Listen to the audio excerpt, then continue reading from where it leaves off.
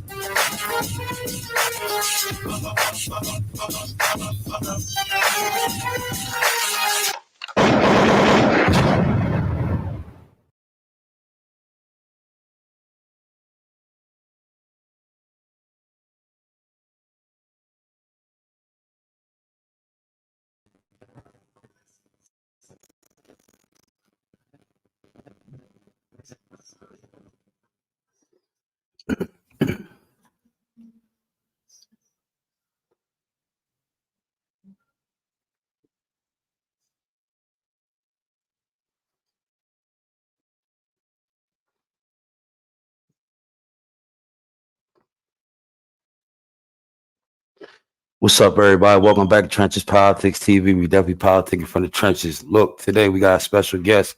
We got your boy DA Storm. He's in the building. He's the upcoming East Coast rapper that pretty much been supporting me from day one. You know what I'm saying?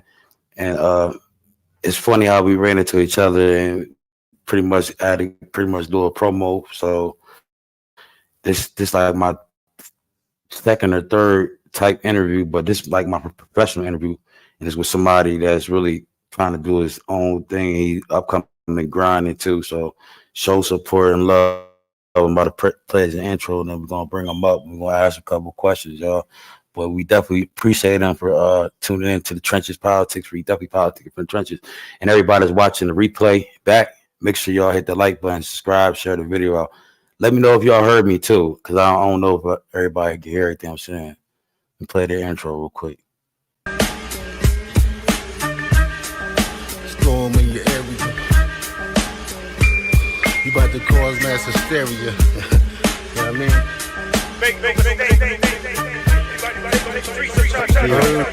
It be knocking, it be knocking.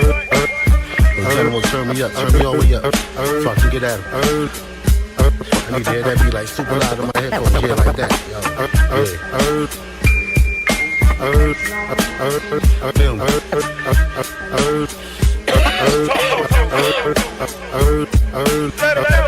Little homie trying to see me. Show this funny kid, you better sit down before you get that ass whipped. Another victory, your career is history. You've never seen an MC with this pedigree. There ain't a rapper my equal. Get you out the game and start hunting down your peoples. And mic check, I'ma break your neck, rip your spine out your back, make you learn some respect. The 4-5 plus loud as a thundercloud. That's how I move the motherfucker crowd. I shot him backstage. Good y'all, it's Storm in your area. You live in the trenches. Not only get down, but in the trenches Politics TV. Make sure y'all like, subscribe, and comment. Get at my man, yo. Make sure you get at us when we only get down in the trenches. We're in the trenches Politics TV. Subscribe. Let's go. Yeah.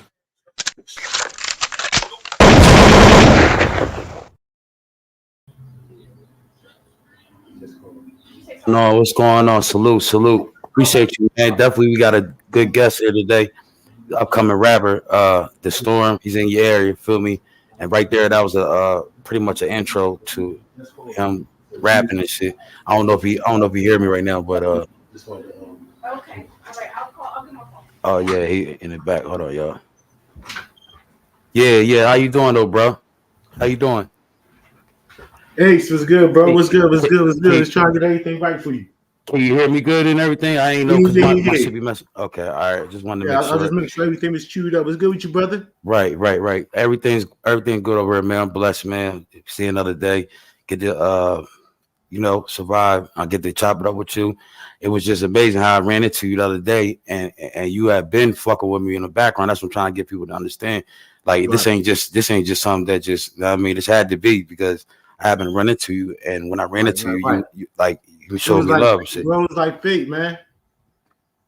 Definitely, it was like fate, definitely. But let me play like that track. I wanted to play a couple tracks. Before I play a couple tracks, I wanted to ask you, can you tell the people a little bit about yourself and your background and where you come from and like it don't gotta be too long, it be a little 5-10 minute, whatever, you know what I mean? The spotlight's on you. You pretty much got a chance to talk to, you know what I mean, my people. So Right. Originally I'm based in West Philly because me and you bumped to each other over the bridge. You know what I mean? So I grew up in West Philly, 58th Street, and came up like I'm a little older than most of the people rhyming right now, but you know how they say age is just a number. But far as an experience and being in the music game and being in rhyming and all that, like I really cut my teeth for some of the true OGs of hip hop in Philly. So like mid to late 90s, you know what I mean? Like through that whole era and right before the whole video era and the battle era came up, when the whole hip hop scene in Philly was like really, really starting to kick off dope. Like I'm talking about like 94, 95, 96 around then. The Philly version of that, we was right in the mix of all of that. So I got into that at the age back then. So like me actually being in music and being in hip hop goes way, way, way back to then. But go back that far, okay. I started out is like kind of a mixture of both. You know what I'm saying? Like I linked up with some brothers who were doing the independent artist thing, and my son is a hip hop artist. So I was always doing my thing and always writing and always doing behind the scenes stuff. So I was like, maybe we can come up with a newer version of hip hop. Maybe we can come up with something that's the same type of feeling, same type of energy, same type of dope beats, but with whole independent thought and movement. So I'm really the type of artist that's for the artist. Like we not really try to run and get deals and do this and that. We are the deals, we are the movement, we are the entertainment. So a lot of people don't like what they're hearing on the radio, bro. Or a lot of people say that I like that song, but I'm not really going through that. So me and the people who I linked up with, me and the people who I'm organized with, we felt like our mission and our movement is to let people feel that musically, artistically, you can do whatever you want. You can make whatever type of music you want. You can feel free to express yourself however you want. And the more artists, musicians, and even like people like you, interviewers, podcasters, the more people get into that vein and feel like they have free reign to just do whatever they want, they can actually create a whole new movement. So not saying that anything is wrong with having a lot of the resources that the record labels and the things like that provided, because some of the best music that we ever heard came from those resources. Right. Let's be honest, you know what I mean? Like they had the type of reach, they had the type of power, like the industry in the music part of the entertainment as well. So it's a lot of artists, it's a lot of true dedicated artists who are real people who really love the art, who are in the industry. So we can't discount them either, bro. I'm just saying that us choosing to be independent and us choosing to take some of the risk and taking on a lot of financial responsibilities, and that gives us the freedom to say what we want. You know what I'm saying? The storm is DA is kind of a metaphor for D, but storm is slowly taking over through righteous movement. So I like that.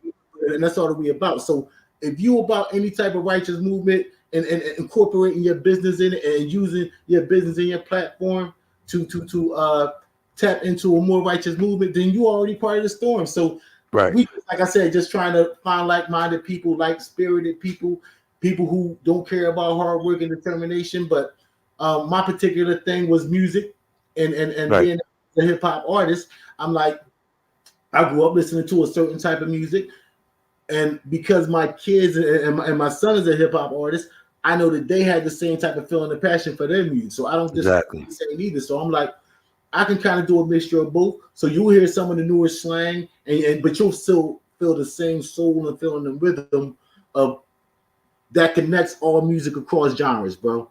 Like you know, R&B or soul or country or blues. When I listen to you, I don't want to cut you off. When I listen to you, I hear like a heavy D mixed with like a music soul child type of fly. Type of feelings, you know what I'm saying? That. It ain't none of that gang banging and none of that stuff. That's love. You know what I mean? That's love. It's some real shit. You feel me? Like I wanted to play this one joint real quick for you. I don't mean to cut you off, but definitely. I want to play this one joint, and then you pretty much tell them what you was thinking about when you was writing this.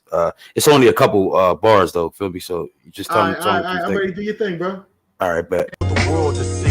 When I'm cooling with the gourds, blowing on trees, I can't help but talk about fucking up MCs.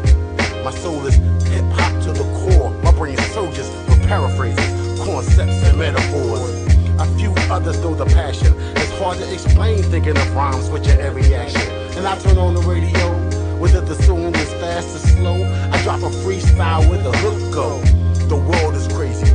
People who you know your whole life act strange. Rhymes keep me sane. I strive to entertain and will remain to use rhymes as a way of dealing with the pain. I think of rhymes and I remember my departed people who was here with me when this thing started. I think of rhymes and I'm performing hip hop in a party or a club all night non-stop. When some nigga pull out a Glock on a block and a kid gets shot, I think of rhymes a lot as a permanent escape, not a vacation out of a bad situation. So my mental's always creating, cause I got plans to elevate the world to see. When I'm Yeah. Feeling that.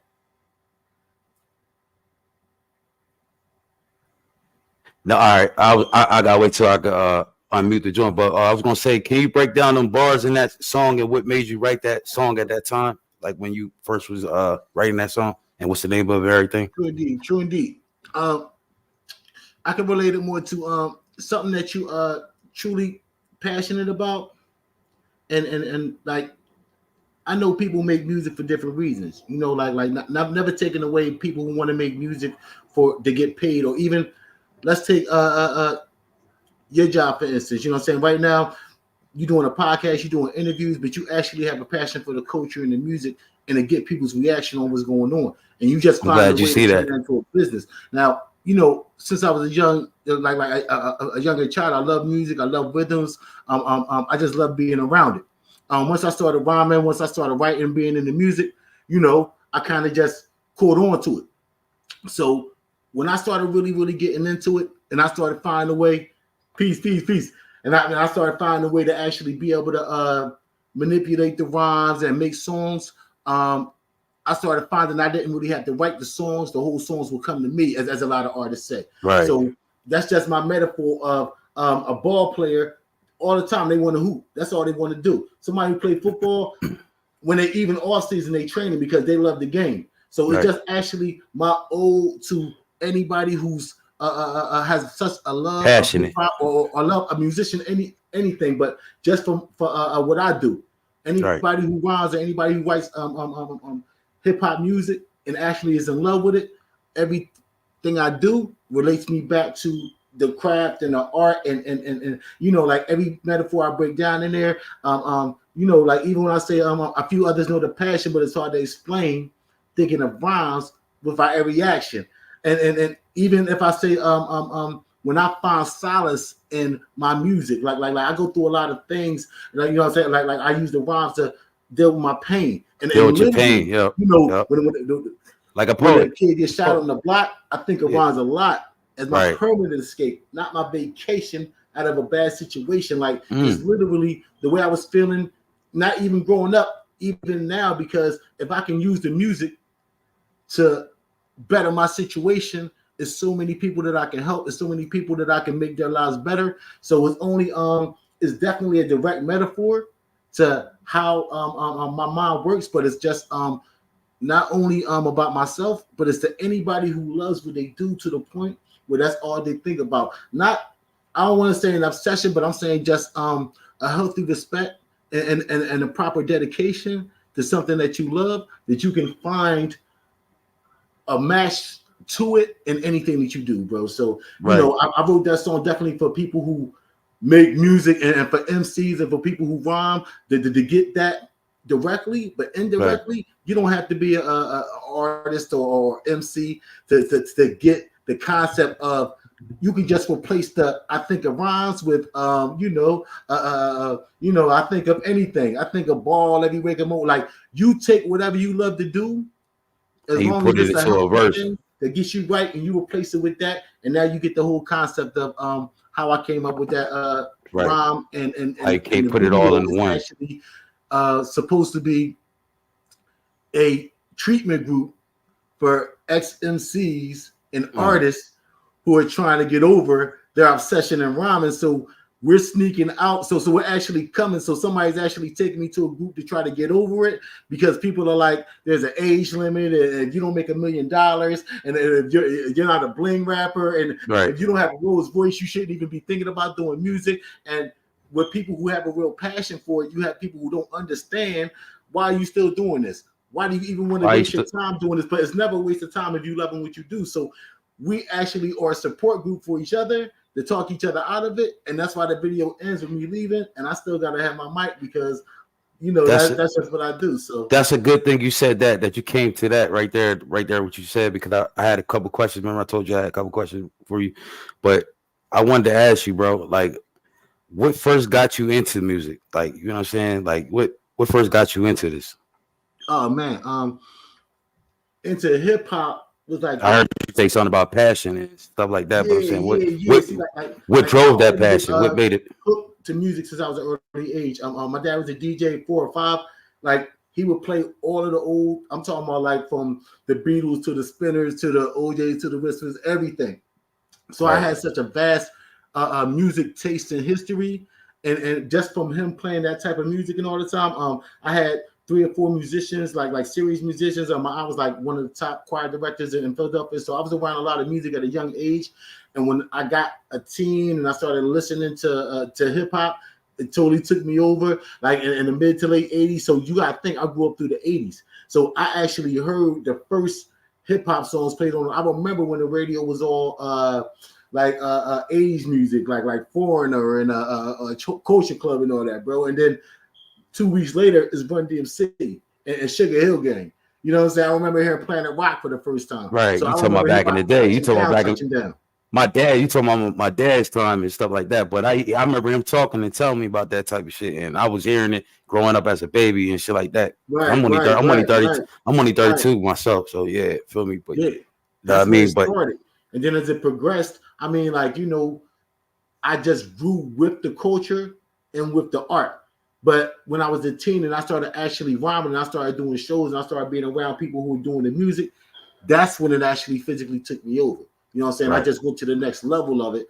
And performing for the first time, oh man, hearing your music for the first time, and the actual thing for me was the creating. So now that I'm back into it, being able to build songs, being able to pick my production, being able to execute, like my son and his friend, they made a song. I executive produced the song and writing for other artists and doing that. Like, I find passion in every bit of it. Like you know, so just having that background and getting into it the way I did, and now being able to be this deep into the game and still having a renewed passion. And I'm gonna tell you the real thing, Ace. Respect to all the youngins who be performing at, like, I'll be at the little venues, like yeah, I see you. Yeah.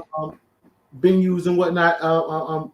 Right here, while we got everybody on, go to dastorm1music.com for all my upcoming shows and whatnot. My man Ace always looks out. He'll share my stuff. Definitely tap into shows will be on my IG. Y'all keep up with me like that. Will keep everybody informed that everything I got coming up. The biggest shows is cool, bro. But Ace, the little venues, when everybody just trying to come in and earn their spot, and they just rhyming because they getting off work, they coming there rhyming. They taking care of their kids, and they taking time to come there rhyming. Pretty much multitasking to do it. Yep. Those dudes are serious about it, bro. Yeah. Those dudes got the pet, like on the upper level. Not saying that they not with it and they don't have the passion. I'm saying you're not going to find competition. You're not going to find people that's as hungry. They dedicated on the level. So being in those situations with a lot of younger dudes who have a passion for the art and who love what they're doing and who trying to get into it, that keeps me invigorated. So now I can tap in with them. You know, I keep it going with them. I keep it pushing with them. They keep me awake and alive. And when I go to write, I got them on my mind, bro. I'm like, yo, it don't matter. Keep your spirit young. I know what you're saying. They say age don't matter, but don't matter as long as you got that dream and passion. I'm just going to qualify it in the way it does, because it's all on how you take it. Exactly. Age matters to me because I don't have the naivete of youth. I actually have a couple of years on me where I'm like, yo, this actually means something. I actually have a platform to say something that means something to other people, something that can help some of these young dudes. If I can get out here and take some of these bullets and the youngins can slide in under me, you will save them.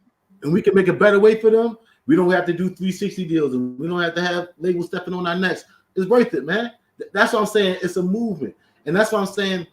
We have to be, because I've been in hip hop so long, and because I'm raising 4 young men, like I actually, everything that I write, just to put that in there, it's all in the art, experiences and how I feel and what I really go through in real life. So I can't be the type of artist, because of the era I'm from, to be like, all right, this is the trend, or this is what people doing, or this is that. Y'all always gonna get me. You see me, you meet me in real life, I'm the real me. You listen to my music, you're like, oh, that's the dude that I hung out with. That's the only, I can only come off authentic, bro. You know what I mean? So I don't know what works for everybody, but that's all that can work for me. So, you know. Yeah.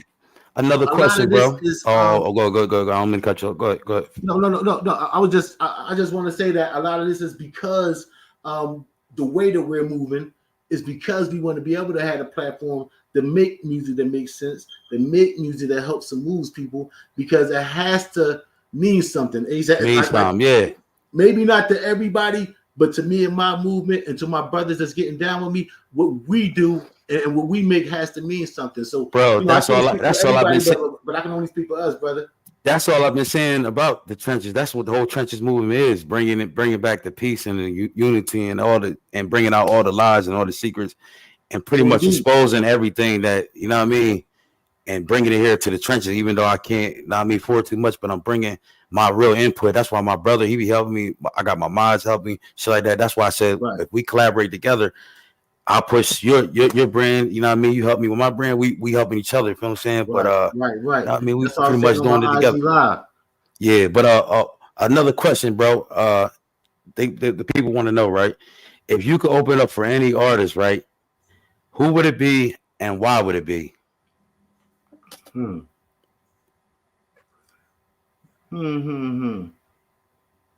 right.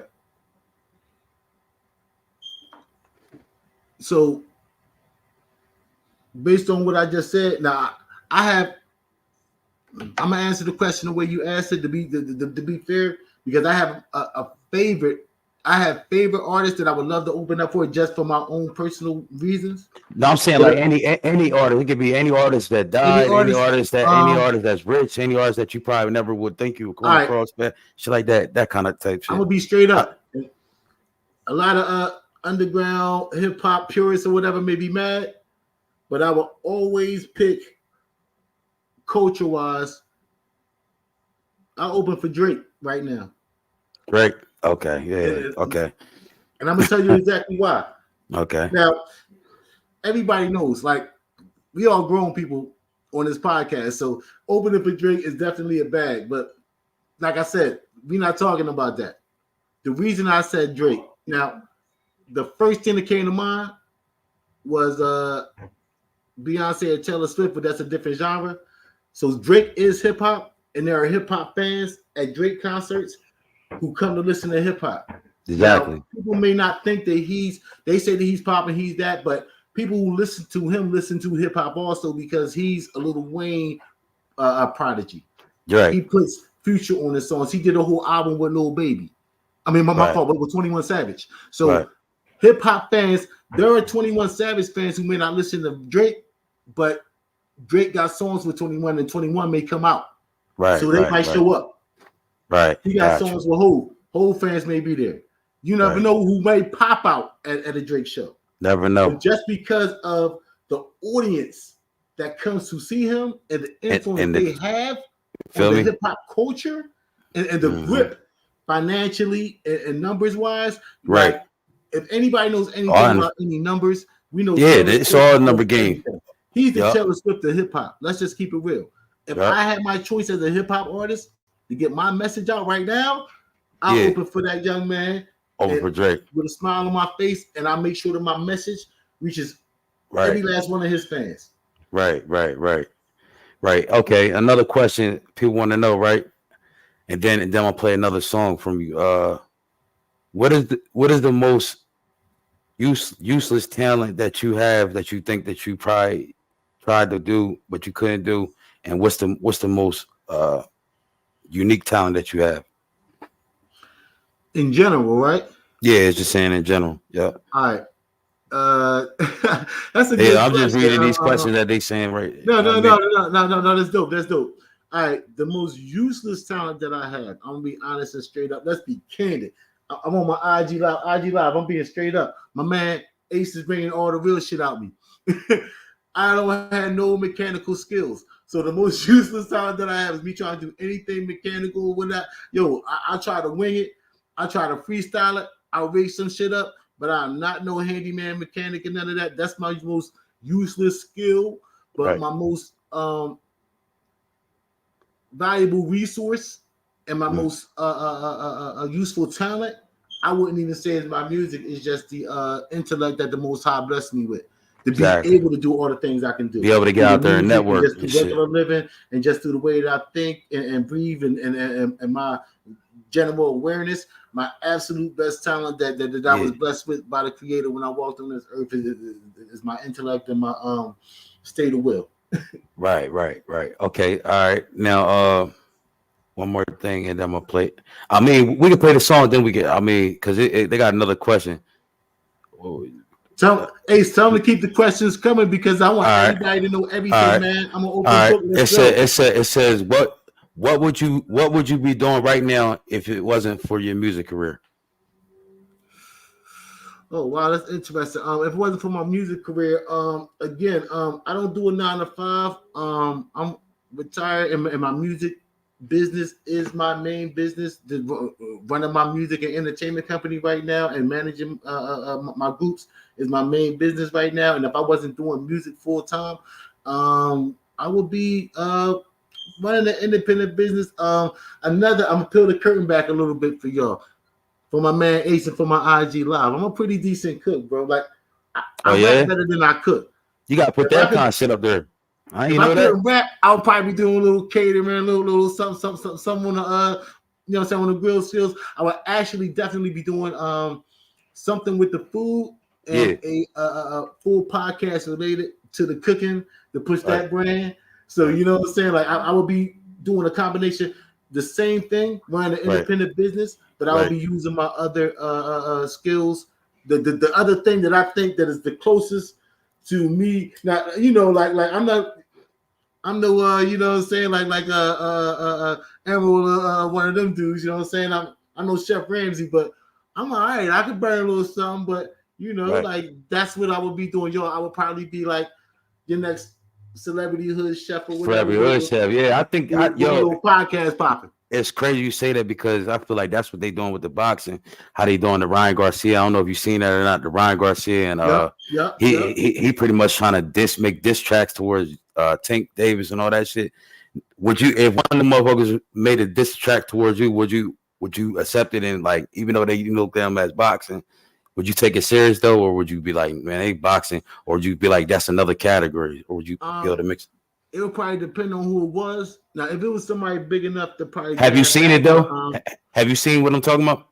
Yeah. Okay. Yeah. I seen all the videos. I seen the Chris Brown video too. I've been checking up on all your drops. Oh, I'm about to show you right now.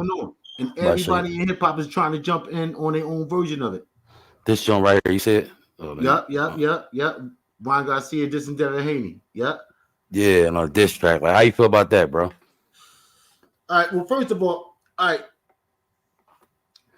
part of that's part of hip hop. The diss tracks or whatever is definitely a part of hip hop, but everybody trying to capitalize on making diss tracks who aren't rappers is part of entertainment.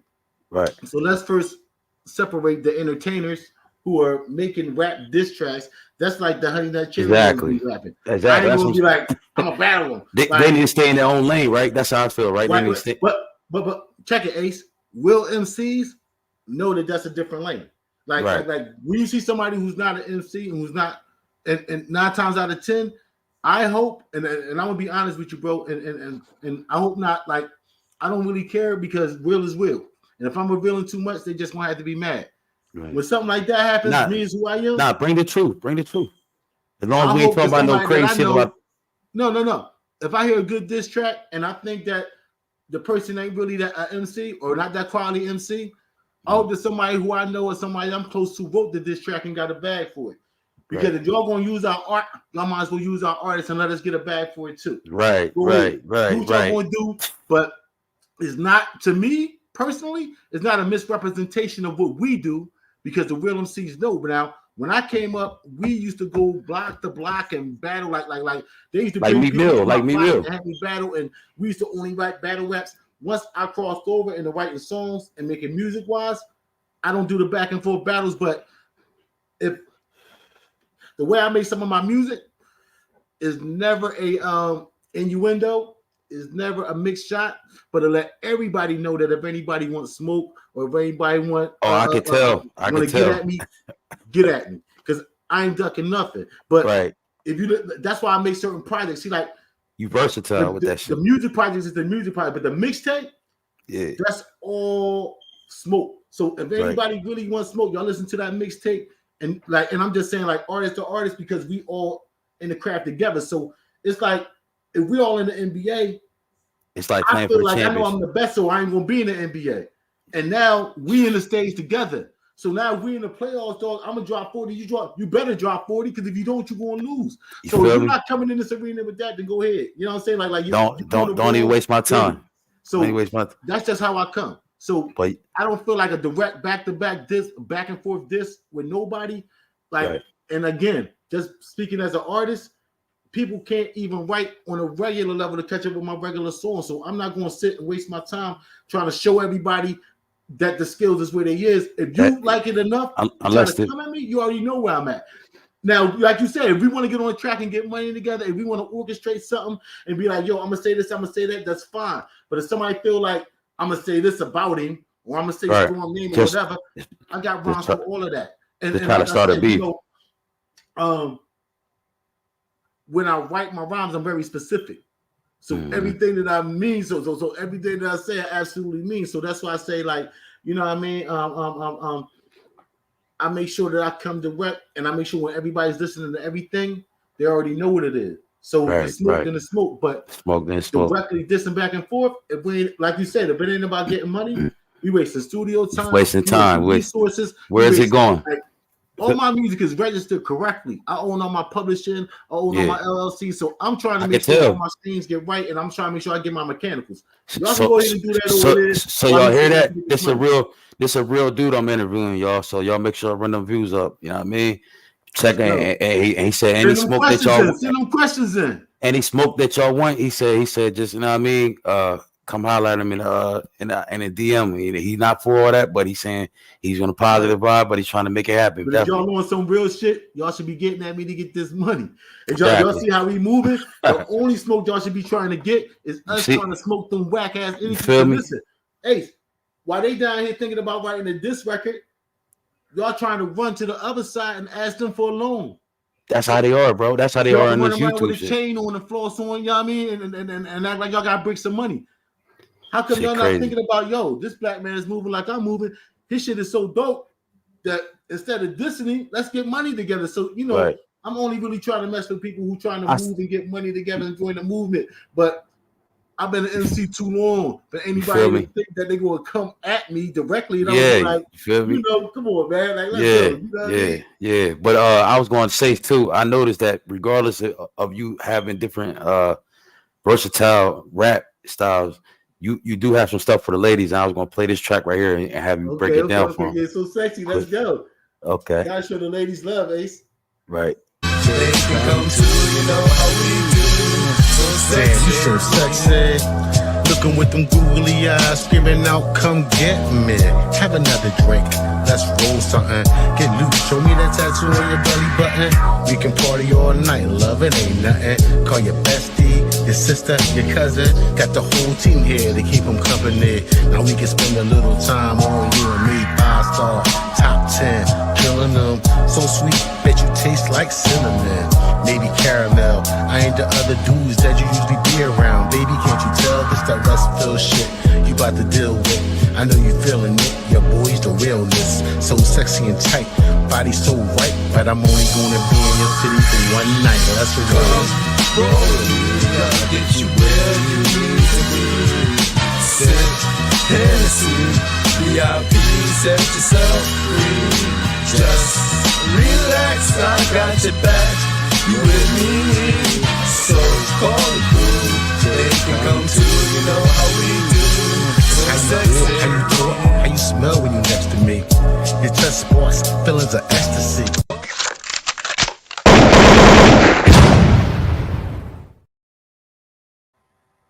Yeah, man. That's a shout out to the ladies, bro. Gotta show the ladies some love, man. Definitely. So what I wanted to know, because I know pretty much everybody want to know, what type of element was you at in life when you was writing that type of lyric, and or do you write them kind of them type of songs all the time, or like how does that go? It's like really the writing process, since I want everything to be as realistic and as authentic as it can be. Yeah. And like when I'm in the studio, I have to really be in the zone of it. I just try to put my place of you know how you go out with your homies and y'all chilling in the club and y'all just having a good time, and you see a young lady and you gotta approach her, but it's just laying it out how, you know, me and my style, how I would talk and like the little cute stuff I would try to say to try to get her attention and stuff like that. And like, you know, that's why I say, you know, just that Westfield shit you about to deal with. You know what I'm saying? Like I just really try to lay down like how I personally, because everybody got their own style or like their own little conversation mode or like little things they would say. So I wanted to make a song for the ladies, but I didn't want to make the type of song that was going to be like and again, people make whatever songs they want to that they want to make. You know what I'm saying? Shake it, bust it down, whatever. That's all love. But I wanted to show the ladies some love on it and get them respect and make a grown and sexy song, but be like, damn girl, you make me want to talk to you a certain way. You make a brother want to. It's a lady in the chat right now. The nice experience. She's one of my mods, so she said that's fire what you just said. Feel me? Right, yeah. Now, I didn't mean to cut you off. Finish what you were saying though. I was just telling you she was showing you love though. Feel me? Yo, that's love. That's love right there. But you know, when men, speak to ladies, you want the lady to feel comfortable. You know what I'm saying? Yeah. And that's why I'm like, yo, bring your bestie, your sisters, your cousin. Yo, I got my whole team here to keep her company. You know what I'm saying? Just spend a little time on you and me. Right. But at the same time, if you're a real man, you know how to compliment a young lady, you know how to treat her a certain way. So, 5-star, top 10, you killing them. So sweet that she tastes like cinnamon, but respectfully, bro. Right. Everybody from this era may not know that, but again, we just teaching how we move. You know what I'm saying? Everybody move how they move, but that's just how we get down. That's just how our peoples move. So that's how we do in the trenches. Ladies, when we in the club with our G's, and I love to perform that. Like when we doing the show and I'm doing hip hop, a lot of times we'll do our type of songs for the bros and a lot for the hip hop crowd, and we forget about the ladies. And that's why I always go throw that in my show. Like, can I do something for the ladies? Because y'all and the way I started off, and that's why I was like, I always say, ladies, y'all looking so sexy tonight. That's a good point. That's a good point. I'm gonna cut you off, but that's what I'm tired of about rap right now, bro. It's all drill. That's why I said I'm gonna push somebody like you, bro. Like, even though I'm coming up on the same, I see we real, we two real motherfuckers. So I'm like, all right, and we ain't trying to front for the internet or none of that. So it's like, all right, I'm pushing this platform, you pushing your music. Why not bring you on here and show love? You showing me love, I'm showing you love. Fuck it, because I don't gotta have no drill. I mean, later on that shit'll come, but I ain't really trying to promote that. And that be the shit that lead to all that bullshit that happen in the communities and shit like that. Because if you keep listening to, how you feel about that? If you keep listening to the wrong like music, do you think that'll drive some of these kids to go out here and commit some of these murders and shit like that? Right. Like the drill music, that the vibrations affect. You believe that's true? Whatever. But I'm a big believer because I can't stand on a soapbox, and I can't be on my yawn shaking my finger to be real with you, Ace, because I grew up listening to a variety. Like I listen to Rakim, but I listen to Biggie and Mobb Deep and all that. And to be real with you, like some of that is the music influencing. But a lot of that, I think, art imitates life, and flip side life imitates art. So, as much music you want to listen to, because that drill music, I'm gonna be honest, drill music would not be as popular as it is if it wasn't crossing over. If only kids in the hood listen to Chief Keef, I'm gonna be straight up with you, bro. If only kids in the hood listen to Lil Durk, they would never, ever be able to make the money they do. You know what I'm saying? Like, good point. They got fans who's not in the hood committing crimes, and these kids, I think, even if they so we can say we're gonna change the music and this and that, right? But if we can't change the music and make sure these kids is going home to food in the refrigerator, these kids is going home to somebody at the house, these kids ain't going home. What are we doing then? Ace, if these kids can walk out the house at 10 o'clock, 11 o'clock at night with a bunch of other 14-year-olds and get access to a gun and feel like they're going to carjack somebody, that's something that happened before they started listening to the music. And the music reinforced it. They're like, oh, snap. It's other people who think like I think. So I ain't wrong. It ain't another way to move. And it ain't even another way to get money because they said, and this is the poison on it, right? Let's be real about it. I try to explain, like, my son is around me enough and he's been around me long enough to be wise and know what's up. But I try to explain to young men all the time, like, you can't let what other people doing is definitely not with no media and outside influence and forces is showing you, because that's poison. That's telling lies to your vision. See, like, we can interpret it as if it's real, Right. but the real stuff ain't really real. And Exactly. you think what I'm saying on that, right? Nah. I'm I saying, feel you like, on that there's shit. no way that somebody's putting out 50 songs, right? There's no way nobody's putting out 20 songs with a major record deal, on tour, doing press at the awards, and in the street hustling, busting their gun. Yo, they and still show be able you to in keep up real with all life, that. in the real time, what happens when you are in entertainment and you getting any type. If you play ball, if you a rapper, if you in entertainment and you do crime, they can't wait to jump on you. They use them young boys' Instagram, and I don't talk about nobody's stuff because we online. You know who I'm talking about, what I'm talking about. They use these young boys' IG feed to hit them with a search. remix. Yeah. So once you see And that they in be real still life, in putting real up there. time, you say, okay, that part is over. Either I'm gonna be an entertainer, or I'm going to commit to this type of lifestyle and make sure I do it in a way that I can feed my family and start a business and whatever. So I'm just saying that being from my era and being from the street with real people that was from the street, we know that life and those eras don't really combine in real life and where I come from. So a lot of people now is one and the same, but I still don't see that correlation. I still don't see a lot of the rappers from the 90s and all, because I know who the real people were behind the raps that they was rapping, if that makes sense. A lot of people don't understand that these people had 20 people in their entourage, and the dude over there is the dude who did that, and he was with him, and we did it. We was in me and my man did it. That's the man's. The man's did it, and you would, but that's what music is. It's an expression of art, is what you've seen and what you lived through.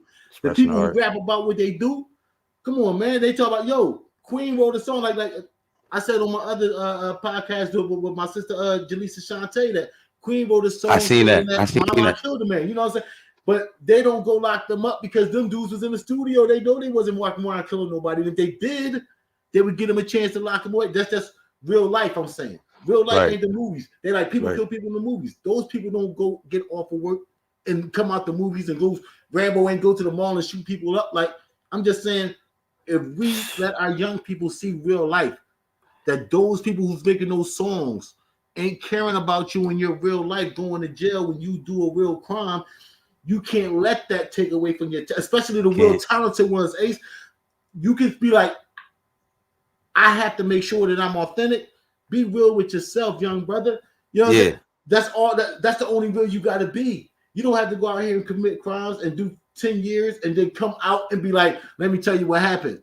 No, right. They act like that's something that we can rap about their pipes now. Let's rap about getting them out. Yeah, like they want to be oppressing people with that bullshit or something like that. Shit impressive. That's not nothing to be talking about and be glorifying about. Right. You know what I'm saying? Listen, it's only impressive when you're going through it, when you're going through the motions. But we all know, like, because I'm a real brother and I got a lot of people who's doing real time. It's all impressive and all cute. But when you get into real letters, I'm talking about, I got family members who send real letters, who need things. You know what I'm saying? Right. So, I know what you're talking about. And stuff like that. Like that's not. So that's what I'm saying. To me, none of that is a game, and all our brothers being locked up across the country ain't a game, and it ain't cute. So it's all a trick to me. It's all a trick. Now it's them trying to trick our youngins and thinking that way of life is the only way of life, and that is cool. So I don't really condone. See, like, drill can be a type of music, and we can as our culture use it as a type of music and entertainment, bro. But when we start living a certain way and saying, if you in a gang and you gang banging, but you saying I want to turn my life around and go make music, you know what I'm saying? Like you gang, that's your daytime job, and when you get off of that, you go make music. But you're not going to go to the booth and rap about everything you just did. I don't get that shit, man. That's not real life. So that's what I'm saying. That's not real life to the people who smart and know what's up and is trying to get money, Ace. When they trick our young people into doing that, they're just trying to make them tell on themselves. What I'm saying. Yeah, it's entrapment. Entrapment. You definitely right about that. You know, so like, I'm not saying that I don't like the music. Like this shit with the NBA young boy shit. How you feel about that? I'm gonna put the clip over. Man, yeah, me and my son was just talking about this, man. Like you feel like you feel like they trapped him into getting tricked back into his jail cell, or how you feel like? Right. I definitely feel like he's a poster boy for what we was just talking about. Like he's exactly. That's a big part of what makes him so successful as an artist, Ace, is the fact that he's all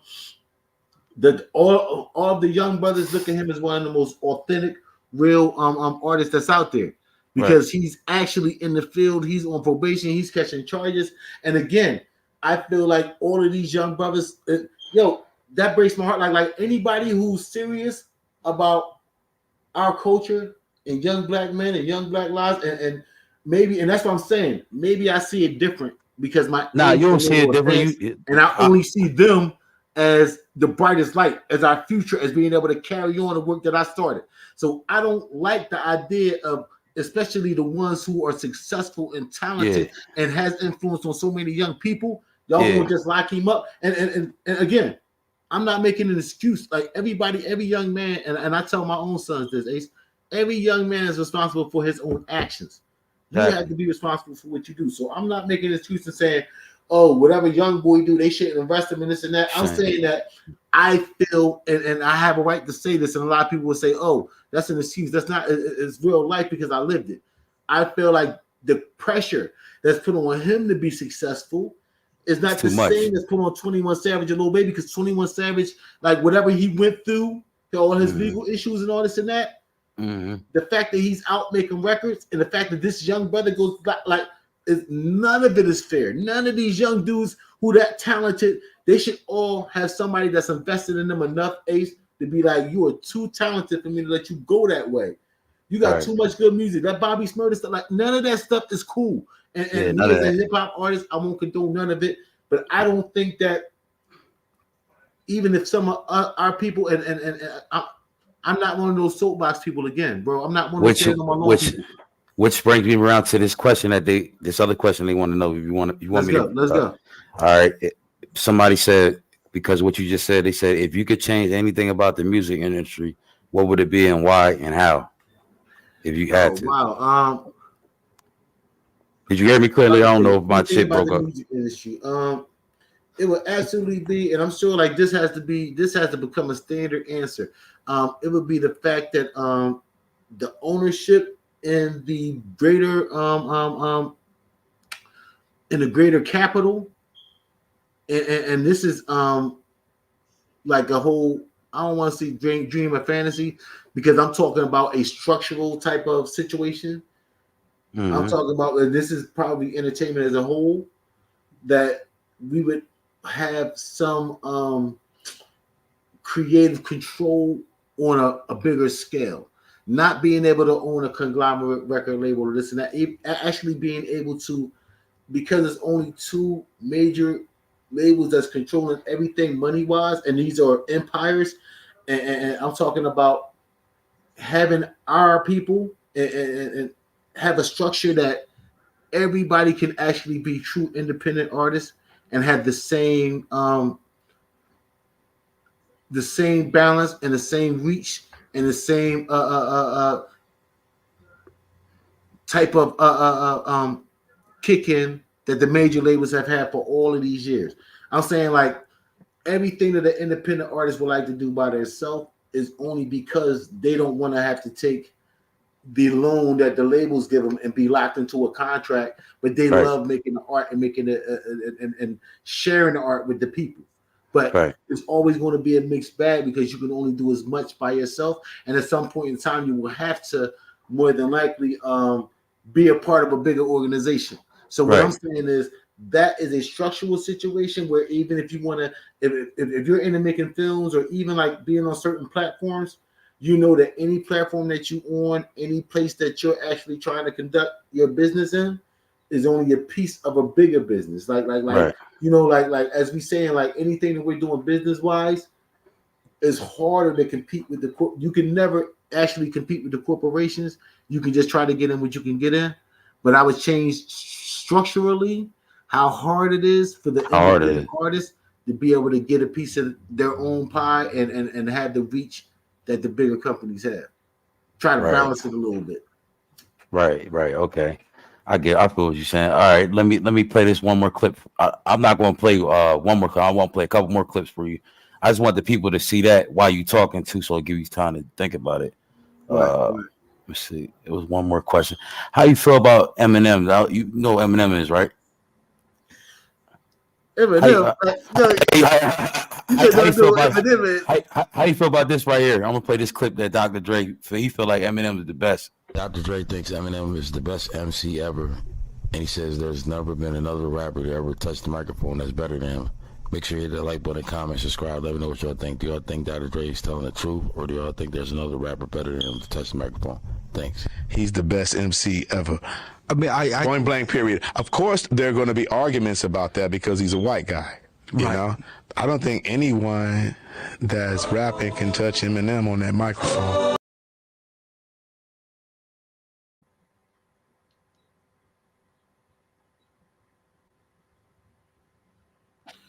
Marshall's nice, don't get me wrong. But as Dre said, and just to quote Dre, that's his guy, and everybody's gonna have their choice. But I just let everybody know that Eminem, no, he's super dope. And he's actually one of like I would say top 10, but he doesn't even think that he's the best ever. So my personal best ever isn't Eminem, and I don't agree with that. Like I'm just saying everybody music, and especially hip hop, is so super subjective, and I've been listening to music for so long, but I have my personal best, and I have my reason that I have that person as my favorite. But it's, you know what I'm saying, like I don't agree with Dre, but I understand why he's biased, and if somebody made me that much money, they would be my favorite too. Yeah, exactly. That's what I was. Yo, you make me that many M's, bro. I love you too. You always my favorite. Real shit. Right. And he bought him 50. Ace, don't forget, he bought him 50. He bought him a bunch of other artists. He be producing. That's a bad that's a bad thing I have. So exactly. Man, Exactly.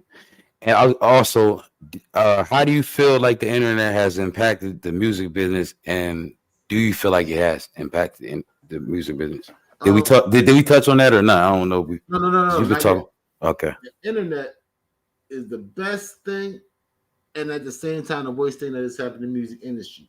And because and that's not a dodge. That's actually both answers are true, because us having the internet lets things like this happen right now. Yeah, it gives more access to the network all around the world with my music. Like because again, I come from an era when we used to have to walk around and hang up, put up our stickers, hang up posters and stuff like that. We was our own street team. You know what I'm saying? Like so. Now I have Instagram, I have my website. I can actually go to a show and tell people follow me here. And you can go live. You can go live, and then people can see you. I'm live right now. So the internet is a great tool. It's a great thing to great network. Our culture, our art, our just gotta be smart using it. That's all. Yep. But it makes things way too easy, because now people can play with and specifically for music.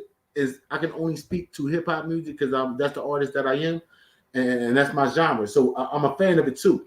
That's what the trench is about. That's what we about right here. That's what we about. Right. So it's made things have the ability to be more watered down because people believe all the hype, and then don't believe nothing is real either. Like if it's on the internet, they like that could be real. Like you know how they say like you can have 1 million followers and they like, oh man, he buying them followers. You don't have no followers, like don't nobody know him. Like it's give and take. It's both. And because this generation was raised on social media and the internet, our generation and people who have to catch up to it have to understand their view of it, their view of everything. I'm saying when they're looking through the lens of social media and people's opinion and things like that, and even with music, like it's harder for an artist now who hasn't come up in an era of getting on stage and being booed and writing rhymes for your friends and this and that, and actually having to go through that and having to love it enough to go through the paces to hear rejection and not actually get the manufacturer likes, and only if you can buy 1,000 likes, it don't matter who really like it. You can pump your ego up. So it's a little bit more people shouldn't get so they shouldn't get so offended off a post though. So it's not going to be as pure. You don't feel like people. You don't follow me because you don't feel like people should be getting so offended off a post and shit, like the way that they be getting offended off a little like Instagram post. Like, do we see the way that the people be attacking us, the drillers, right. They be doing all that. That's what I'm saying. Like that's more of a that's the luxury of being able to not have That's not. interactions with Yeah, that's not hip hop. Right. You can talk to people online, and there's no consequences of what you say, how you act. You don't even have a real emotional attachment or interaction. It's not even. So that's what I'm saying. Like, if you talk to somebody and you see them in real life, you can see their face changing. You can see their emotion changing. Now you have to answer for. You say the wrong thing to the wrong person, you're gonna have to answer. So the internet has made a buffer between people having to be emotionally accountable, for people having to answer for their actions, and people being the real them. So that's why authenticity is now so valuable of a commodity that anybody that has it is like, they almost treat it like it's gold. But I want to go in the reverse to where we start chattering, but we can only do that through real interactions. Like, as long as people stay behind their keyboards or on their exactly. They should take this shit so serious. Right, and don't interact. It's going to stay that. You know what I mean, bro? It's crazy. I feel that people on that, bro. Hold on. I wanted to play this one joint for you real quick. Where'd it go? All right. I want to say the last song for last. I don't want to play it yet, but I'm definitely going to play it. But how you feel about this right here? Because it's something you just said. With a touch on, I think Beanie Siegel said something about he trying to put his music into AI process or something like that, so he can be able to bring his youthful voice back, because his voice sounds different. And he said he does agree with AI technology or something like that. I wanted to play it for you and then ask you what you think about it. Hold on. You've recently expressed some interest in using AI to re-release music and release music. Are you still doing that? What's the status of that?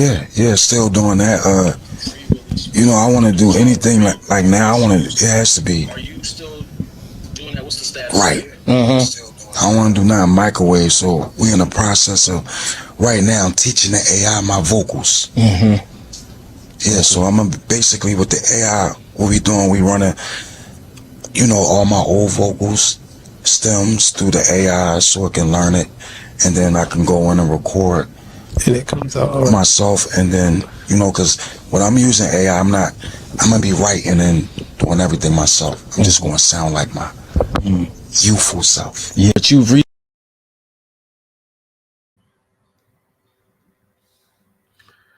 Now check this. I'm gonna say this, Ace. I believe that's what AI should be used for, and nothing else.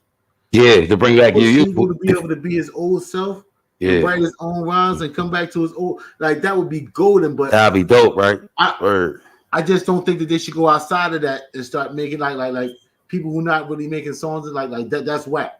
But that use of it, that's what's up. Right. I hope they really do that. But I hope when they do that, that stops all of the fake songs and whatnot. Like, that's like I'm not feeling that. Having a computer. Yeah, like how I think Drake just did some shit like that or something with Tupac or something, right? Didn't he do that? Like that. I ain't really read it, but I was like, man, I can't bang with that, bro. Ace, I can't bang with that. That's ill. What did he do? Because I seen it. I was like, man, it's disrespectful. I just skip past. I seen it, but I wasn't. You went past it too, I ain't gonna give it no play. That shit don't get no play on my body. Yeah, bro. it don't get no play in the whip, right? I felt like fuck it. But yeah, hold on, let me see one more thing. All right, Cam and Mace, let's get to this top right here. I'm playing for you. Let you see. Yeah. That was some coochie. You still fucked up by Karuchi. You trying to beat up.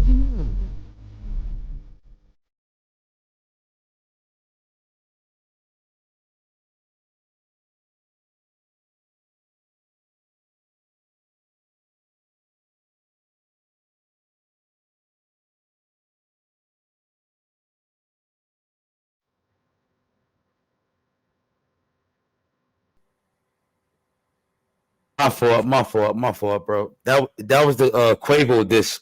I was trying to play Cam shit. I'm gonna get to that later, but I ain't. When Mace gonna do a freestyle? Mace got mad songs. Them shits is hot too. Play the Cam. All Mace songs is hot, man. I ain't gonna front. He got some real good songs.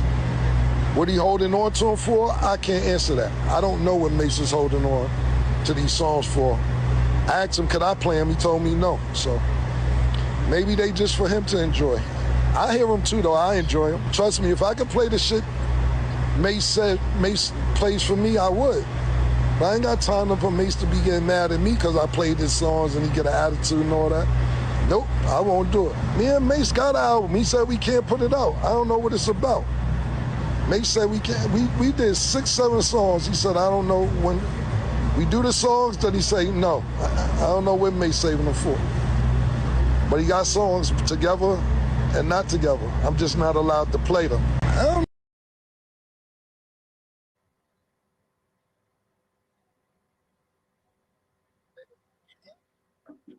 How you feel?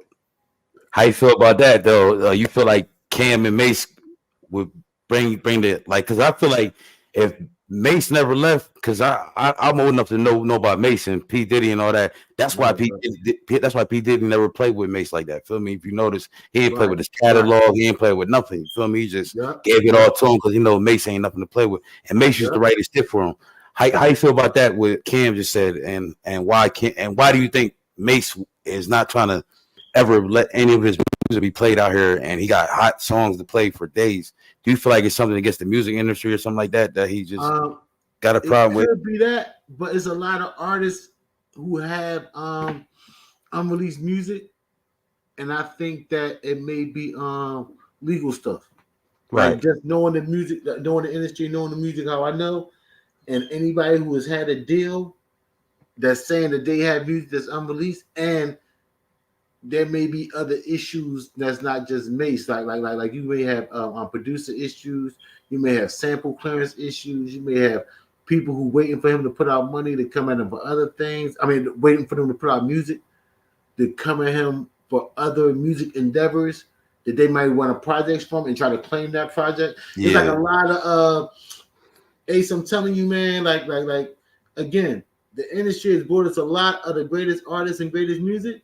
But it's a lot of dirty double dealing in behind. Like they'll hold people on contracts for years and years and give them regular jobs. And I mean, it's just like, it's a lot of backhanded stuff, man. So, him probably not being able to put it out. It may be you don't feel like it's been so goddamn long that Mace should put something out. Like it's been so long. Only time he came out was when he came out with that G Unit. I definitely think he should, because I think that Mace is hot. And with their platform now, it'd kill. But yeah, I'm also thinking that it got to be a real reason sometime, and they don't do it. Like it'd be so much going on behind the curtain, and they don't want to bring up legal stuff. Like I'm talking about, they have other people try to come at them in certain legal ways, even if they can't really recoup or steal their project. It may be bad press. It may be, you know what I mean? Like it's a whole lot of snake stuff that people could be doing to try to make sure that he don't drop music. And I know it seemed like a long time, but these people got long memories and some contracts are expiring. So, right. I'm hoping like music wise and because like as a fan, I'm hoping that that's the only thing that's stopping them. But let's be on the positive side, because if it ain't not legal, they may just be waiting for the right time. We may get a project from them this summer. That'd be ill. Yeah, it's been so that would be hot. That definitely would be hot. Word. What was the last joint? Or do you have any upcoming? Because I seen you did something. You did talk about. I wanted you to talk about that. I think it was a battle. It was a battle rap or something that you hosted in Jersey. Yeah. How did that experience feel? And what? Yeah. You know what I mean? And how that feel going up into that date when you was going up into that, and what did you do and all that? Like, it was. I ain't got the clip for that. I was blessed. My man Mugga Stacks asked me could I come and judge his March Madness battle rap tournament, and me my sister Trina she runs the Green Room little spot up here in Jersey that we go to and do open mics, and we do shows there sometime on the weekends. I'll put up all the info for that places on my page too, y'all. Meek Skills, Gilly's manager, you know what I'm saying? Me, her, and Sister Trina, we were all the judges, and most of the artists in there, I had the pleasure to perform with at the spot, the Green Room, and out here in Jersey. So I had a real familiar situation where I knew these artists personally, already knew their skill level. And the ones who I didn't know, I got familiar with. My man Mugga caught me up to speed with it. But it was a great experience. But being around that much hip hop, like, that's what I'm saying. Being around events like that and situations like that, with all that real hip hop in the building and the actual talent that I was seeing in that building right there, you know what I'm saying? It was inspiring, you know what I'm saying? I can't lie. So, you know, we had a bunch of rounds. It was like I believe 8 or 9 brothers in there, and everybody went 2 rounds. Like, so it was a long night. And we had our vendors in there, we had food in there, like we had the vendors set up with the tables, selling the green and all that. So everything was good. It was inside of a boxing ring. Yo, that part was lit. And everybody went round and round. Everybody did a whole couple of songs. It was dope. It was really dope. Did you get a chance to rap or not? Because I was going to make it there, but I didn't get a chance to. Some emergency came up, so I was going to come, but right. Yeah. We talked about that. I didn't get a chance to flow because I was actually doing the judging, and my man Mugger performed. We were going to do an after party, but that joint ran kind of late. But you know, I didn't even get a chance to do my thing. But I let it jump in the ring and and tear it up because I always that's a thing for me, especially around all that hip hop. Oh man, bro! Like I said, they handed me the mic. I'd have jumped up on that table and did it right there. Right. Hey, don't say that because if you say that, I really want you to freestyle real quick, y'all. Because I got this thing right here on this channel. I did it already with my cousin. He did it, and you'll be the second person. And everybody on my subscribers, they know you'll be the second person. But it's called 60 Seconds of Flame in the Trenches. I just play a beat and just give me 60 seconds of it. If you don't mind, I'm putting you on the spot or whatever. Everybody tuned in right now, they want to hear it. I'll play the beat if you want to hear it real quick. And you can play a freestyle or what? I don't know, but hold on, here it go. I got some bars for y'all. Always got some bars. I'm gonna let you hear the beat so you can, and then let me know when you're ready. Cause make sure you do it how you want to do it. Cause I'm gonna go back and re-edit it and put it on my channel. You feel me? Shout out to the Storm. Definitely go follow him. On Instagram. That's a nice old school joint to it too. Is it loud enough? Let me know if it's good enough. Turn it up a little bit. Turn it up some more. Hold on, I got you. Let me know if it's too loud. I like that. Right there. Right there. I like that. 60 seconds, baby. We in the flame in the trenches. We in the trenches, y'all, with the Storm. Trenches TV. Hold up.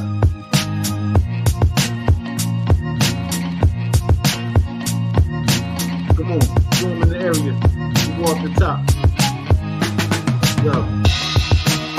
The Storm in the trenches. I be in the game, all the suckers on the benches. I'm going right off the top. Take my style. Take my bop, cool with my bro Ace. All the suckers be up in my face. But I just mug him but I just stand with the mace. Coming off the dome. Can't take the flow that I got. Can't touch my style. Storm in the area. I'ma flow for miles like flow for days. Go on time. Suckers try to touch the guard. I try to rhyme.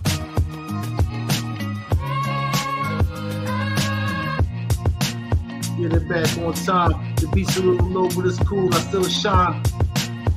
Never mess up. I be laying in the cut. Yeah, I spot the L. The flow is so dope off the dome, but can you tell? Nah, I ain't write it. See, I got skills. See, the flow is dope. See, the Storm ill. Let me know when you. Yeah, I reckon. This could go down in history 60 seconds. Ace tell me when to stop. I'ma just keep going for hip hop. I'ma just keep dropping it for the culture. I'ma just keep doing what niggas told you. Then to let me on the flow. Now they can't let it go. Now I'm better than the rest of them. Yo, I'm better than the best of them. You can put me at the top. Tell them the Storm will never flop. Tell them my style will never drop. All the niggas ops. Yeah. Let the beat drop. Definitely appreciate that, Shout man. Shout out to the Storm. Oh, straight freestyling. Let's go. Let's go. I ain't want to put you on the spot, but you know what I mean? My people, they like that. Because I got people that's tuned in from New York. I got Hustle, man. He in the bit. I don't know if he watching right now. I got Lansky, people like that. And then you see my man, IQ Shaq. He came in the building. Bronze, everybody. They all tuned in. They Shout all out to scattered. everybody that's tuning in. IQ, Man, IQ. Ace, I did it straight off the dome. Ace, that was for you, straight off the dome. Appreciate that. Everybody. Appreciate that. Definitely for the trenches. Definitely appreciate that, dog. Know what I mean? That's showing me love. But let me see. One more. Now I wanted to get into this other question. I don't know if you want to answer any more questions or. No, let's go. Let's go. All right. Yo, I'm here for the people, man. If people still asking questions and still tuning in, Ace, I'm rocking with them. The storm is in our area. Let's go. Okay. What is one message? Appreciate everybody checking in. Appreciate y'all, yo. Give everybody Right. shout out, yo. Tell them it's love. Appreciate Definitely, y'all. definitely. They definitely gonna replay it back and you already got me 12 likes within 10 minutes, so that ain't never get that shit. So you know what I mean. So you know what I mean. You definitely turned the trenches up. But if where the question goes, it said if before you pass, right? What is the one message you will give your fans and want to give your fans and everything like that? You know what I'm saying? What's the message that you want to leave behind for your fans, your family, kids, everything? That would definitely be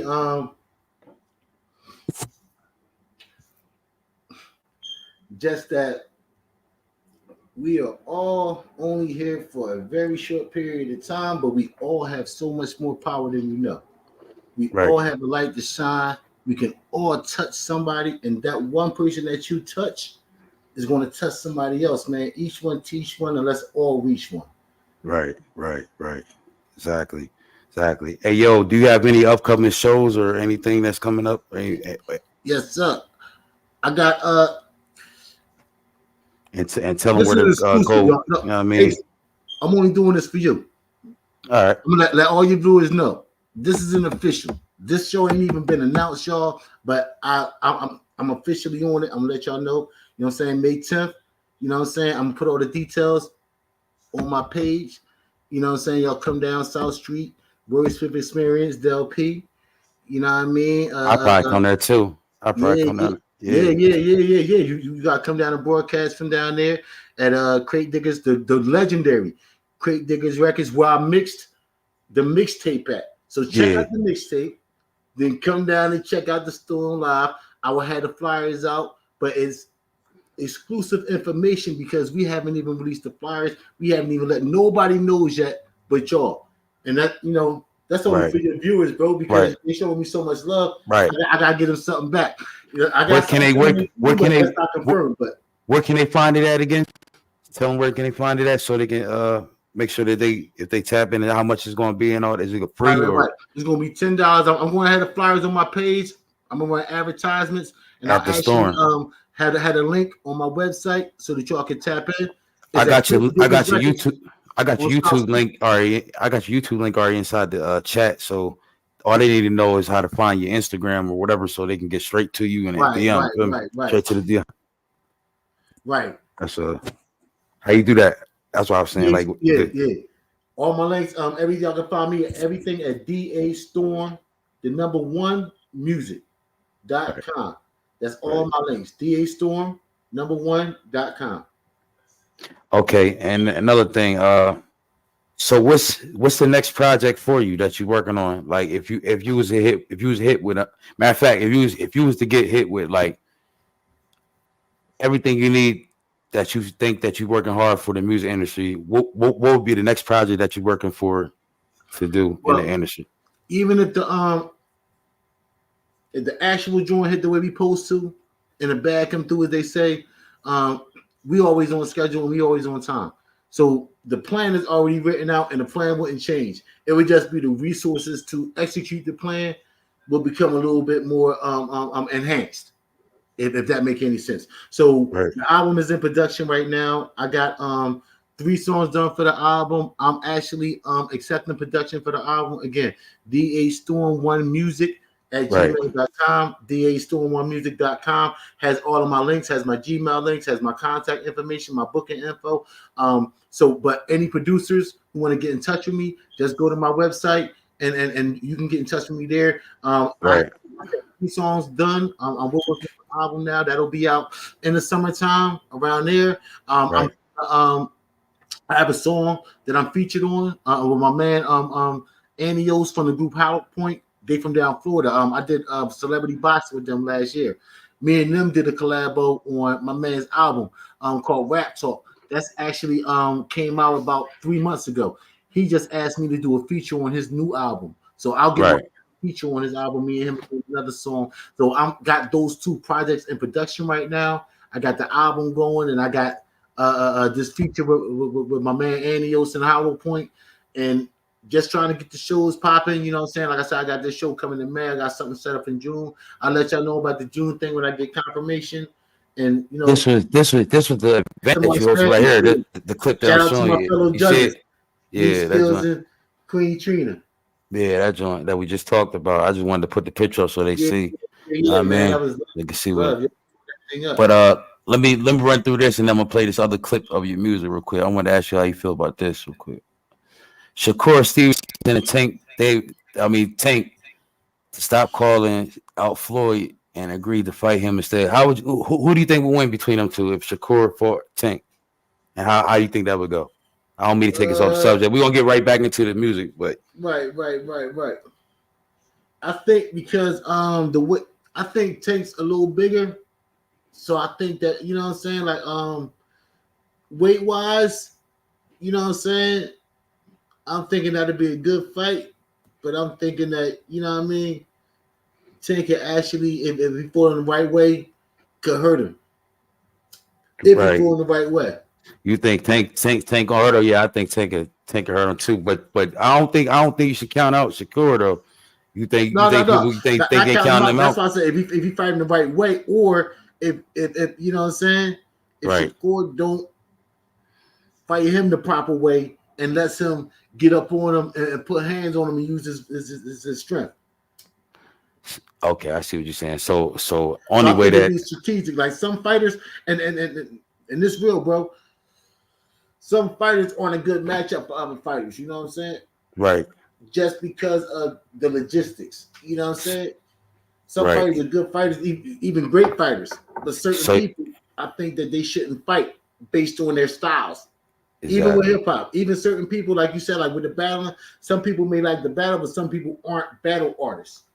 Some people don't write that way. So some people already have aggressive writing styles and all of their songs. So if they have a versus, a song off, they would get their ass dragged. But if they have a straight battle, then they would win. So that's why I say even with certain boxing styles, you know what I'm saying? Certain styles I don't think match up. So I think, like, you know, that's why the trainers don't take certain fights for certain amounts of time, because they know that this fighter's biggest weakness is this style. That's how I look at it. Got you.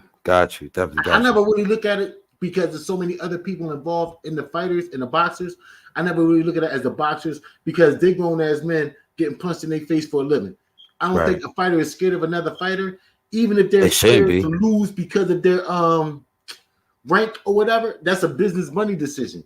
That's not you being physically scared to fight this man. So if they make it strategic, but I think it's more the managers and saying no, and the promoters like, nah, maybe we want to hold it off. Maybe I think it's so much more politics involved than we know. You know it's definitely politics, to be honest. Right. It's about the bag, bro. You know that. Like how they gassed up Devin Hanley. You see how Devin Hanley, do you feel like he's living his best life now? Do you feel like he's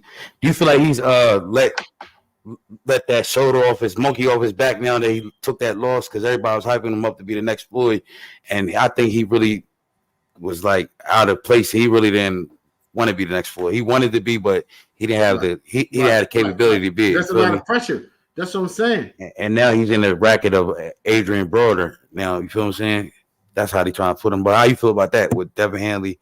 You know what I'm saying? Do you feel like he pretty much is feeling his best life now that he took that loss? Or how do you feel like he's going to come back off that loss? How you feel?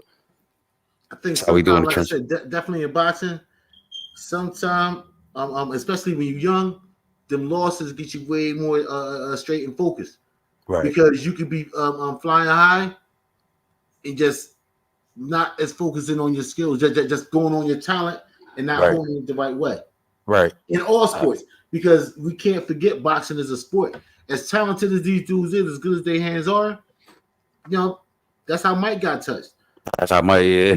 If you who you think gonna win in that fight? And you think you're better than you are, then that person, again, we talking about people being hungry, trying to come up. And we're Exactly. talking about them trying to pick the best matchups for Exactly. money purposes or promotional purposes. But this person is like, whoa, if I get a shot, Right. whoever's in front of me better be ready. And they like, Right. man, They this better be person ready. ain't really coming. This person ain't playing no games. So at all times, you gotta be, like this dude might be that, you know what I'm saying, that Rocky figure or that unknown dude who trying to step in the ring and knock my head off. And a lot of time, like I think again, you gotta blame the athlete because they gotta take, ownership of them not doing it. But if the trainers is getting fat and happy too, everybody eating, everybody got a big crib, bro. They ain't trying to get up at 5, and making you get up at 5 because they figure y'all all good. They like, he can sneak to 8. Like before, y'all was all that's what messed them up. Early than you because they was like, man, you living in a fucked up house, they living in the worst house. So I think it's your camp and the people you got around them. If they keep you sharp and they stay grounded and they still hungry, all of y'all is hungry. All of y'all is sharp. Right. Okay, that's a good answer. I'm gonna run it back and re-edit that shit and put it up there. Right. You know how I do. But we get into it, so Yeah, this the politics of the trenches, baby. You already know. Yeah, definitely. We in the trenches. But I'm gonna make you a mod on my channel. But I mean, you don't gotta pull up all the time. But like my people, you see how they sliding through and hitting likes and talking and shit. I'm gonna make you a mod, so you always hit the like and then share it or something. So as you come up, we come up together. We're going, and then you know what I mean. That's like how my man shared you the other day. He shared you on $100,000 platform. Yeah. I seen it. That was love, right? You feel me? Shout out IQ. He was in the chat just now. He was in the chat. IQ. Peace, respect. Feel me? Hold on. One more thing. Let me see. This right here. How you feel about this right here with the Quavo and Chris Brown? Since you're a rapper, I want to get your opinion. Fans blame Chris Brown after Quavo's latest show appeared to be empty. I don't have the clip, but I want to know your input. No. Well, I mean, he can't nobody blame Chris Brown, man. He should have just really not put that song out because it was, it wasn't he should have hired the same writer that Chris Brown did, and then maybe people wouldn't be. But I think did you hear both of the diss more than anybody? It ain't nothing Chris Brown can say or a song he can put out for a show that you already sold tickets to probably months ago. It's empty like that. Now they're gonna use the press to run it up, and Chris Brown promoters did a great job. Right. So I throw that out there because you see me, it came from Chris Brown official page. So it's all part of the game. It's all part of the politics. But I think, like I said, if I was him, if I was Quavo, I would be trying to go after that promoter, like rather than rather than worry about Chris and all that. Like more like what type of show y'all Yeah. Did you hear the diss? Did you hear both of the diss or? Oh yeah, bro. I heard both of them. Okay, I'm gonna play. This is my first time really reacting to it, but I ain't never. I heard Chris Brown, I ain't hear Quavo, but they said Quavo really didn't do too much like that. Right. I'm gonna play it with you. I'm gonna play either 7 or 20 seconds. I ain't gonna play it too much, so you can't. You know what I mean? But I'll play 7 seconds of it. But this is Quavo. Chris Brown's this. Tell me which one you think. Get down to the facts, pussy, I'm dripped in red. Don't let this R&B shit fool you niggas, get ripped to shreds. Quavo talking like he a thug, nigga, you a bitch with dread. Can't wait to see the day that you back up all of that shit you said. What's all that bullshit you talking, you ain't no huncho, nigga. You the weakest link out of your clique, let's keep it a hundo, nigga. You fuck my ex-hoe, that's cool, I don't give no fuck, little nigga. Cause I fucked your ex when you was still with a bitch, I'm up, little nigga. They say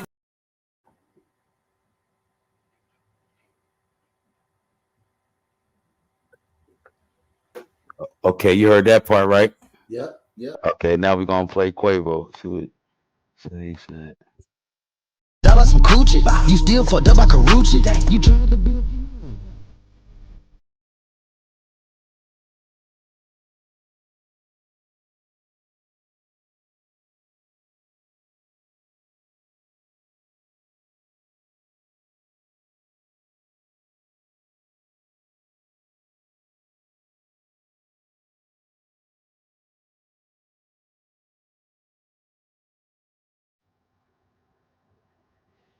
Always beat me fighting over hoes and bitches. Always yes. Okay, so You're at both joints. Yes, Oh, sir. who do you Yes. think won that joint, and why you feel like the fans really have a point about why Chris Brown is to blame, why Quavo's latest show appear to be empty, or I mean, you got an answer for him? Right. Like I said, I definitely don't blame that. Well, first of all, like I definitely don't blame that song, but whoever booked his show having it empty like that, and still having the show with Yeah, it being that empty, because they still probably had to pay him his full fee. So that's crazy. Like that's a whole that's a whole nother matter. Like why the hell they did yeah, that, and let the yeah. press get out for that, bro. Like Right, I would fire his promotional people because that picture shouldn't even never got out. That's not how music shit work. He got a right, deal. Like they crazy for that. So like that part aside, because you just put up, you let the good people know that I did just host a hip hop tournament battle. And if I was had to judge that right there, bro, I would right. say that honestly, like I said, a couple of minutes ago, he should have hired the same writer that Chris Brown did. Now, if Exactly. Chris Brown wrote that, that's cool. And if Chris Brown really wrote that, Quavo should have knew that he could rap that good and not do a response. Because if no response is better than a bad response. I'm just saying. And he probably Right. thought that he was doing his style. And that's the point I was making, bro. If you know that you can't do that style, You if might you as know leave it that you can't alone. match that energy, if you're not even in that place, everybody was destroying and coming to J. Cole like, he like, yo, I don't have that type of energy. I ain't even in that place. I don't even want to do that. You feel like J. Cole was a sucker because he came back and on his word, or nah? I feel like he just stood. I feel like he a good man of his word. He like, man, fuck it, we ain't even got a ticket here. We got Right. other people Honestly, being under looking at us and shit like that. right. If that man's soul wasn't into it, Ace, and he didn't feel like being into it, going back and forth with him, Right. it wouldn't have worked. He couldn't have voted this good enough because he wasn't really feeling that type of energy towards that man. So I respect him for stepping out the way he did, rather than putting out a whack song and people would have destroyed him worse. Right. Right. Oh, no, I'm It's just scary to do that at this show, right. I'm just watching everything right now. I'm looking at the thing right quick, and I'm trying to look up these other questions real quick while you talking about it real quick. No, man. We want the chat to go crazy, man. I mean, people tuning in. Oh yeah. Nah. Hold on. Let me see. Let me play this last song. Let me play this last song by you real quick. Hold on. After I play this, what you think about this right here? This topic. You feel like 50 Cent just trolling too hard, or do you feel like something really happened for Mayweather and he's being held hostage in Dubai? How you feel about that? Knowing how media work and knowing that that's what 50 do, like he is the internet troll. I mean, like he do like I look at all the stuff he do on the internet for like he do it for laughs, like you know what I'm saying? Like Right. that's his thing. Like I Right. don't think that he takes Instagram and the internet joint serious. Like definitely not as serious as he do his TV deals and all of that shit. You know what I mean? Right. And you know what I'm saying? Like doing real business. So to him is more like a troll thing. Like instead of him letting the internet eat him up and watch everything he do and you know what I'm saying, put posts on him looking crazy and put a bunch of memes, he turned into a walking living meme, bro. Like he actually flipped it on his head. Because Exactly. he's an entertainer and people want to know about him and talk shit about him and try to see what's going on with him. You did what I'm saying? He Yeah. like, I'm just gonna do all clowning, so nothing that nobody sees about me on the internet can outdo what I put Yeah. myself. Exactly. You know what I'm saying? Exactly. So I just look at it as like he's a smart enough businessman and person to be like he's not gonna be consumed with having to post every day and letting that control his career. He's gonna take over and just get on there and clown and say funny shit and put memes and just be 50. On 50 on Instagram, on the internet is just that character. I'm saying. A question just came in. It says the area that you're from, right? Does that affect your music and your work? Like getting out there and shit. Do you feel like it's Absolutely, easier, or do you feel like it's harder? Absolutely. The area that I grew up in, and like I grew up in West Philly, and I lived there until '99, and then I moved out Camden. Right now, I still live out Camden. I've been living out Camden for 20 years. Being in an urban area, urban environment, urban setting, being around this culture and around these people, influences everything I do musically and every song that I make. Like it's a reflection of the people that I see, the people that I love, the people that I care about, and it's me speaking to them and speaking for them at the same time. Right. So it's a direct influence on who I am and what I am. Got you. And the people who from where I'm from and feel like us, that if I make it, or it's so many of us that make it, that can make it, we need to use where we from and who we are as a shield and as a catapult. Right. Got you. It says, where do you find inspiration from when you don't have nothing else to find it from? Find it at, or where do you find it at? Pretty much. Where do you find it? My inspiration? Yeah, where do you find your inspiration from? Depends on really life. Every aspect of life. Everything I go through, like I said, on I Think of Rhymes, I really use my everyday life and everything I go to as a reflection for my art. So to keep it authentic. So everything that y'all hear on any of my songs, any of my catalogs is real authentic experience and life stuff that I've been through and am still going through. Because I'm still learning and growing, man. Right. Okay, when is your favorite time of the day to create music? If you had a certain time in the day. That's a great question. I would say like midday. I got a little routine that I usually do my business stuff early, like for the first couple of hours of the day, like anything I got to do as far as in the business or with the label, or with the artist, or any writing, any projects, any planning. That stuff takes a lot of time and a lot of energy out of the day. So I have a music time that I have set aside every day that I commit to rehearsals and writing and just any music vibes or listening to beats. I purposely pick out a certain time of the day. So that's like midday. I would say between maybe 11 and 2 is my rehearsal and writing and creating time. So sometimes I have, so like being right now that I'm doing the album, I'll maybe work on some of the songs on the album, or I'll do a new project, or whatever, like whatever comes to me, or be inspired by whatever happened that day to just create something totally different. Right. So I always have something going on, but that's a great question. Midday from 11 to about maybe 2 or 3. And you've been doing that process for probably all your life since you first started writing. For like specifically for the past year, I've been doing that process, that exact process, every single day for the last year, just to build discipline and just to build continuity in my music creating process. I wanted to grab a cigarette real quick, but I don't want you to go nowhere. Hold on, I got a couple more questions. We're gonna get it popping. I'm here. All right. Talk to the people. The storm is in your area. I'm about to play his track right quick and tell me what you was thinking about this when you was writing this. This the last track right here, but you can still rock up here after that if you want to. But hold on real quick. There you go. The storm is in your area. What it's like being a father, personally to me, means everything in the world. My kids are my everything. The reason why I wake up every day and work as hard as I do. Being a father means I'm here to protect them, guide them, and teach them how to survive this crazy world we live in today. Being a father to me can be both rewarding and both be challenging. I never believed in heaven for certain until I met an angel for myself in person. Looking in your eyes makes me understand life is a gift and I'm just an ordinary man. Walking on this rock in space, beefing about thinking as human beings we got it all figured out. Before I met you, I ain't know what love was.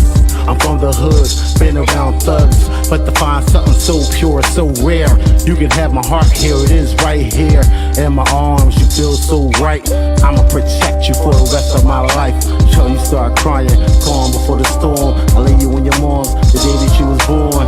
A little me, it's so official. I wish that your big bros was here to grow with you. Fight to all my wrongs, correct my sins. I resurrect through the birth of my sons and live again. I resurrect through the birth of my daughters to raise men. I resurrect through the birth of my son, live again.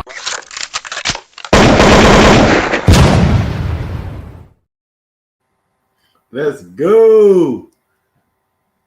Yeah. That's my favorite one for real. I ain't gonna lie, bro. That one right there touched me because, like, I had a stepson that I raised you shit, and I kind of feel that. I feel that, like, and I wanted you to touch on that, like, definitely what made you like get deep into that when you was writing. And did you get writer's block and all that? Because I could kind of feel like you wrote that based on you and your son's bond and shit like that. You feel me? So Definitely. shit like that. Shout out to my man Hans Stills for shooting the video.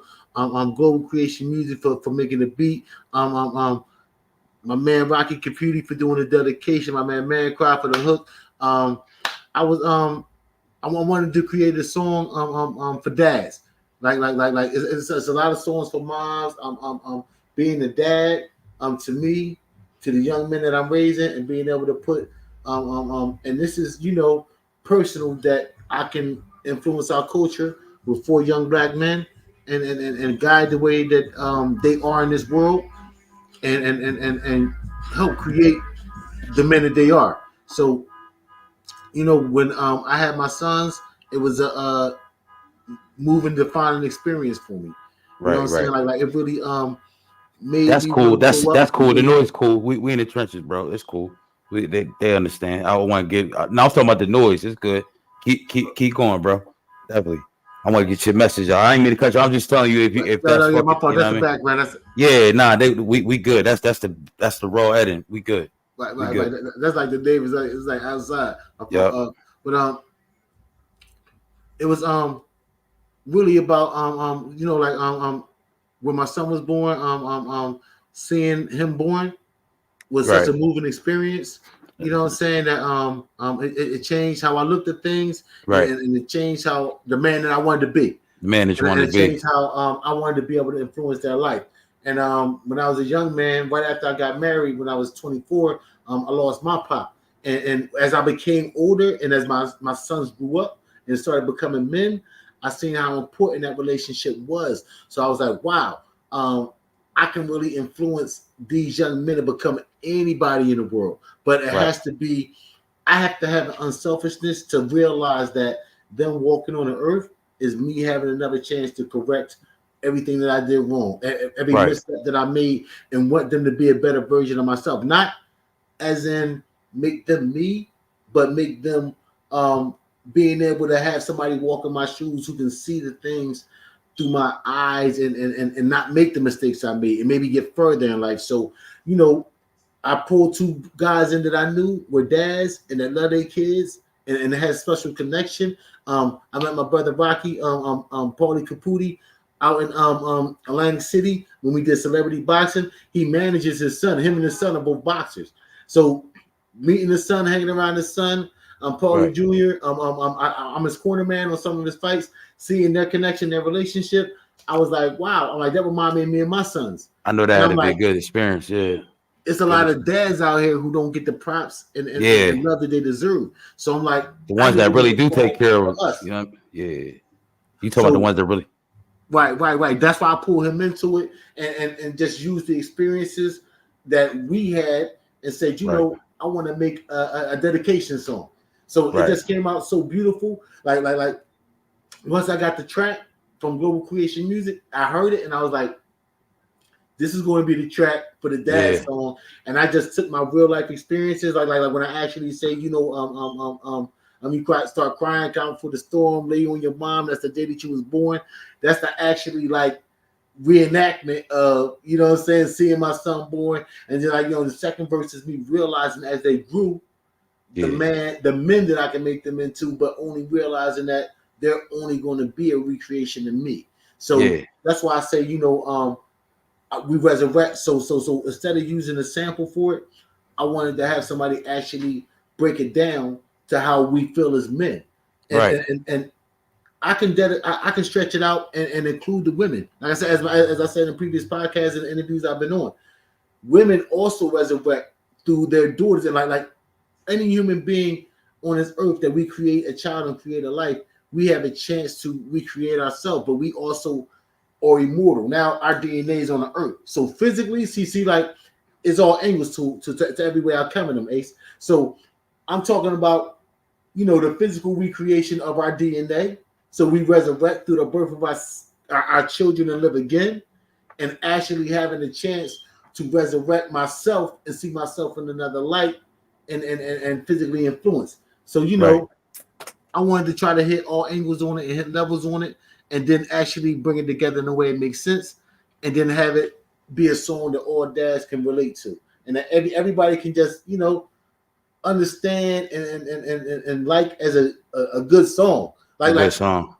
you can try to bring a message, you can try to say what you want to say, Ace, but the main thing that we have to know that we are artists primarily. So my job, my number one job, bro, when I'm doing a song is to make it a good song, to make it something that people want to listen to, to make it on time sonically. So that's you pretty much answered the next couple of questions I was going to ask you already. So what you just said, but the next question is, explain how has your style changed over the years?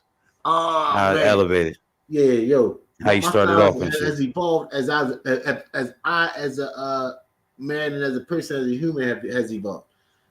Because when I was younger, like I said, we did a lot of battling and stuff like that.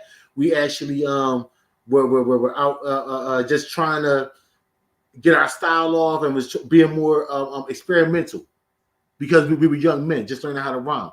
Now I've learned how to be way more musically sound. I'm listening for 4 counts. I'm coming in on time. I'm writing my rhymes in between the bars, the way Rakim would say, I'm always dropping my fours and playing with my fours and doing different styles. So I'm actually inventing styles within styles, like even some of my even like what I think of rhymes, I could play with the style and use I think of rhymes and just find different ways to illustrate that. And even the song I have M to the C, it's about being an MC, but it uses all M's and C's on every line. So it's evolved in a way that I have so much more control of what I write and the content that I put out. I'm actually very, very deliberate. What you hear from me is what I want you to hear from me, and I'm saying exactly what I want, brother. And it's so free and invigorating. You know what I'm saying? It's the best part of being able to make music. Which brings me the question. Whoever answered that's love. Which brings me around to this question: how can your work affect, or how can your work affect societal issues?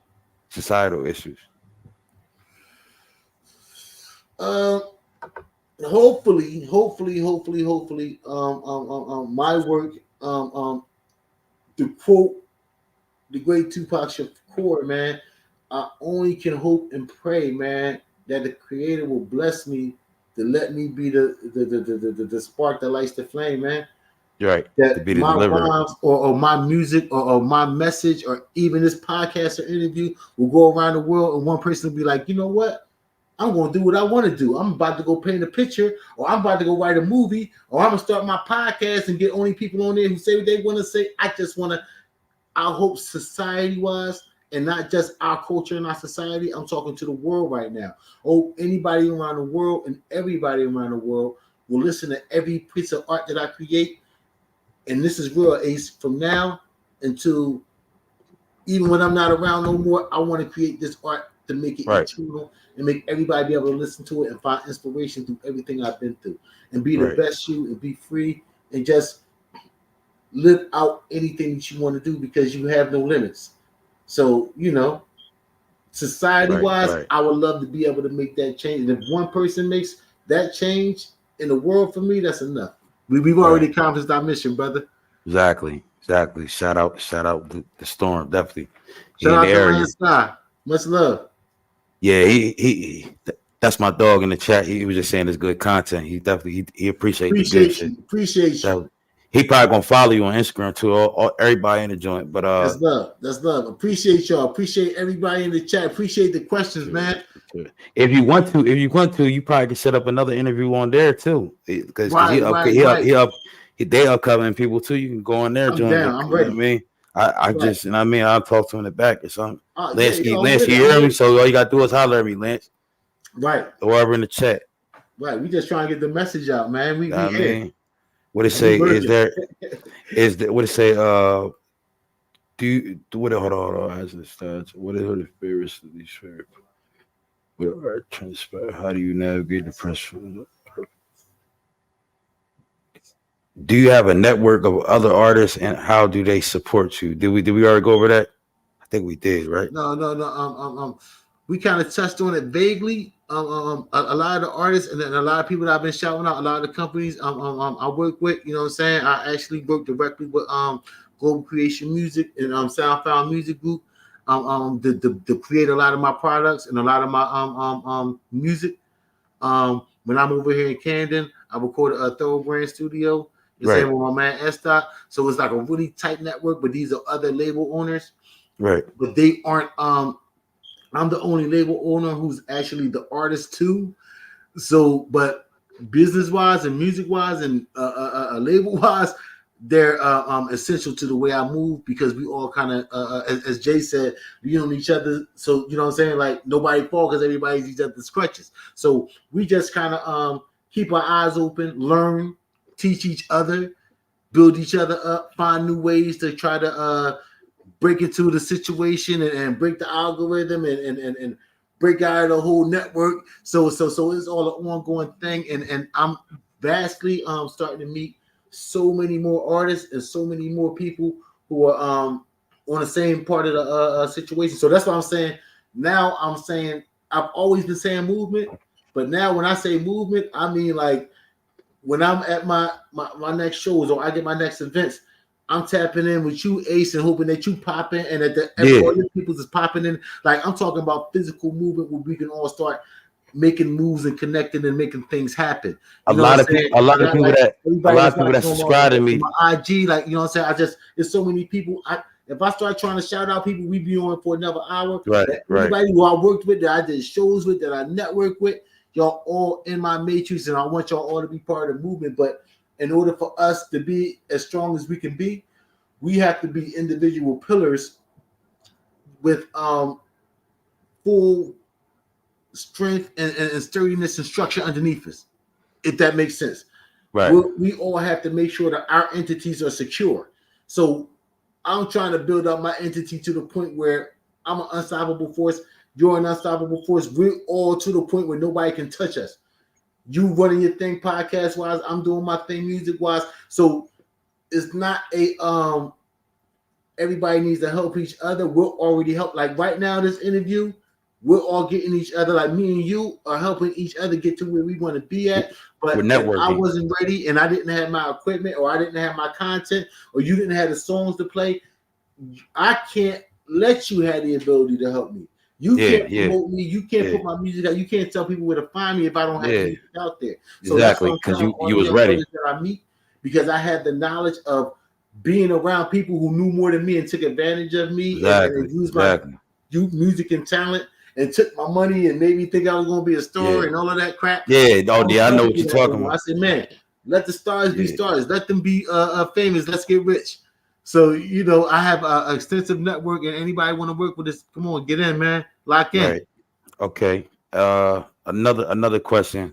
What have some critics and some collectors said about your work already in the past and some of your new work? I haven't really had a chance to get into the national media circuit. So a lot of the underground, and I'm getting more of feedback from my peers and our people. But what I'm hearing from my peers, and I'm getting, you know, a lot of positive feedback on the brand of hip hop. Definitely internationally, a lot of people are liking it. But you know, once we get to the next level of the interviews and having some of the national bigger magazines and stuff start looking at it, well, we'll see what they got to say. But everybody on this level and everybody we've interacted with have had a great positive reaction. And you know, like, but right now we still dealing with, you know, people like us, grassroots, like me and you, that's just in the mud trying to get it in and trying to spread the message. So, but as far as, like I said, musical content and the way that we putting out and the way the movement is going, we've only had very positive content. As far as in critique wise, we haven't had any, like I said, established critiques of the music yet.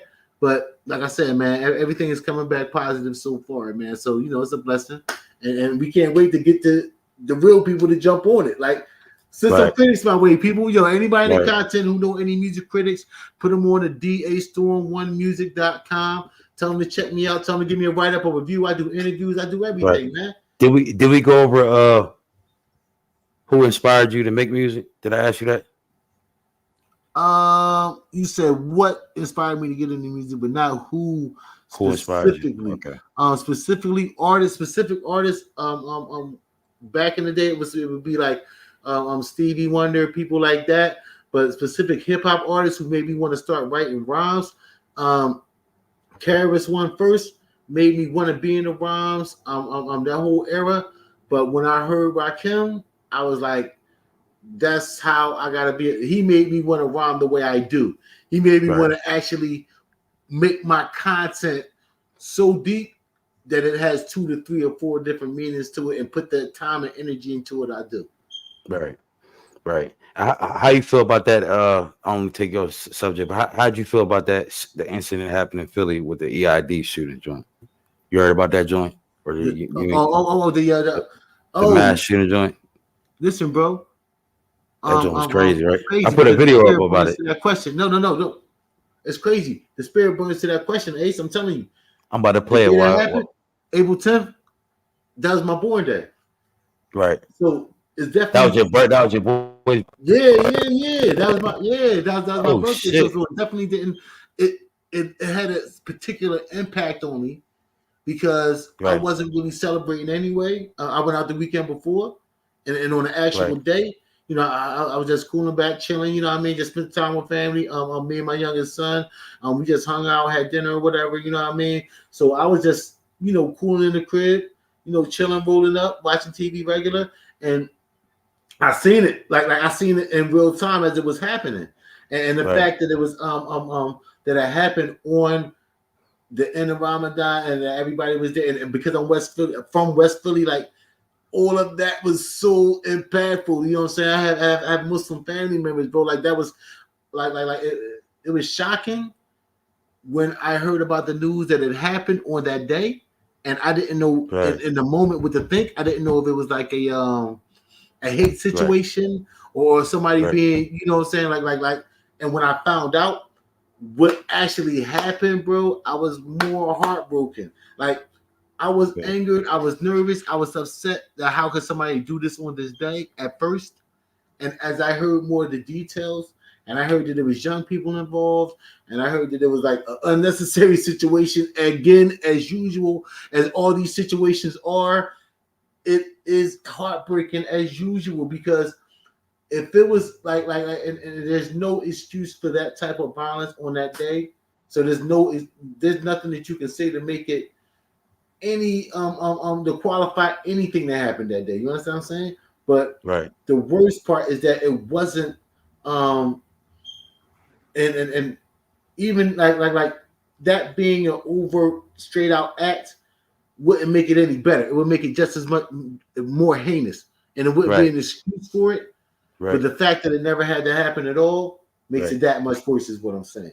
The fact that again, like we were talking about earlier, maybe with a little bit better guidance or better understanding of somebody to guide those young people in a way that they weren't even there on that day with those guns. Like, come on, man. I was a young person. I was that age. You know what I'm saying? Ace, you don't just wake up and you don't just wake up and do it, bro. And then the Muslims going against the Muslims, bro. That shit crazy. Like, but it had the community scared to go out there at first because they had an event giveaway the next day, but nobody showed up.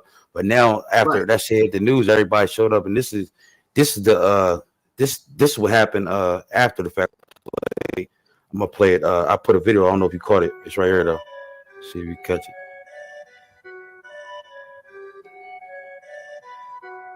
Just pretty much tell me what you think.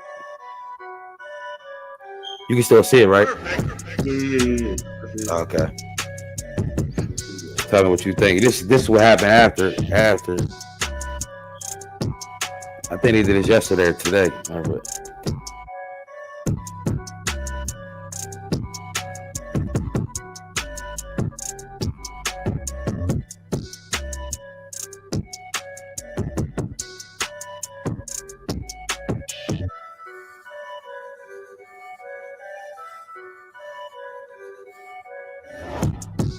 Shout out to Trenches Politics TV up in this piece. When we get on live stream, niggas, because I wanted to get high. Get it high today, nigga. I ain't even lying to you, gang. What's going on, everybody? Welcome back to Trenches Politics TV. We definitely politicking from the trenches.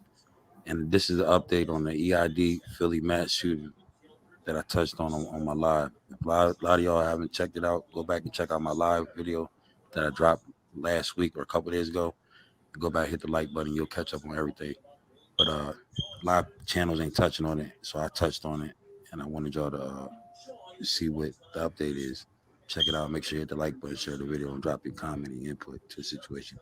Thanks. To heal a West Philadelphia community after tragedy, a community day hosted at the very spot where more than 30 shots were fired almost 3 weeks ago during a celebration to mark the end of Ramadan. Our Cheyenne Corinne with the story.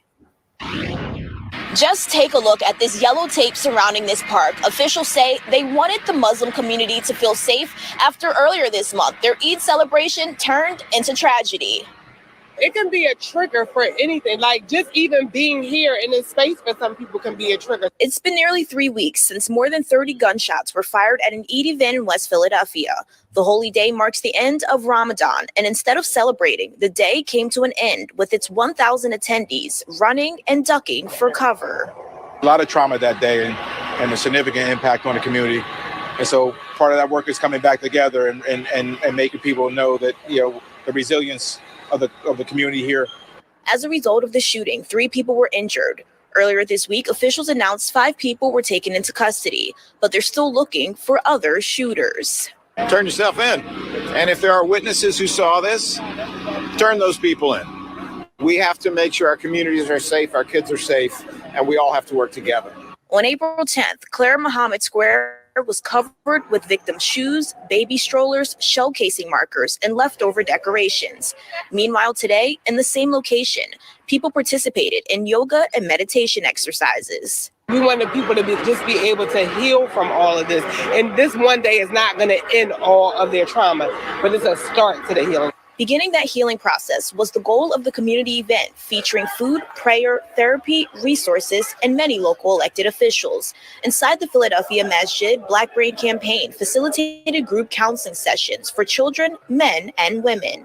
We wanted to make sure that we had clinicians here on site to say if you're going through something or if you're experiencing something, we can actually walk and talk with them. Also, with 4 of the shooting suspects being juveniles charged as adults, Muslim leaders work to bridge the gap between the young and their elders. Our youth has to understand who they are, the history and where we've been and where we're going and what we're lacking. Commissioner Kevin Bethel encourages young people to take advantage of the city's job offerings this summer. And with this gathering having a much smaller turnout than the annual celebration earlier this month, he wants the community to know they are safe and protected. We're setting this tone, and we challenge them that if you're going to be out here, we are going to come after you. We're going to use every effort, every tool in our toolbox to come after those individuals who do harm to our community. In West Philly, Cheyenne Corinne, Fox 29 News.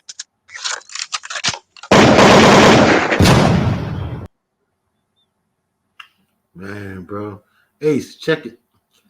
The trauma just increases, like I was saying earlier, because of the randomness of the incident. And I grew up with people who went to the Claire Muhammad School. Like that. Yeah. That's how close to home it is. Even though I live over in Jersey right now, that's how close to home it is, bro. Like, and it happened. Like the fact that that's why I keep touching on it. I'm gonna keep touching on everything in Philly and Jersey, bro. I'm gonna keep touching on all the East Coast because nobody wants to. All they want to talk about is Chirac, bro. Chirac is not the only thing. That shit, you know what I mean? This shit real. But how you feel about that, though? That's real. Everything but that man, it just increases the trauma, man. Like so that's what I'm saying. Like my heart definitely goes out to everybody that was unfortunate enough to be out there. I hope that they can heal.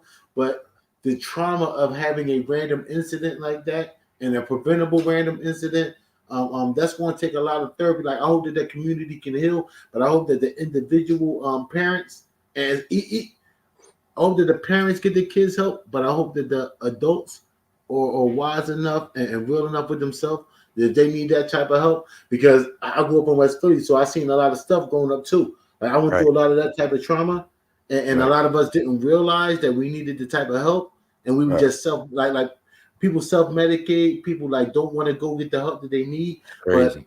But in this day and age, with all of the opportunities, and you can go online and you can get help, like you don't have to live with trauma. And I hope that our people, our culture, stops living with so much trauma, man. Because that incident and seeing that makes me want to bring up that point, bro. And they all was under 15. I think they was like 15 years old. It was 4 or 5 of them that got caught. Luckily, the cop didn't kill him. The cop could have killed him because he had big ass guns. Right. They just he didn't even do that. He just shot him, and you know what I mean.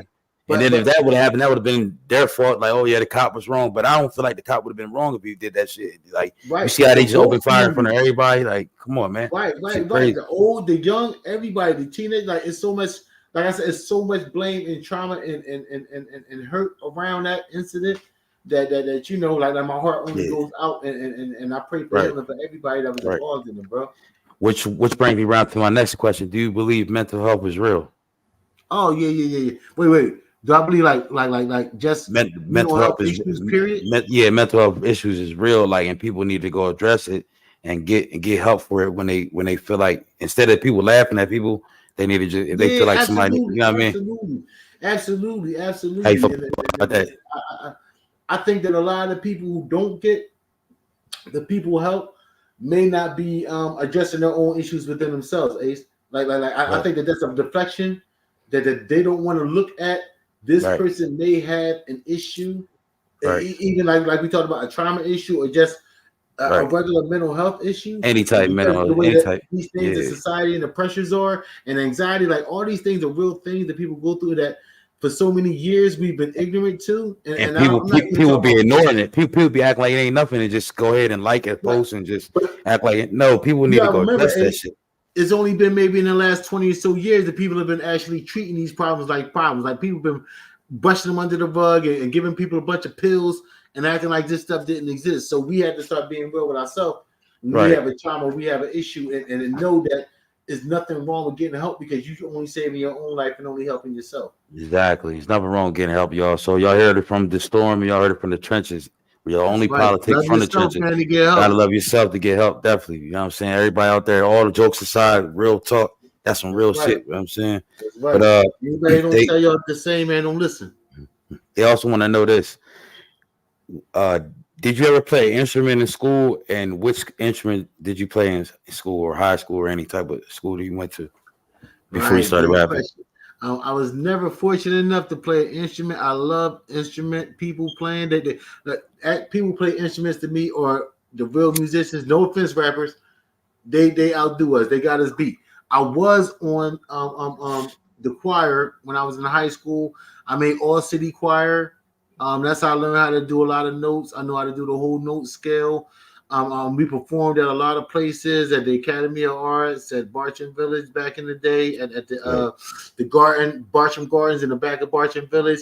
So that was a great experience being on All City Choir. So I didn't actually play an instrument, but I was in the All City Choir, yo. And what I didn't hear you say. What instrument did you play? Did you? No, I never learned to play an actual instrument. Oh, okay, you ain't learned. But that's why I said that's why I said I only sang on the choir. But I wish I did learn how to play an instrument. Yeah, I do too, man. Damn.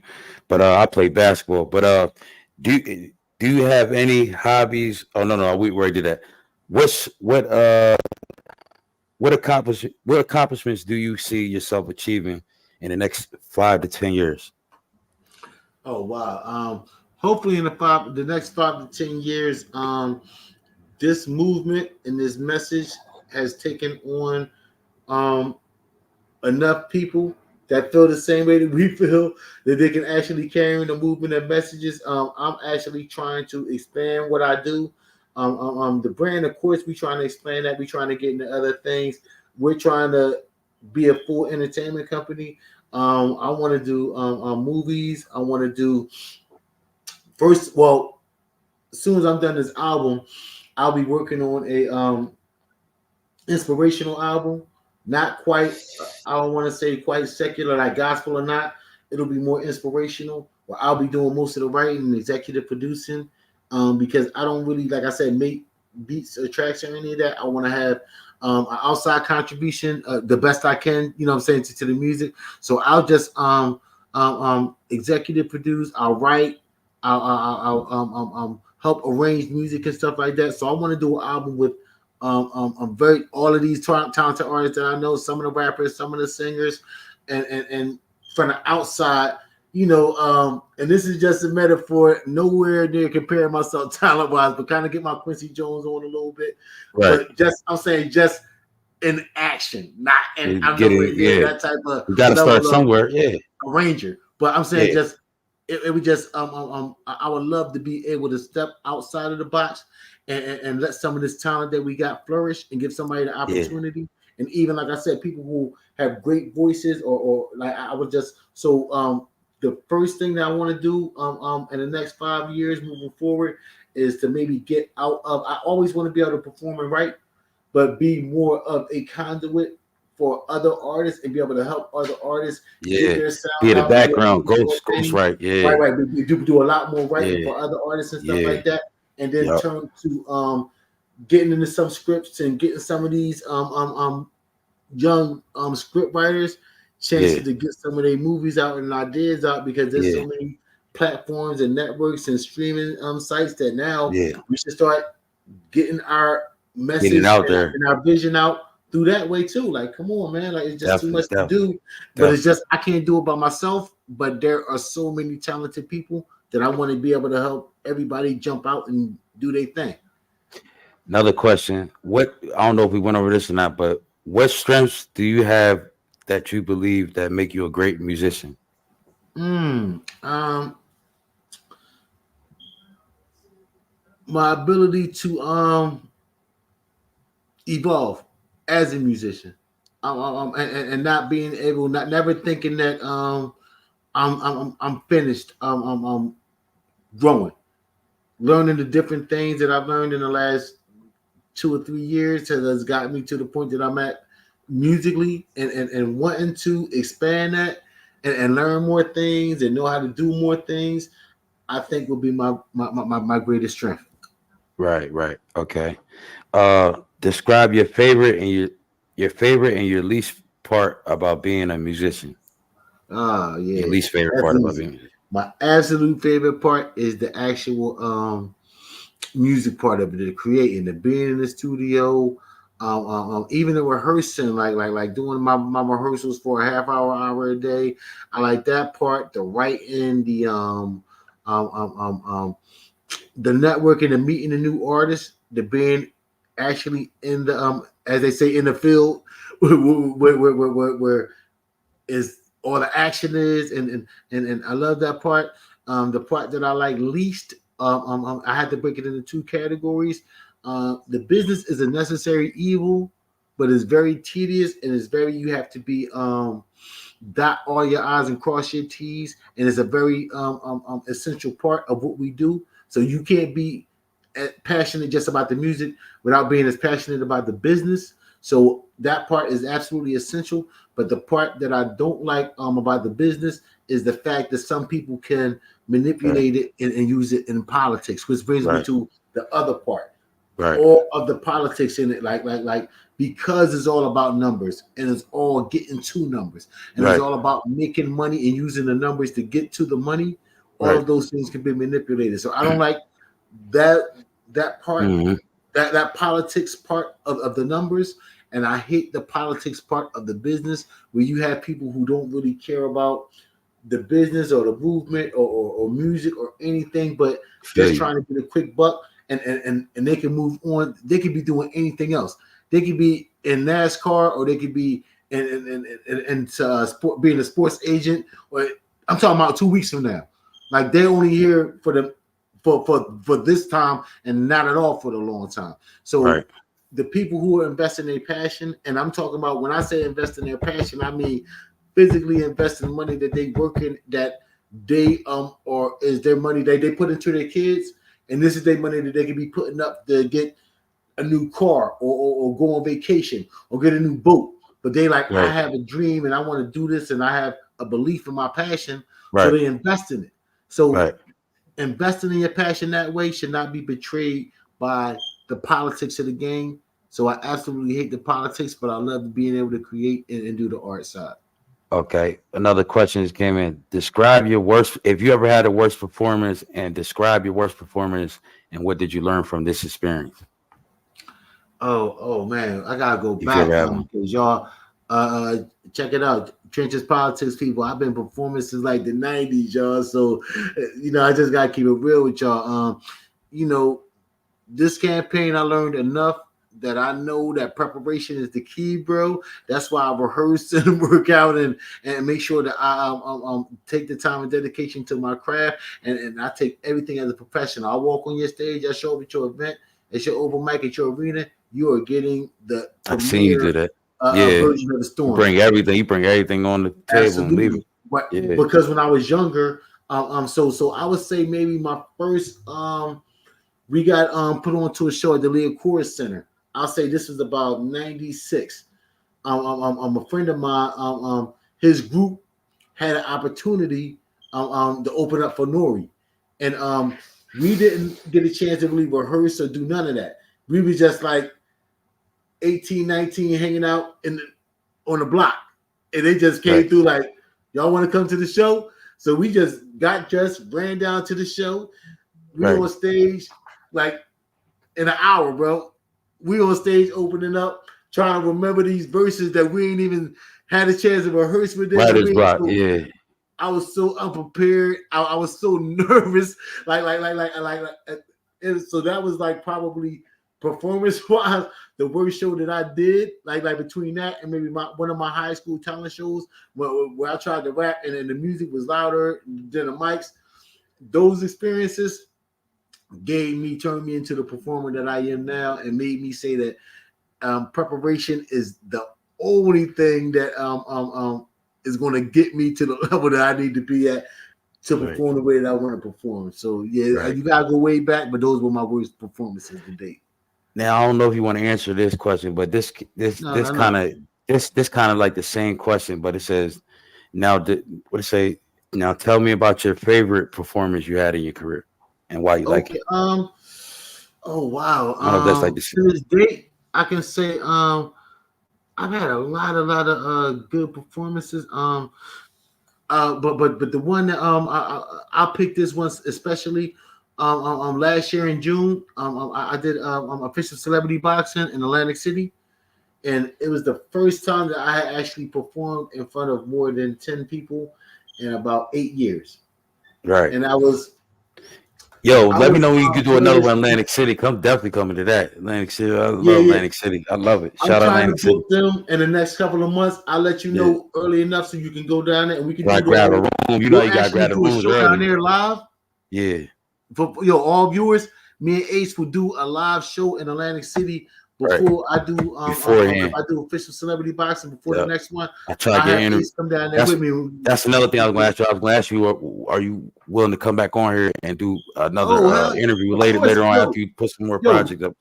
Everybody's showing me love with these questions. Everybody tapping in. I got people commenting. Yo, I love your audience, but I definitely come back, bro. It's my family, man. It's my family. They see me start. I started off with cell phone, and then I brought it to the. You know what I mean? That's why I said I couldn't do it the other night because I was on my cell phone, but I had to get to the studio. Like everybody in this chat been here since day one, just like you. They don't know. They don't realize though. I'm making you a mod too. That's why I said you've been here since day one. You was fucking with me when I was on cell phone before I had this on the laptop, but you didn't know who I was. You just knew as me as Trenches Politics. You like my content and shit. Feel me? But another question. All right. Now, which skills have you gained that helped you perform effectively as a musician? Like, what skills have you gained like as you was been a musician? Right. Now, I mean that pretty much helps you out.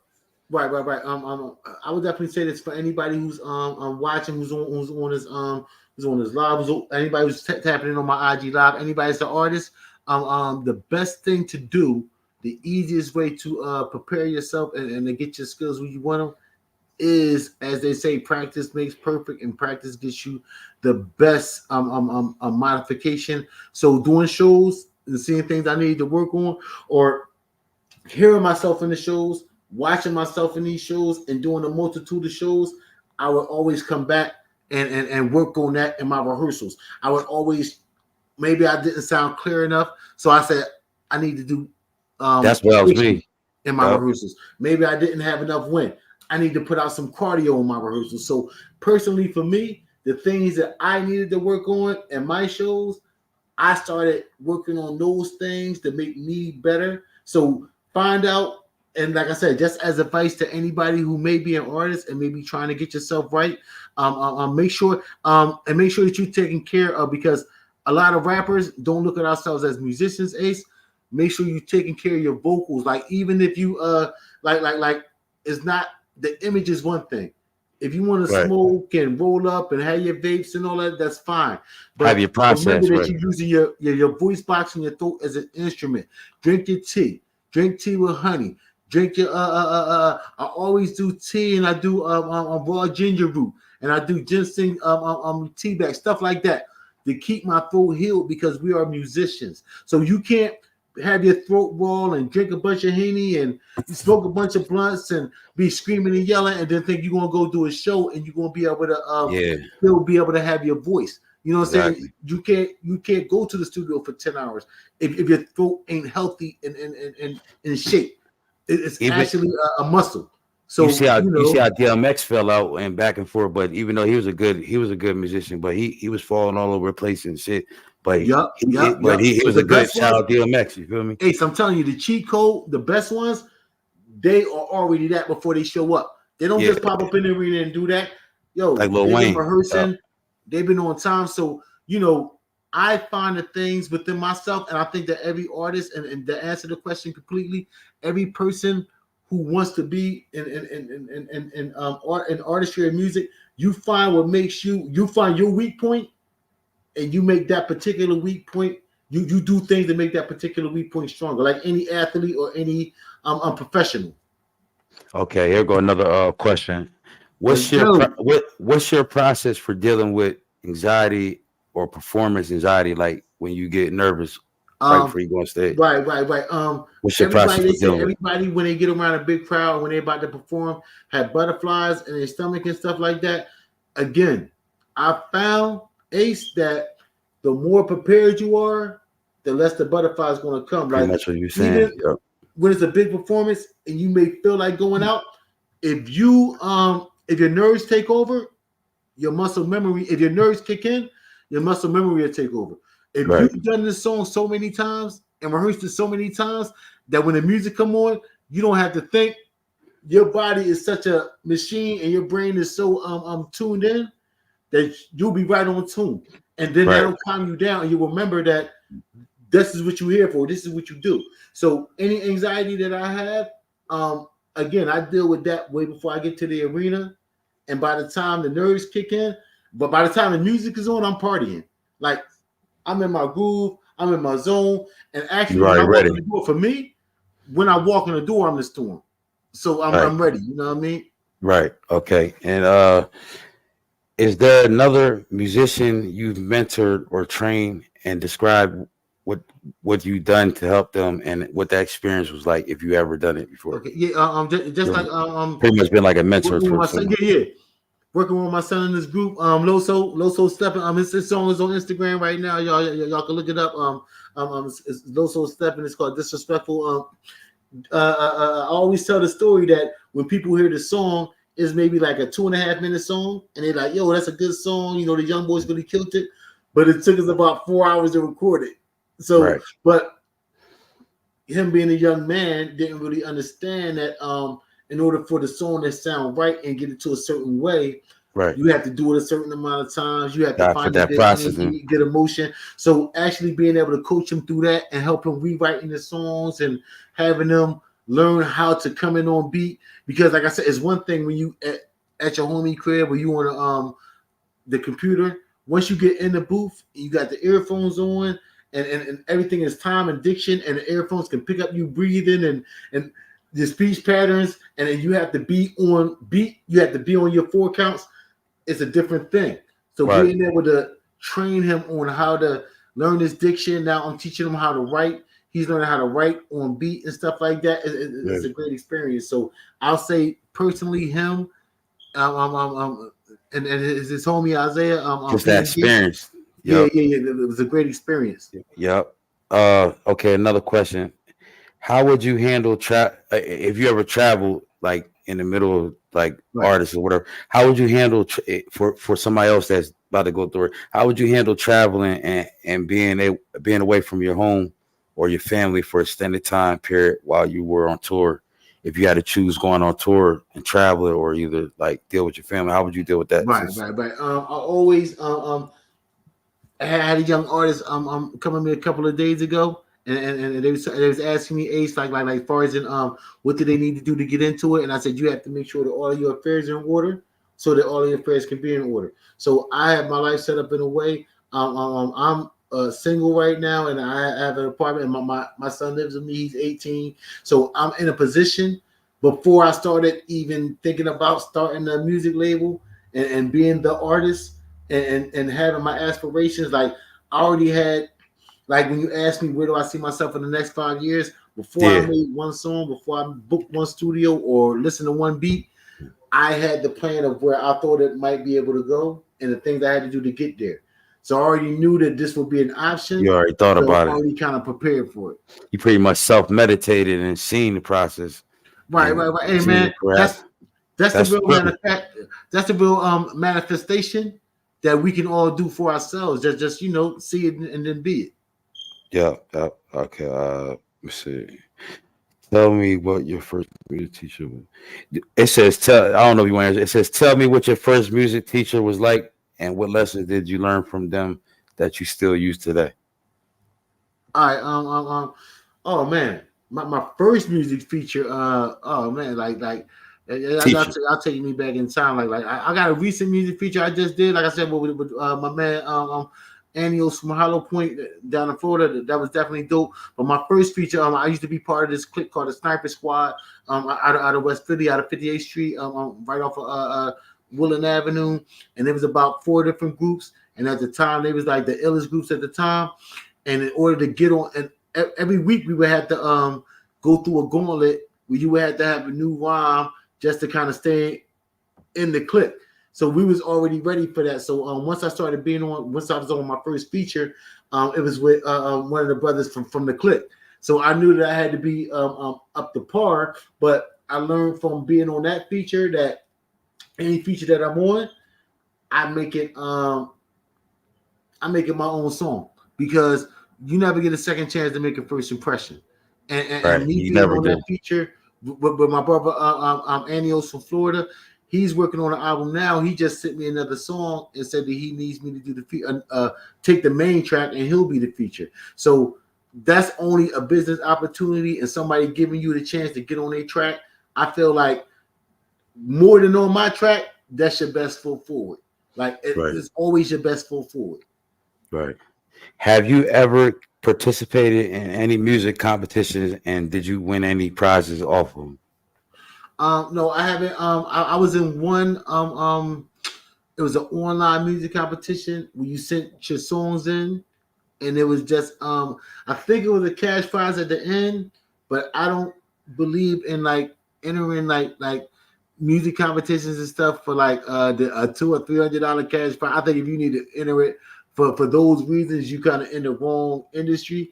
I think that they're a great promotion. I think that getting in to meet the other artists who are in the competition with you and promoting off of them and being a part of their network and meeting their fans, I think is a networking event, like competitions and stuff. So I was in one online competition and we went song for song. With my man Straight Out the Mud from North Jersey, and we went a couple rounds and his song beat one of my songs in a round, but it wasn't the type of it was a different type of music.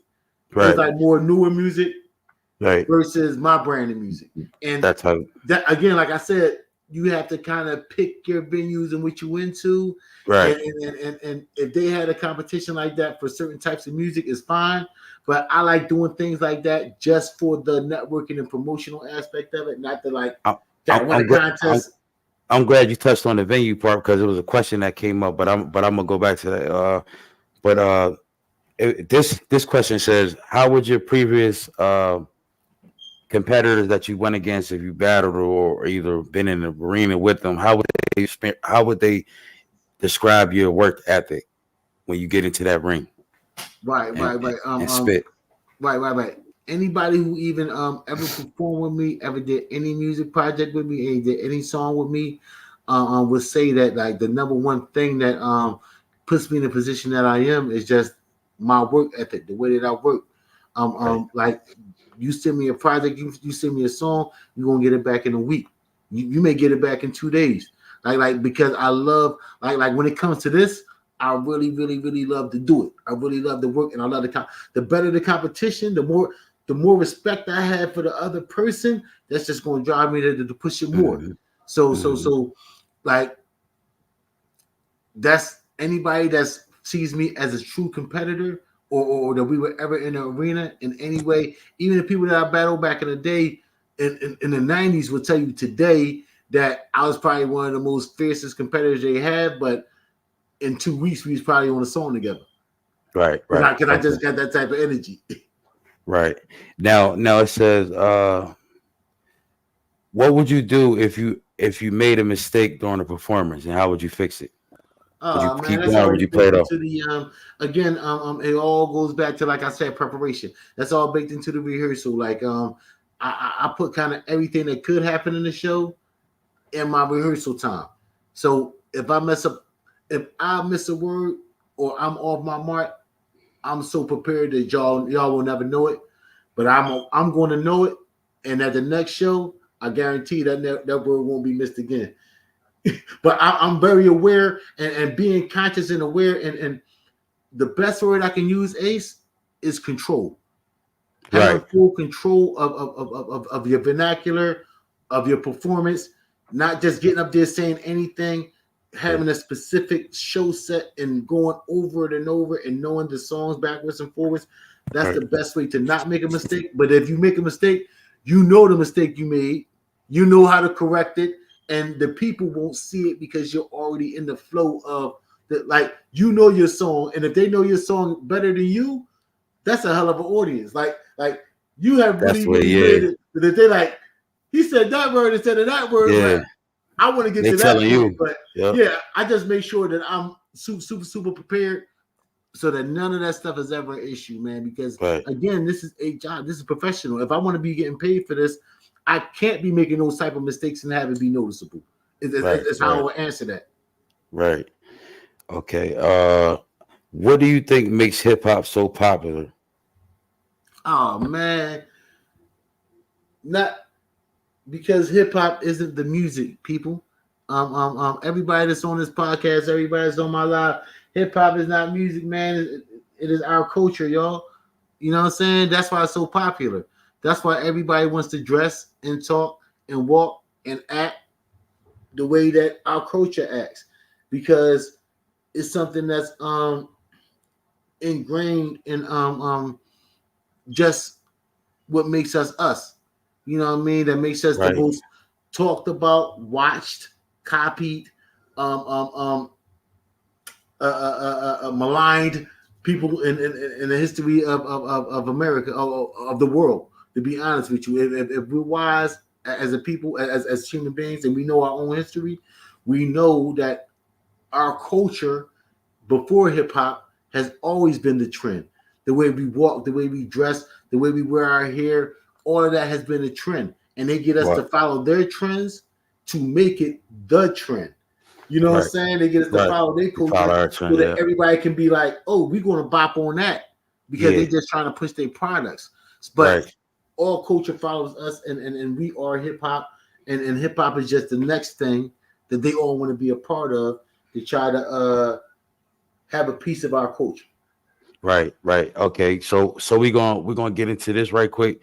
And then I wanted to appreciate you for pulling up, because I wanted to play. I don't know if it's going to drop after I'm gonna ask you what's your top 5 dead or alive. Then I'm gonna play your song. I'm gonna go to your YouTube joint, but I don't know if it's going to drop because the shit usually fuck up. But if it do, but we about to end out the show anyway. This is some good content. This is a good show. I appreciate my dog, the Storm, for pulling up, yo. He ain't have to, but like I say, he pulled up the other day. Matter of fact, let me play that clip real quick. Right here. I think I'm gonna play. Let me play that joint.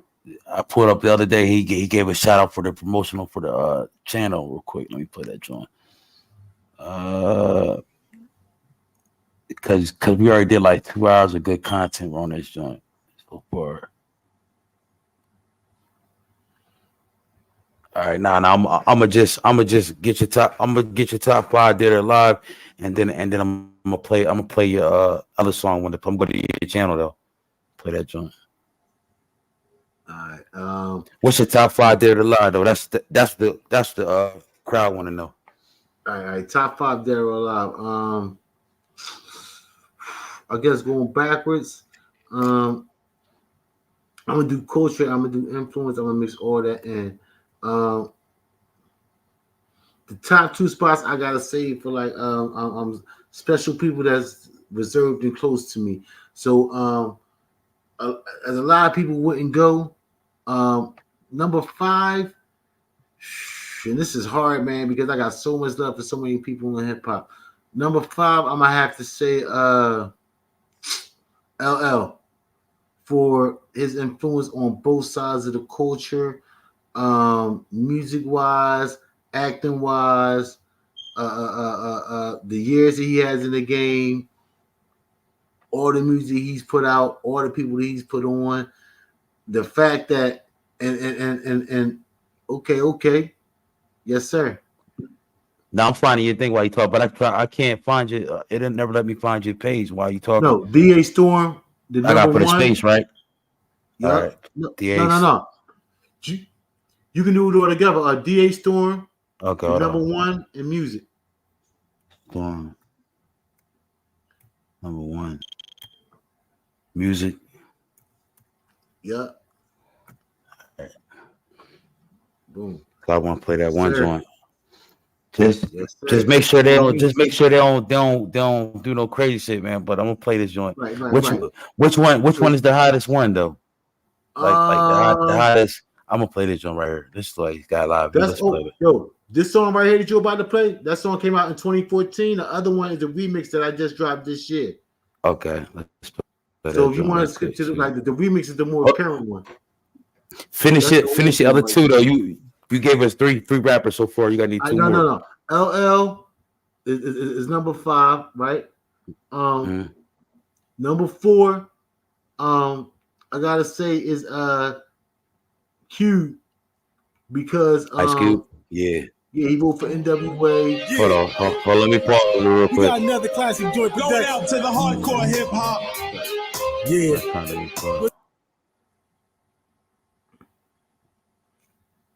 Yeah. I ain't trying to See, pause it. The way I put if you want to give it after we all right. That's the classic version. All right, go ahead. And that dropped you in said LL Cool J on my and last Ice Cube. campaign. So I remixed it, and I did the other version. So the other version is a remix of this, the new one, the one in the red. So So I got I got Cube, like I said, for his influence and for his right, because he voted for Easy and all of them. He is NWA, and then him crossing over and all of that. 3, I'm gonna say Pac at 3 because of his influence still. I'm saying Pac number 3. Okay. Because he still has an influence on the culture. He still is, like I said, very relevant. He was one of the top MCs in his activism. You know, his mom was a Panther and all that, who he was in real life and all of that. Like, I'll give him all of that. You know what I'm saying? And I can mix him in as the catalyst for everything that happened around then. Big, Nas, Jay, all of them came from the way Pac was moving. So I give him more influence, the edge over that era. And I'm really going through eras. And number 2 and number 1, or just my top 2 MCs all time. I'm just talking about rhymes, and I think for me, without these 2 people, hip hop and rhyme wouldn't be what they are, and they are in this order. Number 2 is Karis One, Chris, because when he came out in this Shan, he changed the whole hip hop, and when he came out with his positive rhymes. And still kicking street knowledge at the same time with the gun on the cover and all of that. PE and all of them is part of that camp. That's his whole Right. squad. Right. So I gotta give him number 2, but the number 1 rapper and my number 1 of all time is Rakim Allah, got a rap syllable. Because as I said, that is my favorite all-time rapper because of the way that he changed the way that rhymes are written, the way the artist can learn how to put the 4 bars into the syllables and change how they go. That physically changed the way rappers were rapping and the way that they was putting their bars together based on him specifically. So that's my top 5 that are alive. Respect to anybody I ain't put on the list, but Biggie, you don't fuck with Biggie either? Biggie and Wayne? Did you think about them? Biggie and Wayne? Biggie and Wayne is on the top 10. Yeah, top 10. I got you. Yeah. The reason that Pac outweighs them is Pac. because of where he's at. And the reason the other 2 outweigh them is because culturally and musically, they span over a longer period of time. Right. And I can't the fact that Big only has the 2 works out and Pac has so much more material, he gets the edge. Right.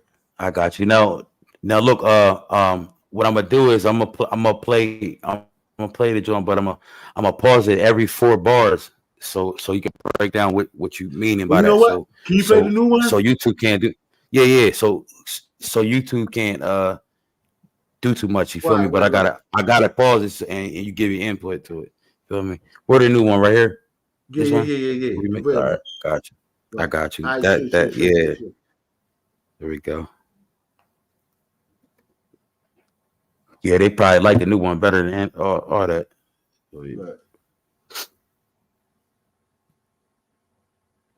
But you understand why I gotta, you know what I mean, get your input to that shit. You know what I'm saying? So they can't be like, yeah, let me copyright strike this channel or something. I mean, nah.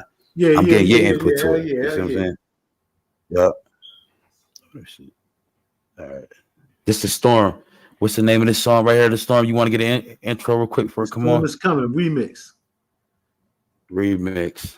Produced by Charles Chill. Shout out Charles Chill. Classic. Shout out Charles Chill. Classic Joint Records. It's about to come on. Storm is coming. Going out to the hardcore hip hop. Let's get it. Yeah. The rain don't stop. Some drizzle a little, they all drop. Them drips make puddles, nigga. I flood blocks. Make it try to next day. My flow's that hot. Okay, what you want to say about them 4 right there? What you want to say right? See, you ain't expect that, did you? Right. You feel me?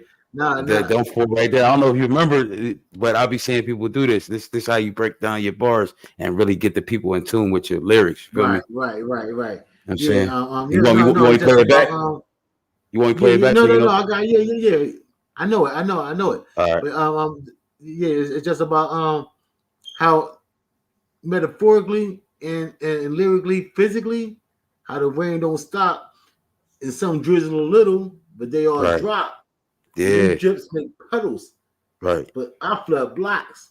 I make it dry the next day. My flow that hot. Right. Now let's get in the next 4. I like that joint. Get him, I got him. Where he at is the top. We good on the bottom with the real ones who spit lit bars, the whole hood singing. Say my name, you hearing them bells ringing. Anybody you think fucking with me, tag them. Come to his next show, watch while I drag them. My rhymes design rhymes in complex patterns. Some say anthems, crowd start dancing, hurricane. What you got about that right there? Right. Nah. I'm doing what they do on the battle rapping show. They do this. They break down bars. So every time you stop, you just want me to break down the bars, right? Yeah. The people and tell them what it means. You know what I'm saying? Right. Yeah. All right. So I said, bro said, get him. I got him. Yeah. You know what I mean? So like anybody. So this is kind of like what you would call almost kind of like a battle rap. My version, more like a challenge battle type of rhyme. You know what I mean? Right. So really, just talking about regular rhymers and whatnot. My man told me just put music out to get at people. So I said, bro said, get him, I got him. Right. If where they at is the top, then we're good on the bottom. Right. And I'm making a literal reference to when I be in them little clubs and with the artists who inspired me, everybody who I was judging in that contest, that's what I'm talking about. Like everybody who I rock with, that's what I'm literally talking about on this rhyme. So I said, they good. If where they at is the top, then we good on the bottom with my real ones who spit lit bars, the whole hood singing. Right. You say my name, then you hearing them bells ringing. So I'm literally saying right there, like, yo, you can keep the so-called top, you can keep the so-called fame or whatever, but we get at the bottom with them real ones, because when I'm in the clubs and they spitting them bars, that's the lit bars that the whole hood is singing. The ones we started off with. Yep. Coming back to me and you, or me and anybody, bro, you say my name, then you hearing them bells ringing, and I'm making a reference to the bells in the background because I'm gonna come at you like this. So I just gave a shout out to my peoples in the hood who making them real rhymes, but I swung it back 360 to, you know, if you say my name, you hearing them bells ringing. Right. I mean? Gotcha. And then I go, anybody you think fucking with me, tag them, because right now we in the era of everybody want to, like you said, that's the way people going. We on Instagram, we in the era right now of social media and everybody doing things online. So if you think you know somebody that nice, because I'm not hiding, like I told you, I ain't hiding no smoke, I ain't ducking no smoke, bro. That ain't what we about. So anybody you think fucking with me, tag them. It's like the words is literally speaking to whoever. Speaking for itself. If you think they nicer than me, you tag them. You come to his next show. You watch while I drag them. Oh, my mind like design rhymes in complex patterns, some called anthems. The crowd start dancing. Look, my man Bronze, my brand Bronze in the chat. He said that's fire right there. You see what he said? Yo, that's love. That's love. He said that's why I said break that shit down. He been following me from day one too, Bronze. Bronze in the chat. And my man's up here. Y'all both been following me from day one. You know what I mean? You've been following me on Instagram and here, and Bronze been following me on YouTube. He like, hold on. Damn, I hope it don't fuck up, yo. I don't want to highlight shit on. I'm gonna just play the joint. Right. But yeah, you see what he said though, right? Yep. We're gonna play the next word real quick, so it won't fuck up. Typhoon, cyclone, the five they describe with the storms on the microphone. Applying supreme pressure, go home and write it over. My style is still better. Math the same math, and let's get it together. Everybody's so dope, the game's racking and never. It's all good, the storm's here to save you. With thorough style and a true hip-hop flavor. A squad of OG. You want to do that right there? You remember what it was saying? Right. Hell yeah. But you know, like I say a hurricane, a typhoon, or a cyclone. That's the vibe that they describe when the storm's on the microphone. So that's like one of my shows. I'm just trying to be everything and like I'm really all the elements. Like I'm the storm as the breakdown of the acronym, but I'm really the storm. So I'm like a hurricane, a cyclone, a typhoon. You know what I mean? Right. That's the vibe they describe. And but at the same time, we back to the rhymes now. I'm applying supreme pressure. Go home and write it over. My style is still better. Like it ain't about the rhyme you wrote. It ain't about the rhymes you ever going to write.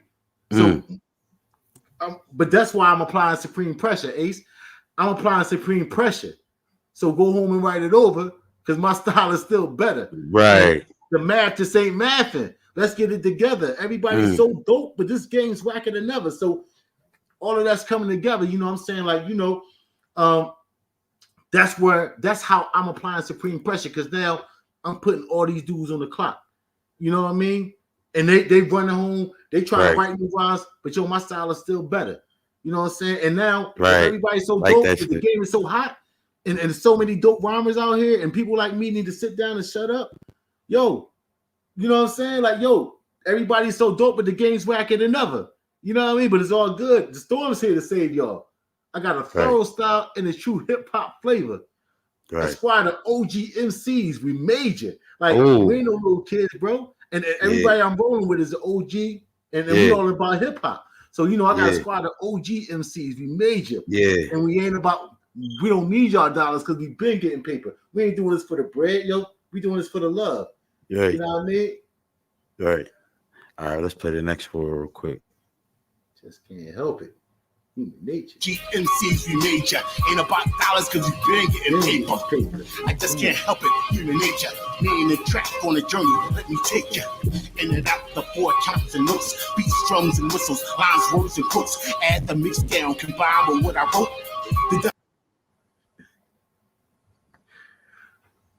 Let that next line play. Let next line. I'm gonna let it play for a little bit more. Formula. Better yet, take it like I'm warning ya. Ain't nobody spitting this Ella. Put me on the track. Dudes get clapped. I'm a straight up killer. M to the C. Poetry ahead of this. All right, yeah, we right. We good right there. All right. So first, I'm like, I'm a musician, and like I said, I can't help it. It's human nature. But I'm also making a reference to Mike. Like the way Mike felt when he heard that human nature beat. That's how I felt when I heard this beat. But I'm like, yo, it's all about human nature, but it's me and the beat. We really on a journey. Come on, let me take you. Because I'm just taking you on a musical journey anyway. But now let me break down how my man made the beat and what y'all hear. And if y'all really hear what he did on his beat. So now let me take you on this journey in and out the 4 counts and notes, the beats, drums, and whistles, the lines, words, and quotes. You add his mix down, combined with what I wrote, the definition is music that's just dope. So all them elements make a dope ass song. So that's why, but I had to tell y'all what we did. So, you know, I take all the parts of his beats, everything that he broke down, and at the end, you get music that's just dope. And now I'm saying, yo, I'm informing you of the formula. Better yet, I want you to take it like I'm warning you. But ain't nobody spitting this illa. They put me on the track, dudes get clapped because I'm a straight up killer. So again, me being on features, that let y'all know right there. But ain't nobody spitting this illa. You put me on the track, dudes getting clapped because I'm a straight up killer. Yo, I was gonna say too, any project that you release, if you want to bring it up here and break it down like this, like how we doing. That's a new. Any one of my songs that you hear that you want to bring me on? I'm saying any update shit, like if you want to get more motivated to drop every week and shit like that, and then you want to bring it up and you want to break down the bar or some shit, or you want to break down some shit he wrote, that's gonna promote you and me. You feel me? Let's have your viewers pick a song that they want me to break down, and I come on and break it down for them. Yeah. And then more people. I'm trying to get more people that's going to like tap in because they see you doing it, and they're gonna eventually want to battle you or either go bar for bar. We're gonna break down the bars on this side and that side. Feel me? See, I'll let like you know that. right here. What's up? Let's go. So until I get another person, if you can get somebody to come up here to go bar for bar, I play your joint, they play their joint. You feel me? And we go like that. And we create content. And I'll do the trending topic thing too every other night. But I'll do this, like, you know what I mean? Right. I'm just trying to help us both, bro. You already know how it is. That's how we appreciate you. Feel me? Appreciate you definitely. But let's get back to the joint real quick. 4 more. If y'all don't know, if anybody's just tuned in, this the Storm. He's definitely tuned in. He's been rocking it. Yeah, the Stormy area. Upcoming East Coast rapper, and he got them bars for days. We breaking down his remix. Let's go. Let's get it. Time, no stopping to shine. I write rhymes about rhymes. Dedication, determination, stay on the grind. Turning knowledge into wisdom. That's the key to divine. Putting on for the culture. Pro tags, body bags, career's over. Ain't should have told you, my whole crew's popping. Hellboy arena, give us the stage, we rocking. You want to stop there or what? Yeah. That's perfect. That's perfect. That was 4. So again, it's just about the bars and it's just about trying to take people on the journey. But you know what I'm saying? Like you said something about the stage we watching. I heard something at the end. That shit sound hot. No. Yeah. But I start them bars off with like into the sea. Like I'm just saying that again back to I'm the Storm, but me personally as a rhymer, I'm the Into the Sea. And if you go through my songs, I break with all that I break down how I am the Into the Sea and what that mean and all that. But I say, Into the Sea, like ain't no way they stopping my shine. Right. Because I write rhymes about rhymes. Again, back to I think about rhymes. How you gonna stop my shine, bro? When I write rhymes about rhymes, you know what I mean? But how'd I even get to the point where I'm writing a rhyme about rhymes and stuff like that? Because dedication and determination helps me stay on my grind. You know what I mean? And turning knowledge into wisdom, that's the key to divine. So trying to get to the highest place that I can get to comes from my discipline, and I can only do my music that way. So that's what I'm saying, you know, into the sea, you know, my poetry is ahead of its time. So I'm only talking about like metaphorically, time-wise, you know what I'm saying, how I'm not locked in to no certain type of parameters. So that's why I say, you know, into the sea, I'm poetry ahead of its time. Like this is like way past Def Comedy Jam and all that, but we're on the next level with it. You know what I mean? And again, like I said, how they stopping my shine when I write rhymes about rhymes. Discipline and determination, you know, help me get on the grind. You know what I'm saying? Turning knowledge into wisdom. That's definitely the key to being divine. You know, but again, I'm only putting on for our culture. Toe tags, body bags, careers is over because I can't be playing with nobody. You know what I mean? Like you know, you come this way. Like I said again, toe tags, body bags, careers is over. But that's why we actually break it down. My whole crew is popping. Clubs or arena, give us the stage. So I do little clubs. I'm doing pool halls. I'm doing arenas. I don't care where we at, bro. Me and my niggas. You getting in there anyway? That's we rocking it. Y'all gonna think y'all at a concert. So you know what I mean? I'm just really laying down how we get down. Yeah, definitely. All right, let's get back to the next four. Who the best contestant get blasted? Me and Charles chill together. This straight classic. I said ill lyrical tactics come from years of practice. Now these skills is mastered. Musical message specially crafted. Global bricks inserted for building chapters. That's good enough. I'm trying to make sure it's four. Yeah. I had to shout out my man that made the beat on that joint. My man Charles Chill from Ill Relation out here in Camden, you know what I'm saying? Shout out to my homie Charles Chill, you know what I'm saying? Classic Joint Records. So you know, I say me and Charles Chill together. This joint classic, like his record label is Classic Joint Records. So that's why I said me and Charles Chill together. This joint is classic. You know what I mean? So and then I break it down just to kind of show them how just years in the game get me to a certain point. So that's why I said ill lyrical tactics come from years of practice. Now my skills is mastered. Musical message specially crafted. Again, it's all deliberate.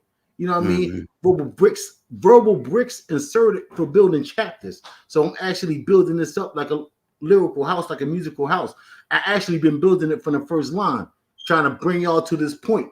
Just trying to show y'all what I'm doing. So that's, you know, I had to throw in my man. I had to give him a shout out because he laced me on the beat the first time back in the day, and he brought it back for the remix. And so we had to hit him with the remix R. Kelly style. So I was like, you know, let me make sure I shout him out. But then I had to give him a little, you know what I mean? I had to hit him with the bars too. So, you know, that's where the ill lyrical tactics come from. Ill lyrical tactics come from years of practice. Now my skills is mastered. The musical message specially crafted. Verbal bricks are inserted for building chapters. And that's where we at right here, y'all. All right. Let's get to the next four real quick.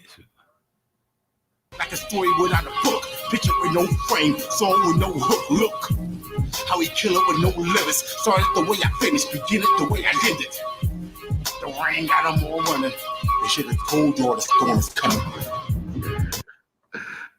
That was nice. That was nice. I like that one.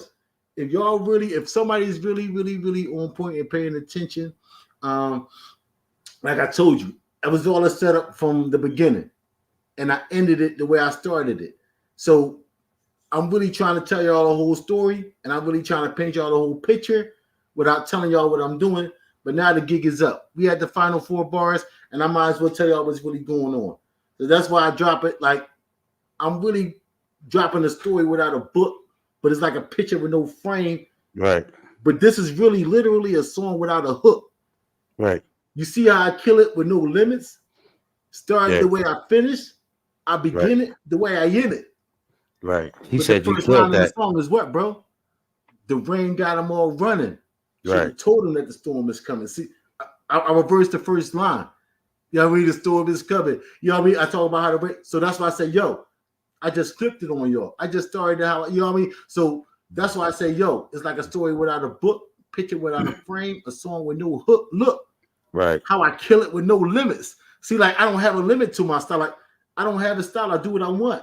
I rhyme how I want to. I flow backwards. I rhyme the ending at the beginning. You know what I mean? How I started, how I did it with no limits. I started the way I finished.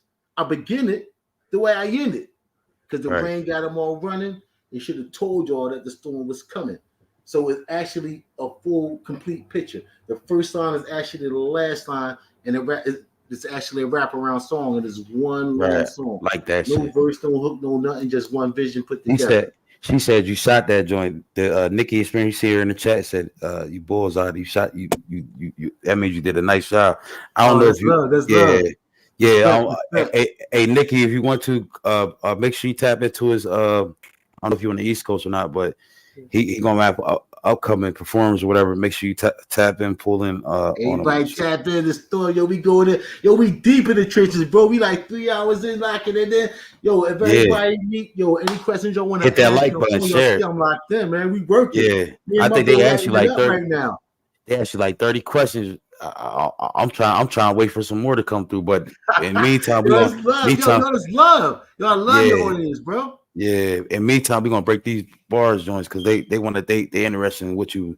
I'm interested in fuck. You know what I mean? I love my sport, but I'm trying to see what you was thinking about. Hold on, let me see real quick.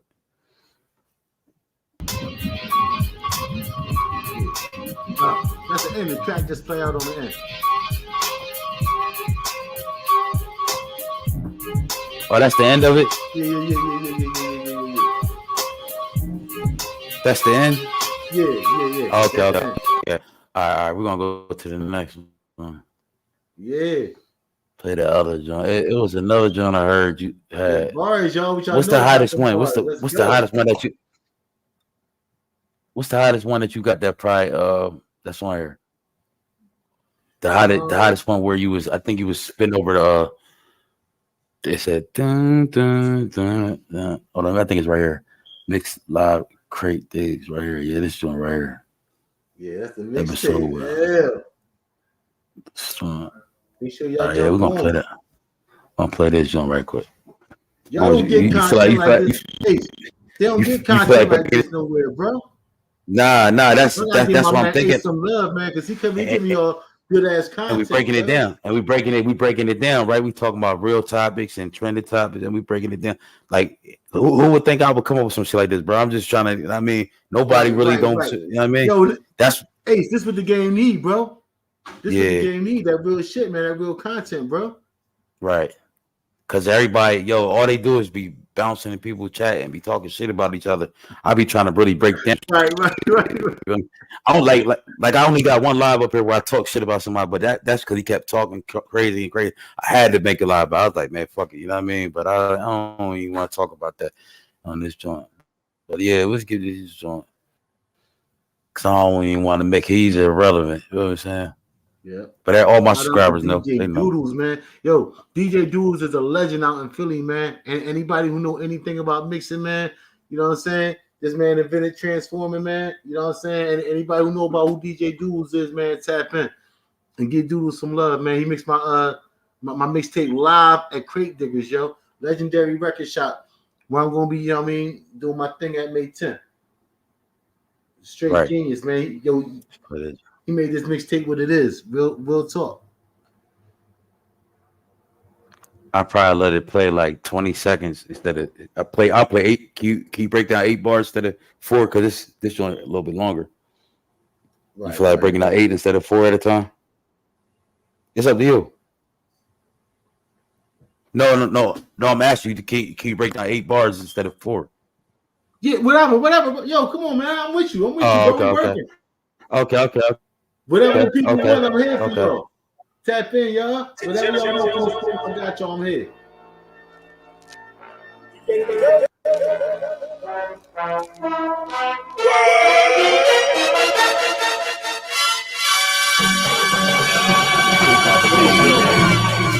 Make sure y'all download the mixtape, man. Free download. Come on. Many come or fail. Master of ceremonies, me can't see hell. Motherfucker commander, mad crews drop. Make clouds flop, most can't duck the shots.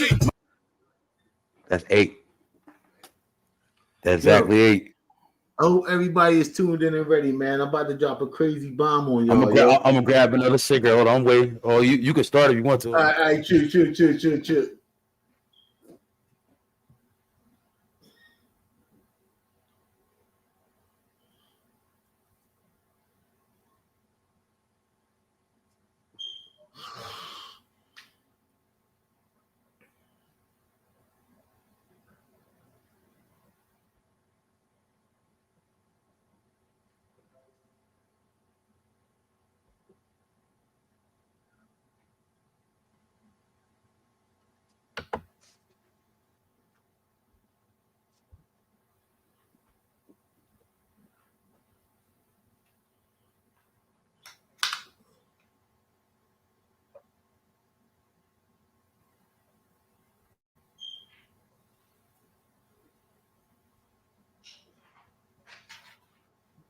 Look.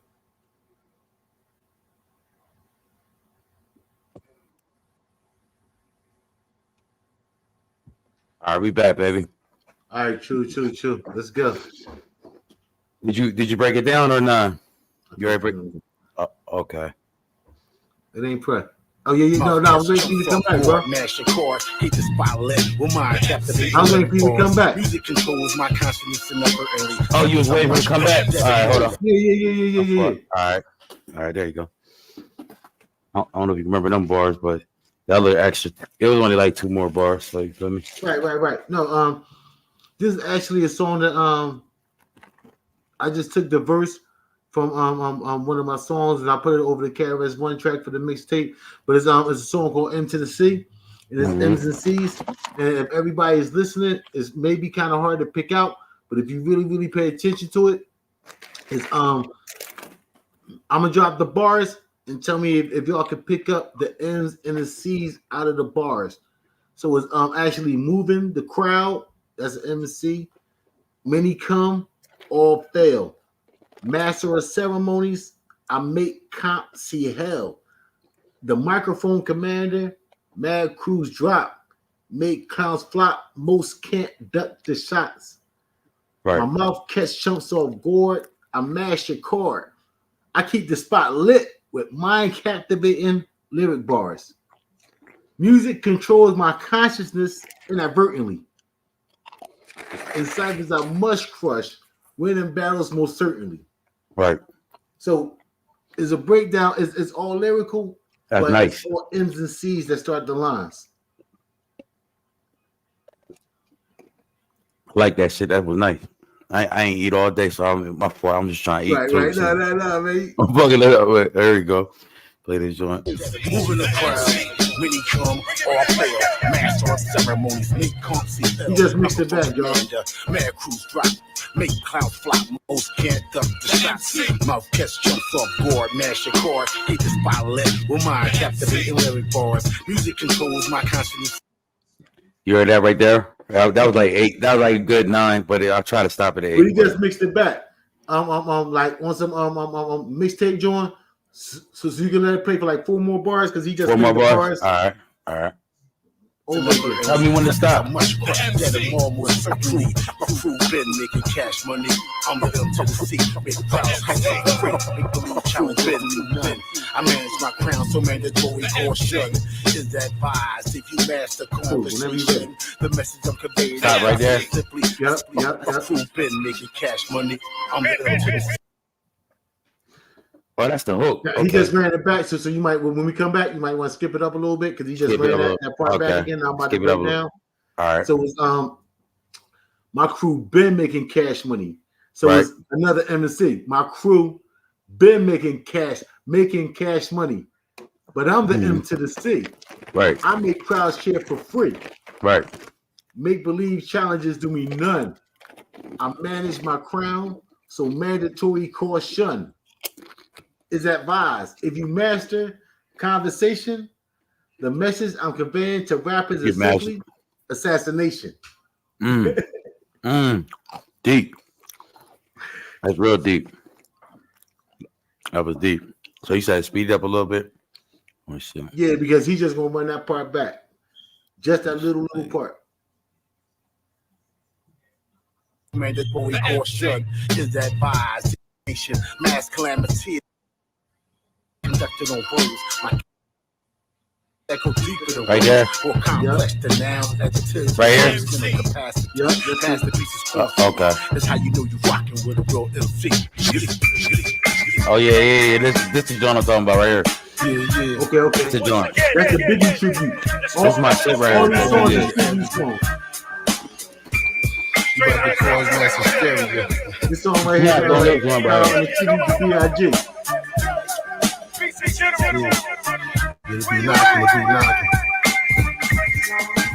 Yeah, he snapped on this. I ain't gonna lie.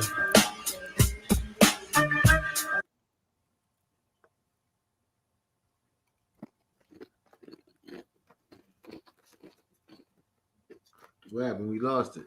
He's rocking is gone. I'm trying to figure out too. Let's see.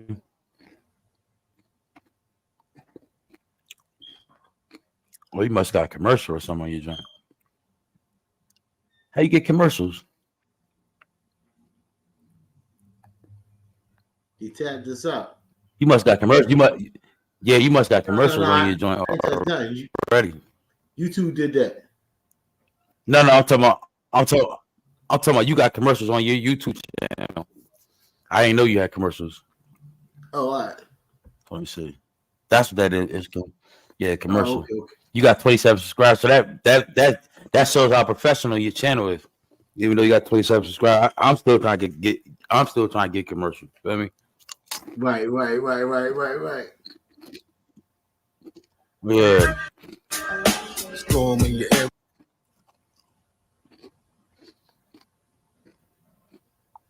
Oh, it's going to catch up. It got picked back up to speed. But it's that commercial. It broke it up right there. That means off of this song right here. Off this. Hold on. Off of this song right here. I'm trying to pause right quick. Off this song, you probably making money and revenue off of, and you probably your music label.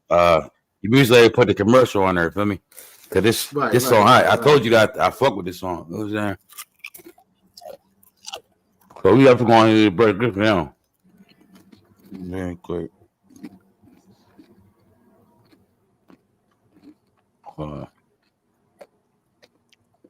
It just shows how professional you are, though. That's all.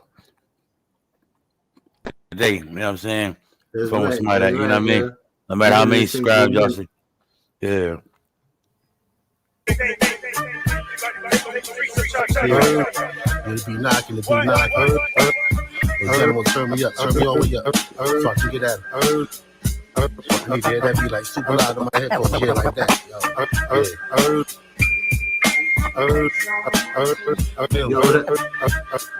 I hear that cut, yo. That cut is crazy, yo. That mix is retarded, yo. Little homie trying to see me. Show this funny kid, you better sit down before you get that ass whipped. Another victory, your career is history. You've never seen an MC with this pedigree. I gotta stop it there. You gotta break that down. What's going on? I've been wanting to just think about myself. But again, like just to the music business in general, and just to how music go and how rappers go, you know, just saying like, yo, hearing little homie want to see me, that's funny. You better sit down before you get your ass whipped. But for me, it's just another victory. Now your career is history, and you never seen an MC with this pedigree. So just saying, like, the artists that I've been around, the people that I had to get my shit off with, yo, right? You never seen like you might have seen rappers, you might have seen people doing their thing and this and that, but you never seen an MC with this type of pedigree in real life. You know what I'm saying? Nobody who's trying to come up is. Especially a little homie, you know what I'm saying? Right. So that's why I let them know. If you calling yourself a rapper, you definitely ain't my equal, yo, because I'm an MC. There ain't a rapper that's my equal. You passed the rapper stage, yeah. Get you out the game, and I'm gonna hunt down your people just to make sure they ain't gotta come looking for me. You doing some 50 cent shit. That, You try to put niggas out of business if you have to. Feel me? That type of shit. Right. Ain't a rapper my equal. Get you out the game and start hunting down your peoples. And mic check, I'ma break your neck, rip your spine out your back, make you learn some respect. The 4 or 5 bust loud as a thundercloud. That's how I move the motherfucker crowd. All right. Yeah. Let's go. That's right. Nice. You know, just letting them know, like, now we competitors, yo. Now we in the ring. Like, Jordan ain't care if you was no rookie, dog. Kobe ain't care if this your second year in the league. Yo, it ain't about to embarrass you. He's just a killer. And I told y'all already, you know what I'm saying? On wax, on tracks, that's how I get down. So that's why I'm like, look, at my check, I'm gonna just take you out. I'm gonna break your neck, break your spine out your back, make you learn some respect. Because this is all about respect for where you at in your artistry. So if you know who I'm at and you know who I am as an MC, you ain't gonna come and challenge me. Right, you know what I mean? Like at my check, I'm gonna break your neck. You know what I'm saying? Rip your spine out your back, make you learn some respect. And then you know when I reference, you know what I'm saying, like the 4 or 5 bust loud as a thundercloud, that's just, you know what I'm saying, my mic, my mechanism, you know what I'm saying, my trigger, how I bang off, that's how I move the motherfucking crowd, you know what I mean?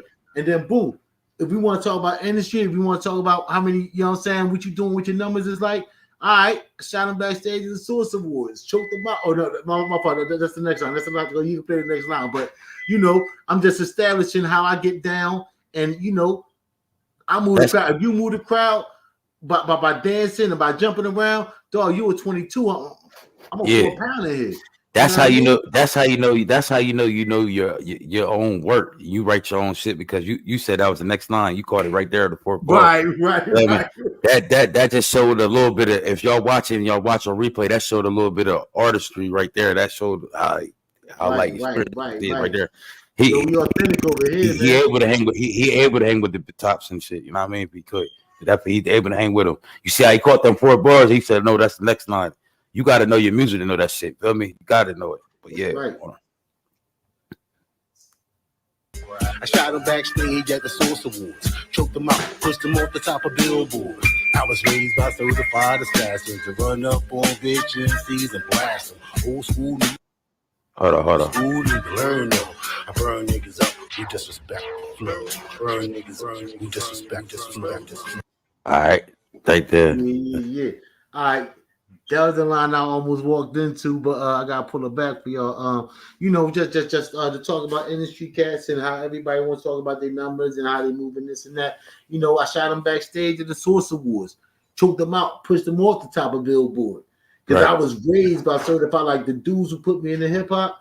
You know, like I said, they wasn't taking no prisoners. And when we came up in the era where you had to really be what you said you was. Like you couldn't pump fake, bro. You know what I'm saying? So that's why I'm like, yo, I was raised by certified assassins that run up on fake MCs and blast them. Right. You know what I mean? Old school, new school need to learn though. Yeah. Burn niggas up who disrespect the flow. Now that's that old burnt Biggie joint. Right. That's a shot to Big. You know what I'm saying? Like, but he just took his line.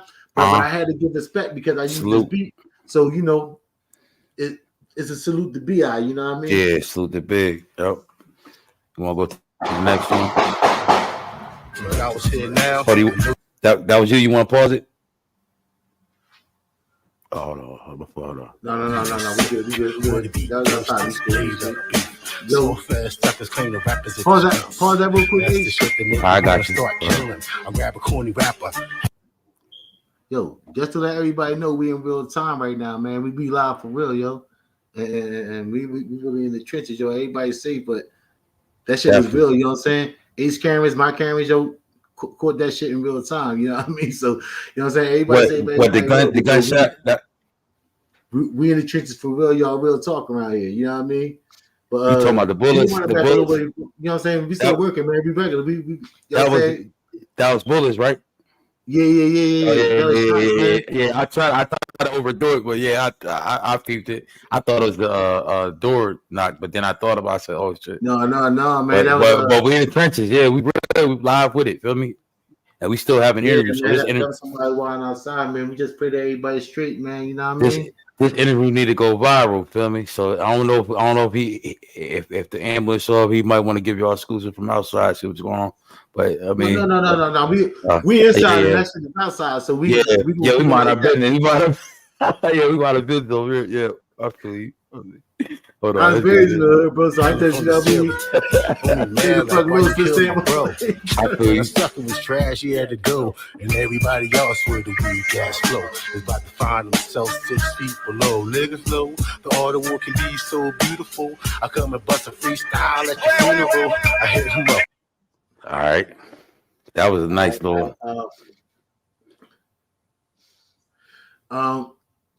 That's damn, my fault. The joints threw me off. You want to wind it back? Yeah, can you run it back a little bit? It might mess it up. Let me see though. I forgot the exact spot that we was at.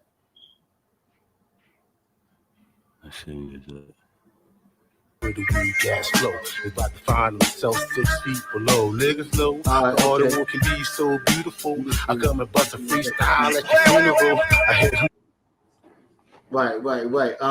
You know, again, that's another big reference because I use this style on the tribute.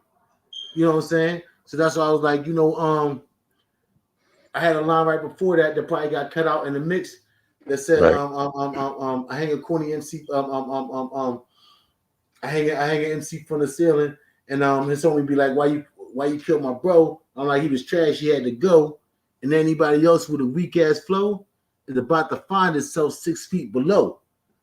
Because we're not tolerating that. You know what I'm saying? We real hip hop over here. So I'm saying if you coming around where we at, if you coming around here with a weak ass flow, you're gonna find yourself 6 feet below. And again, I use the big reference. Niggas know the art of war can be so beautiful.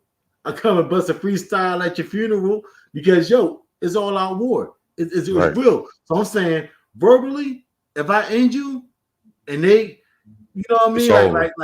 Like literally saying you done. Yep. I come bust a freestyle at your funeral just to let you know. Right. Like I said, play no games. That's that's definitely deep right there. Right. Bust a freestyle for my funeral. Let them know. You telling them it's not over even after I murdered them coming after. Right. Yo, even after you done, I'm gonna come and bust a freestyle at your funeral and make sure it ain't no coming back. It ain't no comeback tours. It ain't no revenge. That's what I'm saying. Like, honestly, if dudes really want bad on Malik want to come at me, y'all just better be ready to get, you know what I mean, for it to be over because, you know, we in this thing. You already prepared. You already prepared. You see the bullets busting out back, so you already in this shit. You know what I'm saying? Even if you don't want to be in this shit. For real, y'all. Yeah. Yep. Hold on, let's get the next one.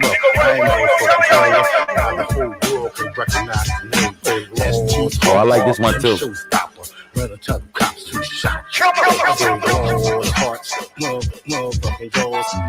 he snapped on this shit. Fake ass kingpins, make believe tours. That's why they fuck with me. We throw to the core.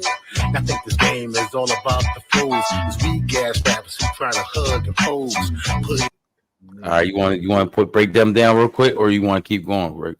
No. We could break it down, but the break about to come. Matter of fact, it's like 2 more bars to the break. So you let one. Right. So you want to break. That was the hook, right? It's like that's the Prodigy joint. So every time the Alchemist beat break down, it's like a little talking part on a break. So it's like 4 bars in a break. 4 bars in a break. You see how you just broke that down, bro? You giving me like knowledge to the shit, bro. Like you giving people that's watching my subscribers knowledge to how to break down bars, bro. That's real history for YouTube. Like this, if I keep doing this once a week, bro, this shit gonna really take off. Feel me? Right. You know what I mean? Teaching the whole class right here, Ace. Putting your name in the words. Definitely. Hold on, definitely. But it's all good. Y'all be loving this shit. We say, y'all be loving that shit that we say, yo. It's like y'all be biting it, but it's all good. Right there. You should pause right there. All right. You know, I was again on this joint playing tribute to Prodigy. You know what I'm saying? They're definitely one of my favorite MCs. You know what I'm saying? And this is one of my favorite songs. So I want to do a little twist on it. So I want to do like 8 bars and then a break, 8 bars and then a break. So, but coming into it, I use his same flow style, but I just broke down how we live and how we talk. So I say I break laws, hearts, motherfucking jaws, but save your weak ass rhymes because we heard them all before. And now I start talking about the game, fake ass kingpins and make believe tours, but that's why they fuck with us, because we throw it to the core. Like, we authentic, we really what we are. But the reason a lot of people don't fuck with other people, because they fake ass kingpins, make believe tours, and then I get to y'all think this game is all about the flows. It's weak ass rappers who trying to hug and pose. Like they just want to go to events and take pictures, bro. They don't Pictures really want to be Instagram about and wilding. shit. They They just ain't want to really be famous. So they that's ain't why I really say trying to be y'all about the think culture. about the flows. It's weak ass rappers who trying to hug and pose, Right. putting your name in a wordplay. But it's all Right. good because y'all loving that shit we say. And that's why when I get on the talking part, I actually break down what I'm saying on the rapping part. Because if people use your name and use your bars, that means they listening to you. That means they vibing off you. They try to steal your vibe. So that's why I say, you know, they just trying to hug and pose and use your name in their wordplay. But it's all good because we know that means that y'all loving that shit that we say. Right. You know what I mean? I feel you on that. That's it. Fuck your engineer, cameraman, and your DJ. See this in your speakers. No need to replay. I'm getting you on spot. How you spit my bars? Telling I like this part. I like that. you disrespecting your pops. Trying to find a way. Rest in peace.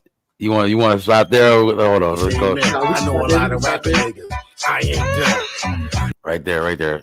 That was for. I like. Right. Said something you know, about ops and disrespecting pops. Something like that shit. And that's what I was saying when I'm saying like it's still hip hop, but you gotta be in tune and in touch with how people talk and like you know what I'm saying.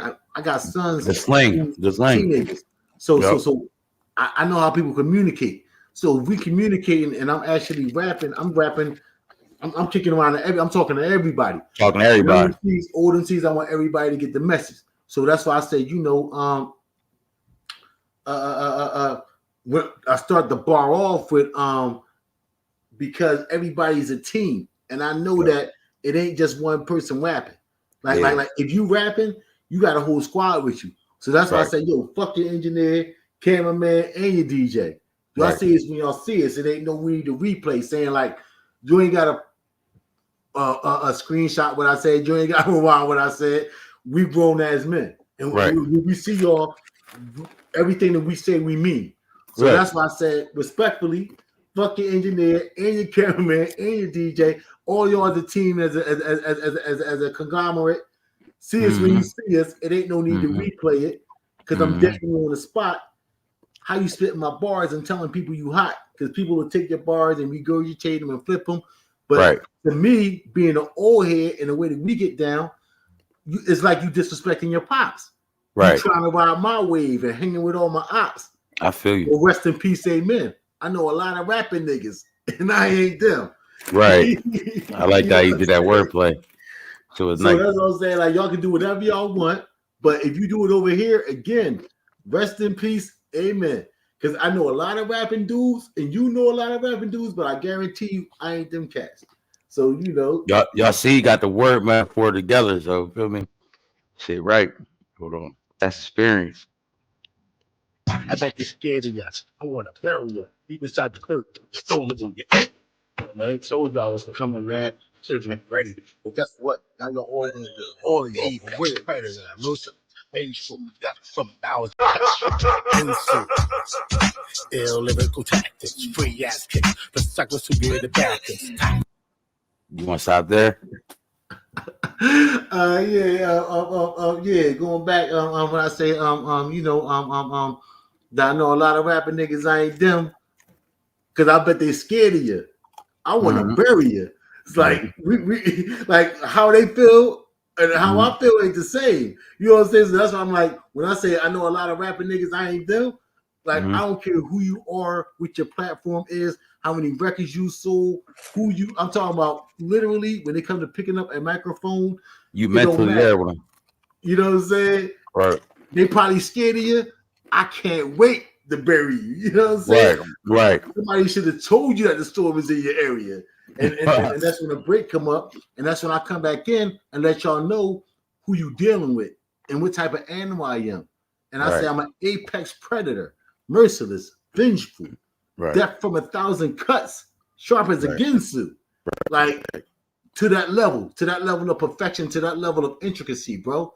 But these ill lyrical tactics is you get free ass chicks for suckers who get it backwards. So it's Right. like, you know, it's lyrical play, but it's really letting people know where I stand and where they at with me. Where you at with it? Yep. How long you think it took you make some type of bar like that? How long you think it would probably take you? How long it took you to make that, John? That them bars. No. It was once I got the style down, once I learned how Prodigy used his style on that record, the lyrics part came easy because I already knew what I wanted to say. You like a Tory Lanez? You know how Tory Lanez he copy like the way they doing it, then he puts it into his own type of. Yeah, it just hit me. Like when it comes to me, it just hit me. Right. And I just write it, and everything is just based on, right, you know, a feeling. You know what I mean? Right. Got you. Hold on, let me play it. Corrosive flow, radioactive. Don't just kill hollow about your bones like acid. Y'all one dimensional, one track mind. Looking for a style like mine, you won't find. That's it. Hold on, you want to break that part down and then we give it to the next song. Yeah. I say looking for my style like mine song. Right. I say pretty much talking to the same people who I'm coming at. You know what I'm saying? They one dimensional and one track minded. And if I'm looking for a style like mine, you can't find it. Right. Because I'm unique, I'm original, and y'all can't do what I do. Pretty much. You know. Right.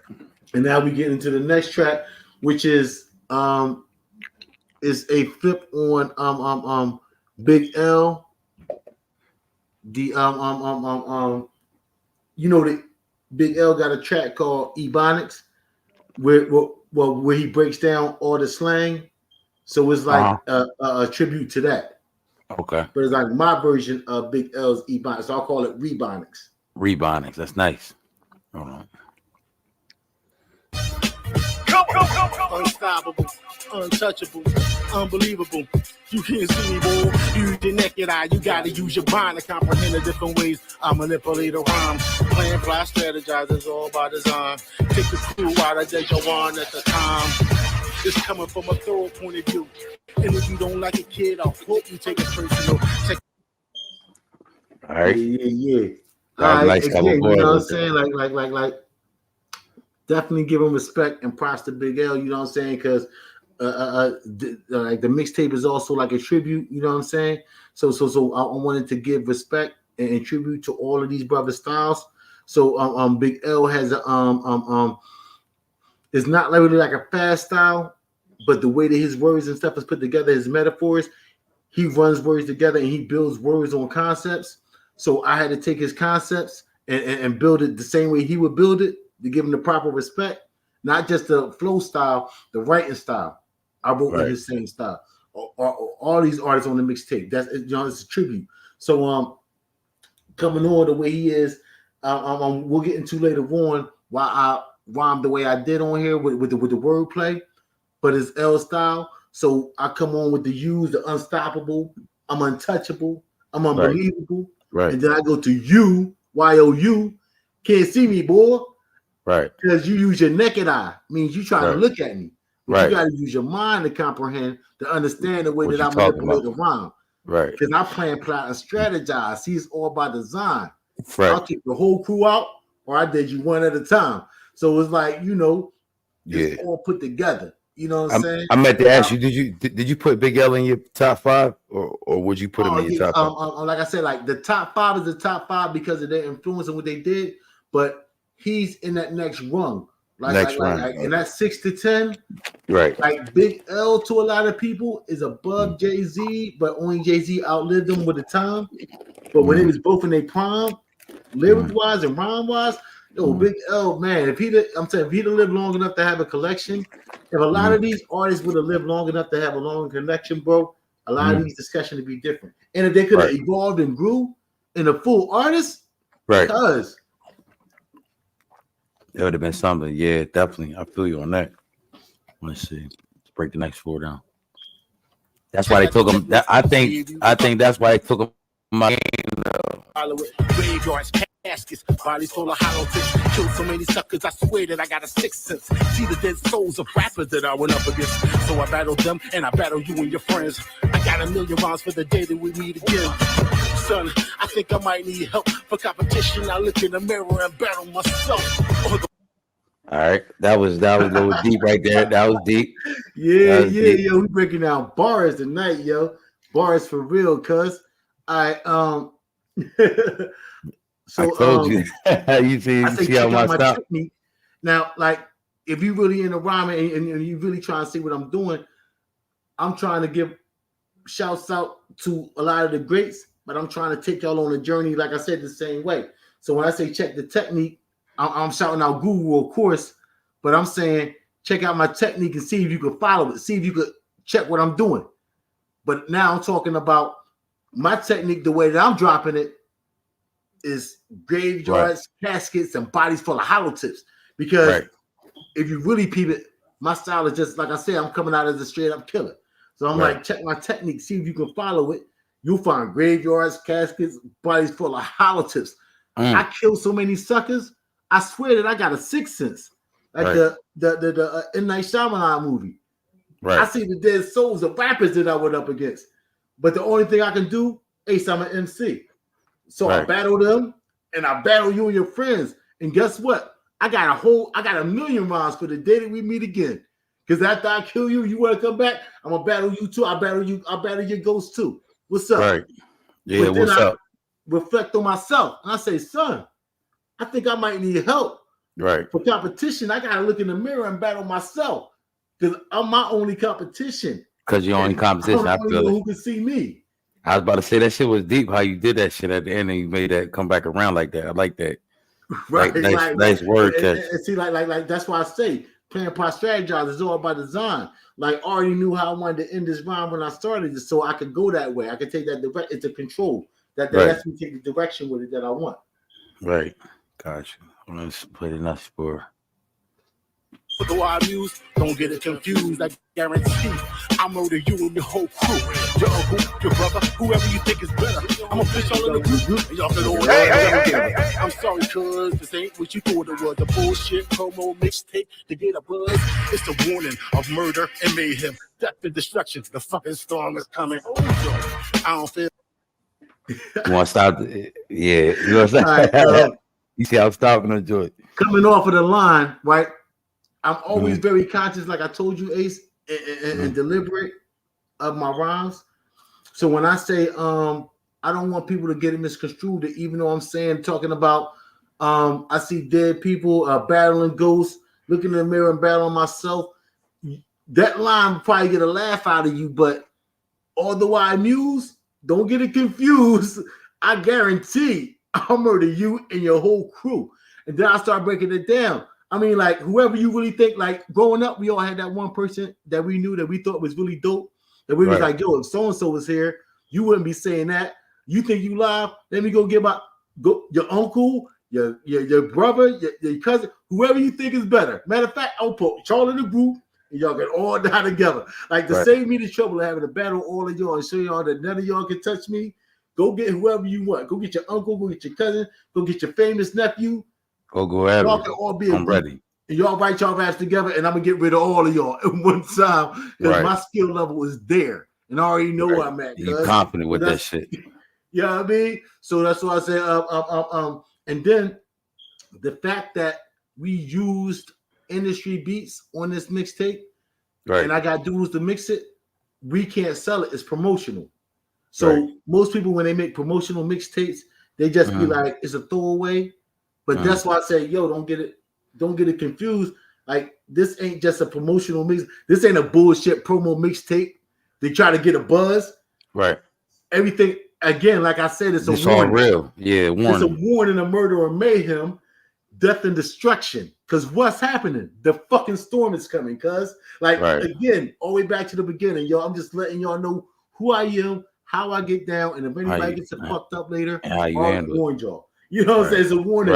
Like I did this whole mixtape as a warning of murder and mayhem, death and destruction, and to let y'all know that the fucking storm is coming. So, you know what I'm saying? Now, I don't mean to take you off subject, but for the people that was listening to the questions and shit that you was asked earlier, how did you get yourself to that point right there to be that confident? Like, if you had to sum it up in one quick 30 seconds, like, right. You know what I mean?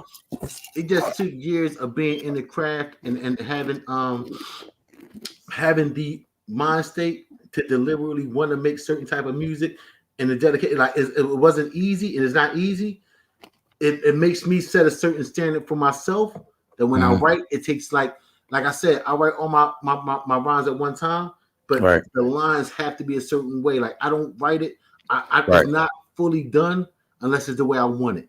So I'm my hardest critic. I'm the hardest on myself, but it's pushing my own standards to whatever I think is good, making sure I always try to do better.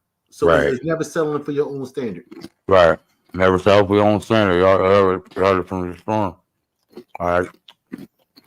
That's a good answer, though. I definitely appreciate that. Hold on. Right. That's a great question, man. Feel mercy and compassion. You said what, bro? I said that's a great question. Respect on that. Yeah. I'm just reading because I'm really looking it up. So the people that watch it, they be like, well, we really dug in deep and asked them, you know what I mean? The questions that other people. Yep. Reflex action, I lyrically start snapping. Verbal knife to your throat when a post drop inside of the bars. The perfect no.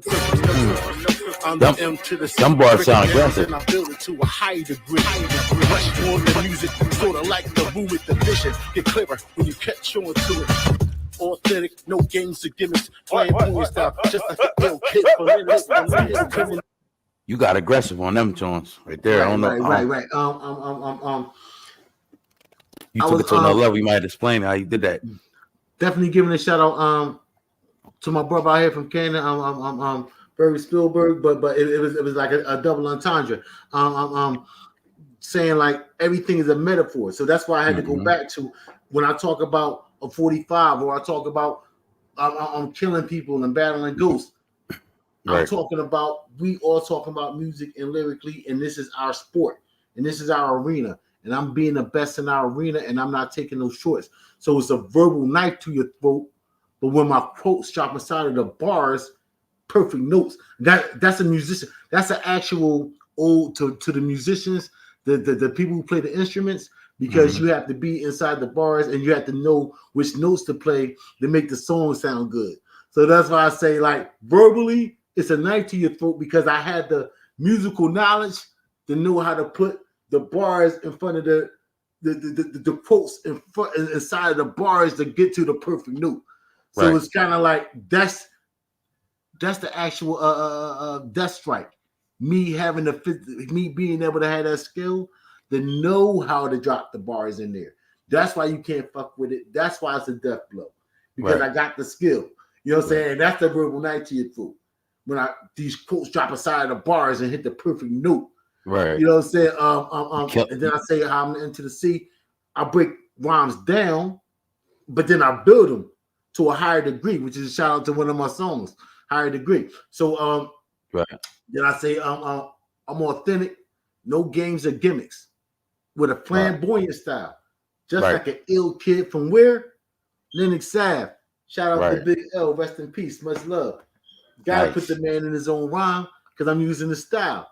So, but I'm saying again, I'm comparing myself to the way that L spit into his skill level. I'm authentic, no games or gimmicks, with a flamboyant style, just like that ill kid from Linux. Nice. That shit was nice though. You said you put. I like the way you put the wordplay together. Bars are also shouts out. The rest of these bars before the hook or before the break comes in are also a shout out to Big L. Big L. Hold on. It's easy to see the way I put it on makes me the MVP. And I will never stop freaking it. I speak with slang, so that's the only way I'm speaking it. Speak with criminal slang. It's just the way that I talk, yo. We carry it every step. Right here before this part. All right, that sounds like a new song. I don't want to go into the new song. No. Because the break part is really important. It's a cultural twist that I want everybody to pay attention to. Yeah. I know you picked it up, but I think I'm gonna start going like this, bro. Every yeah, I want everybody to pick up at the end when I say when I say speak with when I say speak with verbal slang, speak with when I speak with slang, right. It makes me the MVP. That's all Big L songs. You know what I'm saying? Right. So I just wanted to let everybody Hey. know that was a little shout out to him. And Pretty this much. next part, if you want to because this whole part is connected. That's only cut you, but that's another quite good topic that you just brought up. How important do you feel like it is for the next? Let me know if you can't hear me either, bro. If it's starting to mess up. But how important do you feel it is for the upcoming MCs that's coming up behind the legends and the people that have been here before, to if they use their music or they use their style or anything, to at least give them a shout out and shit like that? How important do you think that is? Because you see how you doing it, but a lot of people just be taking the beats and don't even know where them beats come from. Like the new generation drill, they just be using old school classics, don't even know where the shit come from. You feel me? Right. I think it's essential to get a proper respect because they wouldn't even have the chance to make music if those people didn't make untold sacrifices for us to be here. And I'm saying like I can appreciate it more, you know, because I've seen more of the journey. But for the younger people, they will have a more appreciation of the music they're making, bro. Like if they look back and they reach back and try to connect with some of the artists that they're even taking some of their music and samples from, and find those artists' inspiration, they'll find inspiration in that. So I think it can only help them become better artists, but by doing it. And I think that by not doing it, they're only hurting themselves and their overall growth. It's disrespect. I think it's disrespectful if they don't do it and they just put the beat up there. Definitely, it's disrespectful, like you said, for the time and the work that they put in. Like it's only right to do that just out of respect to the artist and being able to have the opportunity to do it. But you know, on the other side, like growing wise and being the best artist you can, they owe it to themselves to even know where their style came from. You know, what I mean? Like the artists that not even the artists too far ago, like P. Diddy's. You got even though he going through his situation. Shout out P. Diddy, Mason, all them. They all Wu-Tang. They all sampled off of all the old people. And if you go back, who else? Kanye West, Jamie Foxx, all them sampled them classic joints. Them joints come from a classic album in the 70s or the 60s and shit. And they always give a shout out back underneath their albums. You feel me? Yep. And I make sure I go back and I listen to those old songs. Yeah. Or the new songs that I like, so I can get a reference to see where they get it from, man. Yo, it's definitely enriching, man. You know? Right, I feel you on that, definitely. But yeah, let's get back to the what's the next song you said? This last part is actually the real tribute to Big L because his song Ebonics, it took all regular words and it gave the street slang version. So I took all 90s street slang and turned it into today's street slang. Oh, that's deep. That's nice. It was all a flip. So I'll break it all down. If you want to go halfway through it, it's, you know what I'm saying? But I'm just letting people know what they're listening for. All right, we're gonna go halfway through and then stop because I don't want to play the full joint, but I'll stop. Nowadays, it's a nigga, bitch, a hoes a bop. Beefing with a nigga, he's a op. Brains is getting mopped. 12 is the cost. Good crime.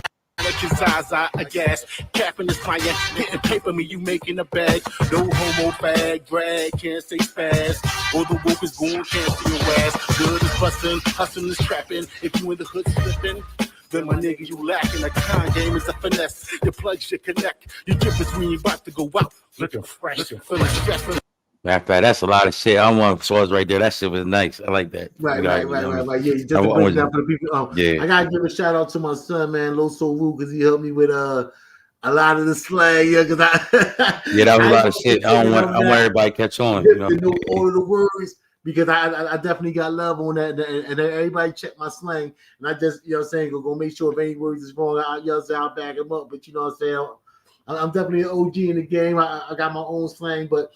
Just to give y'all respect and just to follow Big L's lead on showing love to the youngins, because how the homie Gilly said, like if you're an OG and you don't show love to the youngins, you're an old flea. You know what I'm saying? So you know that shit ain't thorough. You know what I'm saying? I'm a thorough dude. So we started off with using all the words now, flipping them back. So we used to say gat. So I say a gat is a stick, and jack is a lick. Right. Nowadays, a bitch is a nigga a bitch. I'm just saying how the sounds is, bro. We just keeping it real. You know what I'm saying? Yeah. A hoe is a bop. You beefing with a nigga, he your op. Right. Brains is getting mopped. That shit nice. 12 is the cops. Good chronic is Zaza or gas. You capping, you lying. You making paper, that means you making a bag. Right. No homo, fag, drag, you can't say spaz, or the woke is gonna cancel your ass. Right.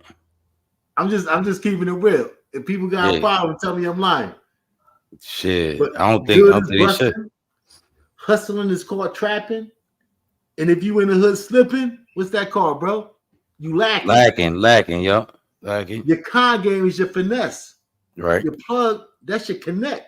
Right. Your drip, that's when you about to go out and you looking fresh. Right. When you feeling stressed, you pressed. I feel them lyrics. That's your rest. And getting bad, that means your ass is under arrest. Under arrest.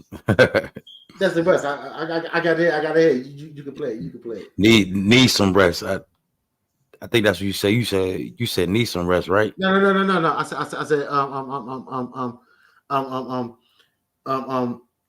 feeling stressed is pressed. Oh, okay. You call that the rest. I got you. Like I'm going to the rest. I'm going to lay up. Right. And getting bagged, that means your ass is under arrest. Okay, I got you.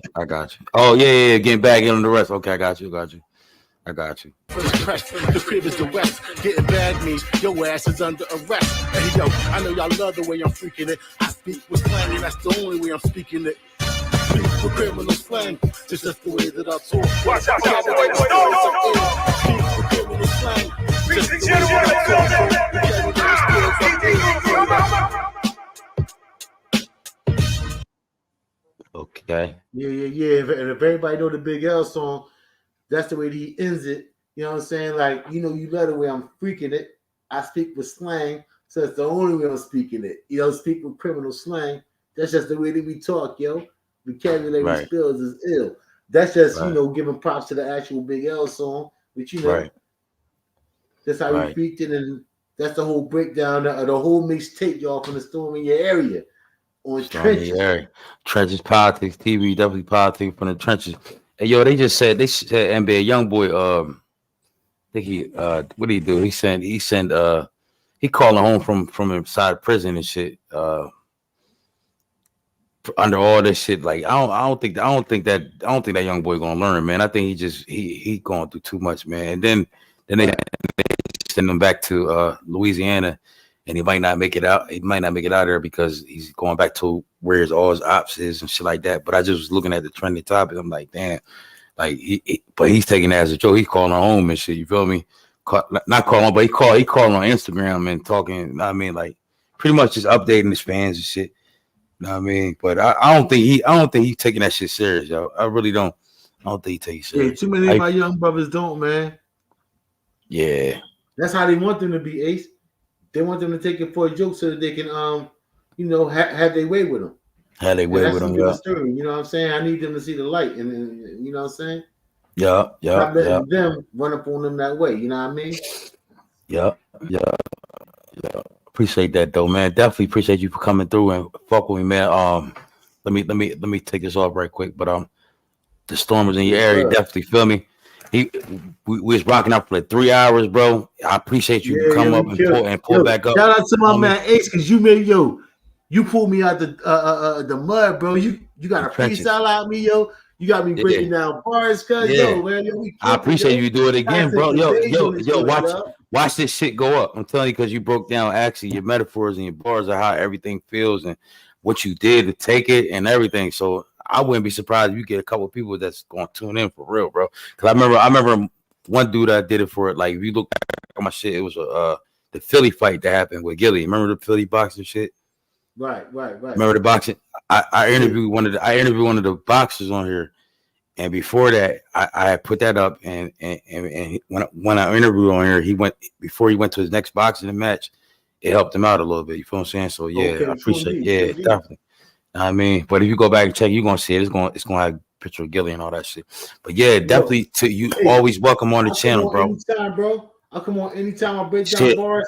I'll answer all the questions that your people's got. Matter of fact, right. tell people to send questions for the next time I come on, and then We we'll gotta get start the setting it up questions. from there.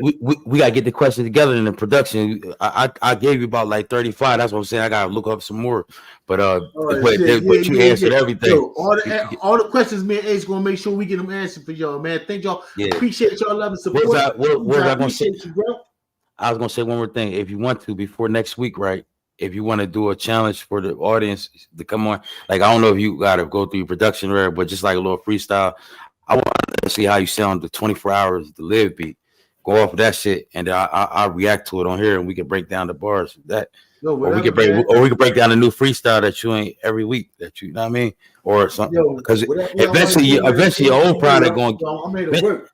Eventually, old product gonna run out, and if you ain't putting it up, so that's what I'm saying. Like if you got a week, I got a week to put up a new episode. Feel me? You know what, I Ace? mean, I just got an idea. You find out what the people want, man, and I got it. So if the I people got you. want a freestyle or the people want a 24 hours, whatever the They people want, They want these I breakdowns. got I it. already know that. That's why I did it, because they be talking about this shit all the time.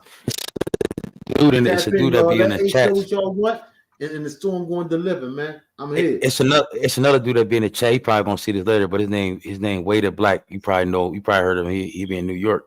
He be in other chats, but his music is nice. His music nice, but I really don't play shit because I don't know if he gonna copyright whatever. But you on here with me, so I know that we breaking down bars and shit. But check him out. He be on my man's chat and shit. But I don't really know him like that. Feel me? I don't got a personal. But if y'all was I'm just thinking if y'all was to collaborate, bro, that should be nice. Right. Oh, Go ahead. Anybody watching the live stream that want to tap in, anybody who checks the show out later that want to tap in and collaborate, man, just holler at me or holler at my man Ace. He know how to get in contact with me, man. Like we said again, the link is right here, DA Storm, the #1 music.com. Just get at me, man. I'm around and I'm always down to work. I'm always down for the culture, and I'm here for the people, man. People tap in. Tell Ace what y'all need from me, man. I'm here. Definitely. Hey, yo, one more person I wanted to play for you. What you think about? Matter of fact, you'll see it after I let you down. But as you go down, I'm gonna play what I'm gonna play. I'm gonna play the one joint for you. I'm gonna play your song, and then I'm gonna play these Philly cats and tell me if you heard from them. You can talk to me in the background though. But let me see. I'm gonna play this like the Resurrect joint. That shit. I'm gotta play that back for you. All right. This What song. it's like being a father, right. personally to me, Salute to him. Appreciate him. means everything in the world. My kids are my Always everything. welcome. Family on Reason why I wake up every day and work as hard as I do. Being a father means I'm here to protect them, guide them, and teach them how to survive this crazy world we live in today. Being a father to me can be both rewarding and both be challenging. I never believed in heaven for certain until I met an angel for myself in person. Looking in your eyes makes me understand life is a gift and I'm just an ordinary man. Walking on this rock in space, we spin about thinking as human beings we got it all figured out. Before I met you, I ain't know what love was. I'm from the hood, been around thugs, but to find something so pure, so rare. You can have my heart, here it is right here in my arms. You feel so right. I'ma protect you for the rest of my life. Till you start crying, calm before the storm. I lay you in your arms the day that you was born. A little me, it's so official. I wish that your big bros was here to grow with you. Fight to all my wrongs, correct my sins. I resurrect through the birth of my sons and live again. I resurrect through the birth of my daughters to raise men. I resurrect through the birth of my son, live again.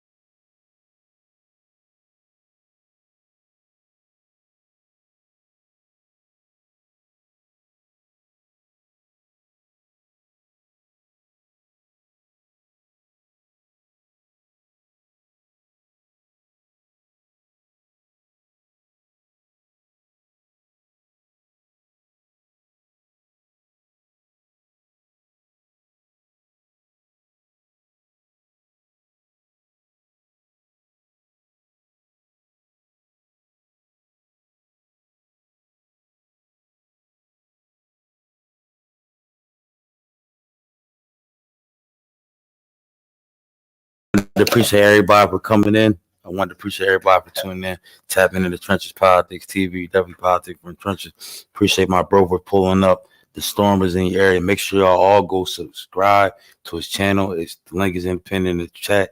Make sure y'all all go run the views up, and make sure y'all all go show him love on Instagram at The Storm, DA The Storm 1, right? I think it's The Storm 1. If I got to bring it back up, I'm going to bring it back up real quick. But let me play this song for him. Let me see what he think. But yeah, I appreciate y'all for tuning in. Trenches Politics TV. We only politicking from the trenches. Let's get it, y'all. Philly, you know what the fuck it is. Yeah, I'm low key. But don't approach me.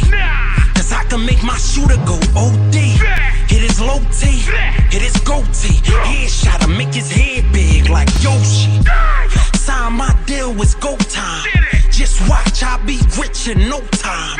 They say that I'm cocky now, that's a lie. Cause I've been popping shit way before the cosign. Big van, ask my hood, I been stamped. That boy, H-I-M, I been that. You can't go to your hood, I been back. Man, these rappers ain't just fall off, they been whacked. Yeah, like what happened to you rap niggas? Talking like y'all run shit, I done lap niggas. And everywhere I go, I keep the strap, nigga. We ain't down with state prop, but we brought the Mac with us. Riding on my enemies, pull up, top down, just to feel a breeze. Yo, bitch, see me, fix her weave, smelling like greed, make her drop down to her knees. I'm the hottest out, stop fighting it. Every time I drop, they reciting it. Straight off the top, I ain't writing it. When I rap, it be real, I ain't piping it. Got your bitch on my dick, you ain't liking it. Every time I post a pic, she be liking it. You wanna beef on the net, I'm on site with it. If it's up, then it's stuck, I ain't typing it.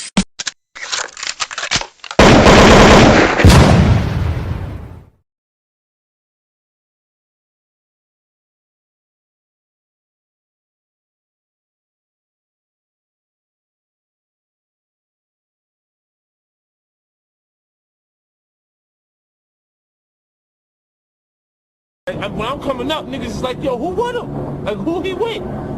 Me, nigga. By myself, nigga. I do what the fuck I want to do. You understand what I'm saying? Like, the young niggas love me. They love me. You know why they love me? They think like, nigga, we the same. We come up the same corners. We ain't had much. You understand what I'm saying? You just gotta hustle. Nigga, you gotta go hard, man. You see what playing, man? I don't know what to say, nigga, man. Go to my hood, nigga, like, yo, what up? I be like, man, get the fuck out of here. I ain't talking to this nigga. What the fuck am I talking to this nigga for? You know what my grandfather told me? You'll get as far as the motherfuckers you talk to for no reason. You'll be successful as the motherfuckers that you talk to for no reason. If you spend your day talking to a nigga that ain't got nothing going on, what the fuck kind of information do you want? Can he help you learn something? Can he teach you something in the conversation? When I'm coming up, niggas is like, yo, who with him?